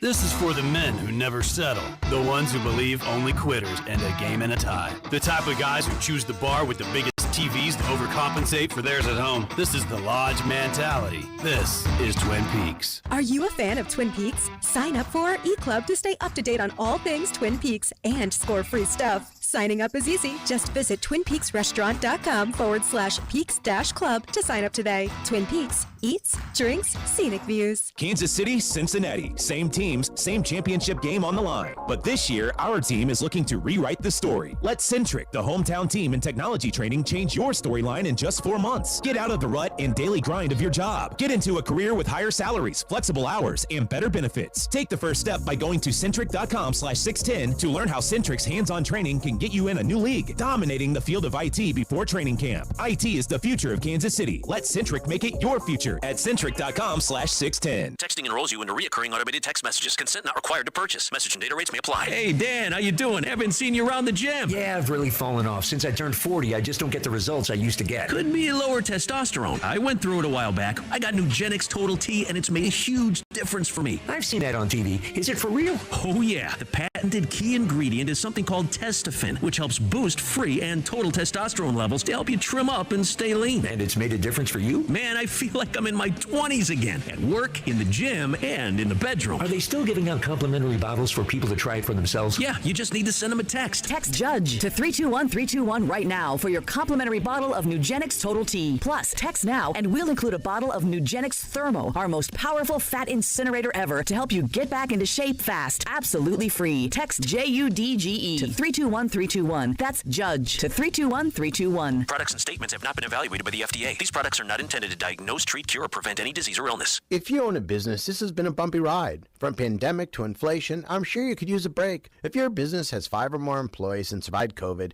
you might be eligible to receive a payroll tax refund of up to $26,000 per employee. The challenge is getting your hand on.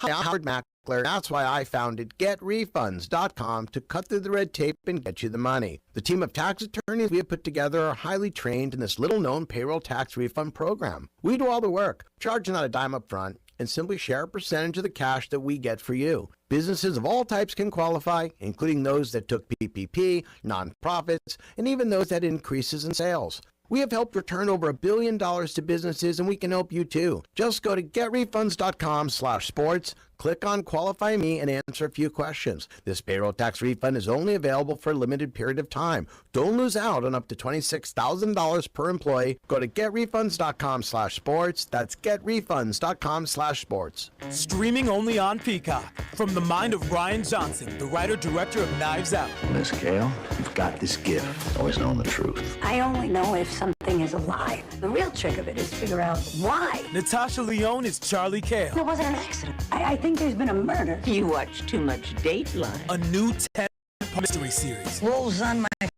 gotta get moving. I've been kind of a death magnet. Poker Face. Streaming now only on Peacock.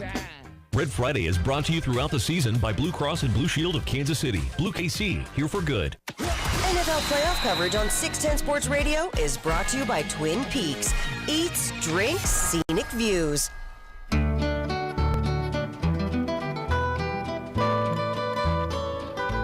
All right, back here on Cody and Gold, a Red Friday edition of the show. 1 o'clock hour, we got Rob Collins from Fox 4. I appreciate That's for you, Rob. Is that me? Yeah, I feel like man. that would only be for you. And I like certainly, that. I haven't heard that played before. Not from El Paso, the other side of the state, but that's okay. I'll take it. It's still Texas, you know? That song slaps, huh? I love it, man. That's all good. We are expected still to hear from Travis Kelce. As long as he steps up to the podium before we have to hand things off to CDOT, we'll make sure we head back out to Arrowhead and hear from Travis Kelce. All right, let's get down to it, though, a little bit. It's time for our predictions for this game presented by T-Mobile. NFL picks are brought to you by T-Mobile. Whether you're at home or away from your team, T-Mobile keeps you connected to Chiefs Kingdom all season long with the best 5G coverage in the game. You're the guest. We'll let you do the honors here and start us off a little bit. How's this thing going on Sunday night? Oh, man, I've gone back and forth just like the Vegas odds have in this game with the news of Patrick Mahomes. I mean, you look at the history, given that the Bengals have won 3 in a row, given what's going on with Mahomes, given Chris Jones has not gotten a sack in the postseason, especially against Joe Burrow. Every fiber of my being says Cincinnati is going to win this game. But I think Patrick Mahomes is going to have a flu game a la Michael Jordan. The Chiefs are going to win this game, and it's going to be on Butker's foot. Oh. Butker Like will Butker redemption arc. Butker is going to win the game 24-23, and the Chiefs are going to the Super Bowl. I think they're going to win as well. I think that the clearest sign of this to me, and we said it a couple days ago, is they are better in the trenches. All I ever got told about football is win in the trenches. Hell, that was the thing that held the Chiefs back for years and years. They'd lose on the offensive line. They'd get bullied around. They'd look overpowered. They are more talented against both units on both sides of the ball there. That's why I think they're going to win. I'll take the redemption arc as well. I'll take the Chiefs on the opposite score, 27-24. The same one that's gotten them a couple of times. See what you did there. Three straight games, same score. Yeah, I don't think that this is going into the 30s. I think it'll be a little bit uglier than that. But I'll take the Chiefs 27, Bengals 24. What's the total? Is it still 47, 48? I think it's back up to 48 now. So I went under than 24. Yeah. Okay. Real quick, I don't know, Rob, if you caught this earlier this week. It's funny, like Cody gave us his prediction there, but we know what he hopes happens. So I hope they lose to Cincinnati now. I was overreacting to the Carl Sheffers news. But you still said it. You did say it. That's another thing. You mentioned the refereeing, how physical they let the defensive backs play. That is a That's going factor. to be huge. No doubt. That'll be something to watch early in the You game. always have to test that early. Because if they're going to let them be handsy, Chiefs have a It's a great big advantage. shot. It is. Look, we're all going with the Chiefs to win this game. I'm going to go with Kansas City as well. You know my concern about can they get to Joe Burrow and get the sack? You know, the statistical numbers are there for the season. They're the second best sack team in football. But for whatever reason, when they play Cincinnati, Cincinnati's O-line plays way better, and then the Chiefs have struggled. I do feel like that has to give a little bit here. How many times can Joe Burrow go with backup offensive linemen and not have any impact on his performance? I do think Chris Jones, for the Chiefs to win, has to have his first playoff sack in his career. I think it has to happen, and I think it will happen. On the flip side, I'm with you kind of with Mahomes. I'm not worried about his performance in the game. I think Patrick Mahomes is going to play great. And I think the question will be if you believe somebody else other than Kelsey can step up and make that big-time play, whether it's Juju, MVS, whoever. It doesn't really matter who it is, but is there another guy that can step up? I just think as much as we all said it was difficult to lose 3 times to one team, in the exact same scenario, at the same building, with the trash talk that we're hearing on both sides, like, are the Chiefs really going to lose a 4th straight time to this football team? I'm going to go Kansas City. I think they will get the season clinching, Super Bowl clinching type of sack in this game where they haven't got it in the 4th quarter. This is a team that has had the lead every game the Chiefs had in the 4th quarter. This time they'll get the big sack from Chris Jones. I'll go 28-24 Kansas City. They've had that like 5 times this year, by the way, from Chris Jones in the regular season. Nick, you want to make it 4 for 4, or is Mr. No Super Bowl vibes going to go Cincinnati? Right now? Uh-huh. You want to make the pick now? Yeah. By the way, Orlando Brown Jr. is wearing black and orange in his press conference. What's that about? I don't know. I guess he wants to get traded to the Broncos in the offseason. I don't know. He's wearing a Baltimore Orioles.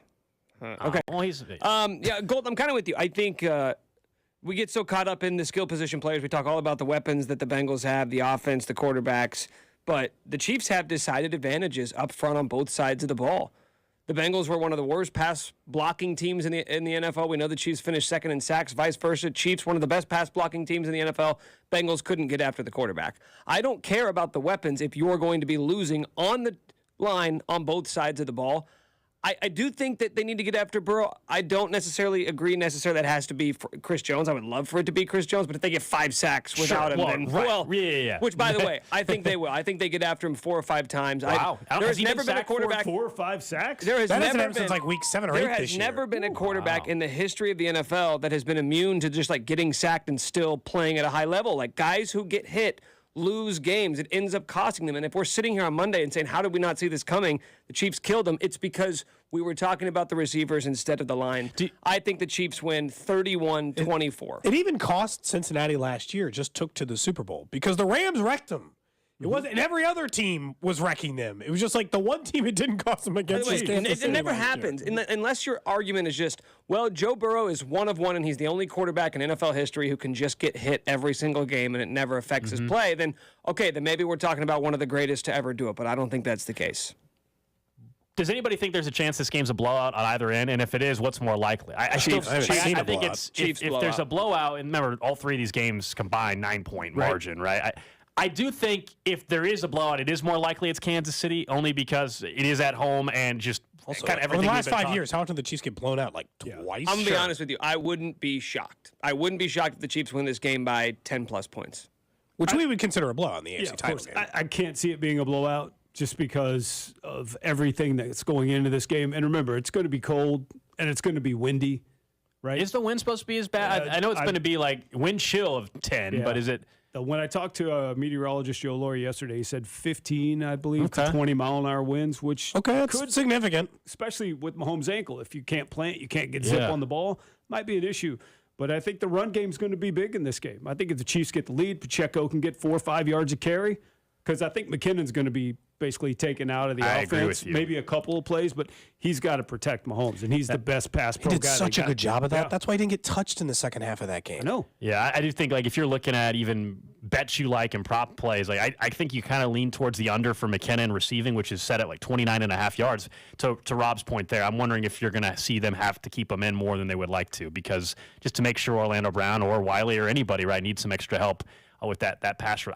I think we get our answer very quick in the game, though. You guys not like, I understand Mahomes, the best he's going to feel is right there in the first quarter, and if anything, it'll get worse as the game. But I still think we'll get an answer in the first quarter whether or not both the O-line's going to hold up and Mahomes' ankle is going to hold up, and also, do we think it's going to be a day where the Chiefs can actually get to Joe Burrow? Like, I don't think we're going to wait till it took till the third quarter to finally get to him. If the Chiefs aren't getting near Burrow in the first half, I don't suddenly think, magically in the second half they're getting to Burrow. Well, on the first passing down for the Chiefs, Cincinnati's got to be blitzing, right? I'd be testing that ankle right away. Right out the jump. Problem is, Patrick Mahomes is the best quarterback in the NFL against the blitz. So if you're thinking, let's blitz to get to his ankle, you might get burned. Right? Yeah. That's when he's 100%. True, but also, I feel like this is the best news about the way they ended up positioning themselves. They didn't know he was going to have a high ankle sprain going to the AFC title game, but they built their entire team this offseason around the idea that if Mahomes had to be a game manager. Now, look, his version of game manager is very different than some others. His version of game manager is still 5,200 passing yards and 40-plus touchdowns. That works. Right, but it's the souped-up version. But it was more, they had just as many 20-yard plays as last year, but they were all like yards after the catch. They were all thrown 15 yards and went for 30 versus the previous years, like it was the Josh Allen offense. He just threw it 60 yards downfield every time. They're more equipped now to handle this injury than at any other point. If this were last year's offense, they relied a lot more on big stuff over the top and everybody was rolling back, I might feel different, but they designed themselves to be a quick passing offense if they had to. That's another reason why I like the under long sustained drives. For both teams, I think. 4 or 5. Yeah, right. Because Joe Burrow is very good at doing that same thing, taking the underneath, taking what they give you. So, hence, you got to get a little pressure on him. We asked the question earlier, the player or coach that walking into Arrowhead, there's this reputation that they have that can completely shift in a different direction based on Sunday. Who do you think can actually change the reputation or how fans feel about them? Oh, for coach, got to be Spags. Every time something goes wrong, everybody points to Spags. Jared McKinnon could fumble, they blame Spags. Yeah, whether or not he had him in the right position. I mean, players got to make plays at some point, right? Coach can't do it, but you can't have linebackers on Jamar Chase. You got to scheme it up right, and the players have to make the plays. But I think Spags can really silence a few doubters out there, or people who immediately want to point to him. Yeah, that was my answer as well. I think it's pretty obvious, and I actually think still, even in the Week 13 game, I didn't think the scheme was terrible. Guys missed tackles all over that football field. I think sometimes Spags unfair criticism. I'm not saying that he's immune to it and hasn't made mistakes. We've talked about the 3rd and 18 or whatever it was last year. The Jamar Chase game where he had like 6,000 yards. So I'm not saying that he's perfect by any means. That game was bad. I think sometimes players haven't made the plays. Like in this game, though, I'm with you to where if scheme/player cannot get sacks on Joe Burrow in this game, then when on earth is it happening? Then when are you going to be able to make this thing happen if you're Spags? So I think he has a chance to get on everybody's good side in a big way. Otherwise, he will be the first person people blame. Agreed. I mean, 100%. I think from a player, it's Juju still. Like everyone else, like Mahomes, Kelsey, they have their legacy. We're probably good here. And some guys, like you'd mentioned MVS earlier, I'm like, no, I've pretty much firmly settled into what he is. He can have a big game, but I don't think I'm going to change my mind on who MVS is. Maybe I'd feel better about all right, good signing, right? It worked out. In the biggest moment, you needed him, and MVS showed up. But I feel like Juju Smith-Schuster still has so much on the line from what is he going to be the rest of his career? He's 26. He's had these huge numbers. He was just a fine receiver this year and pretty average. If he's a fine receiver who all of a sudden is a gamer in title games, I feel like around the league that reputation changes a lot. He's never even played in an AFC title game. Yeah, I mean, 933 yards? I don't know. That's a fine receiver. That's What's average? that, like 40th in the NFL? But that's average now? I mean, seriously. Yeah. Okay. That's average? You don't think so? No. I think it's above average. I like Kadarius Toney to score a touchdown in this game, whether it be on a jet sweep or to break something over the middle, like the yak yards we talked about, because we know the dude's fast. And he can run over people, man. He's stronger than he looks. I think KT is going to get in the end zone. I'm more confident that he gets in the end zone than that he gets over. Nick brought up his receiving yards, like 35.5, 37.5 receiving yards for Toney. Like, I feel better about him getting in the end zone, to your point, that he's, it's a red zone play. It's all going to be on one play. All right, what if I gave you guys pick one? Kadarius Toney, 1 touchdown. Frank Clark, 1.5 sacks.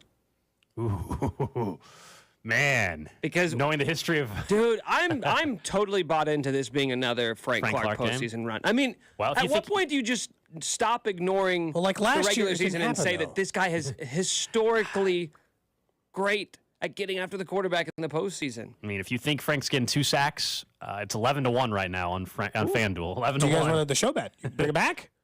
Frank Clark? Put the $40 on 2 sacks. On 2? Yes. How much is in the show account? What do you roll? We're down to a few nickels. It's not much. It's looking pretty bleak in the old show account. We have like 150 in our KC End Zone show account. Okay, so we've hit some prop bets. Well, so we had a bunch of money, and then we bought all this equipment. We rode McKinnon. I picked him 5 weeks in a row to score a touchdown. Not bad at all. And it was great. Yeah, we were doing pretty good, and then I spent all of our money. Oh, we didn't lose it on betting. I spent it on things. Happy Van Winkle? No. That's how he has a bottle. That's actually how he has the bottle of it, I think. Nick, I will take a touchdown for Toney, and I think Frank gets exactly 1.5 sacks.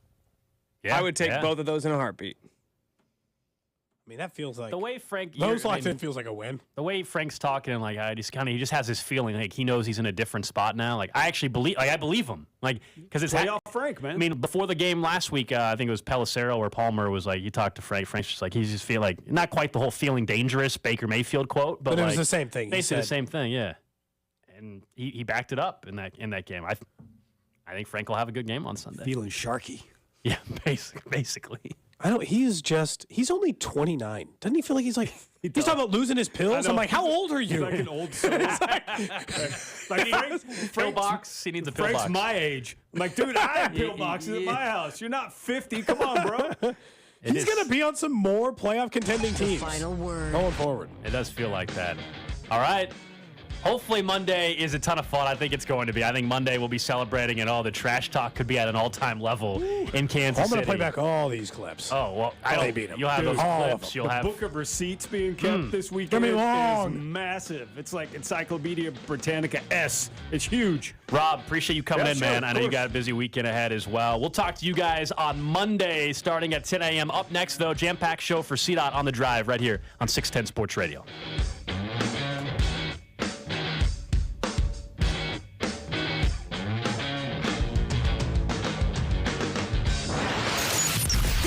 Is Cody and Gold, brought to you by Gann Asphalt and Concrete. For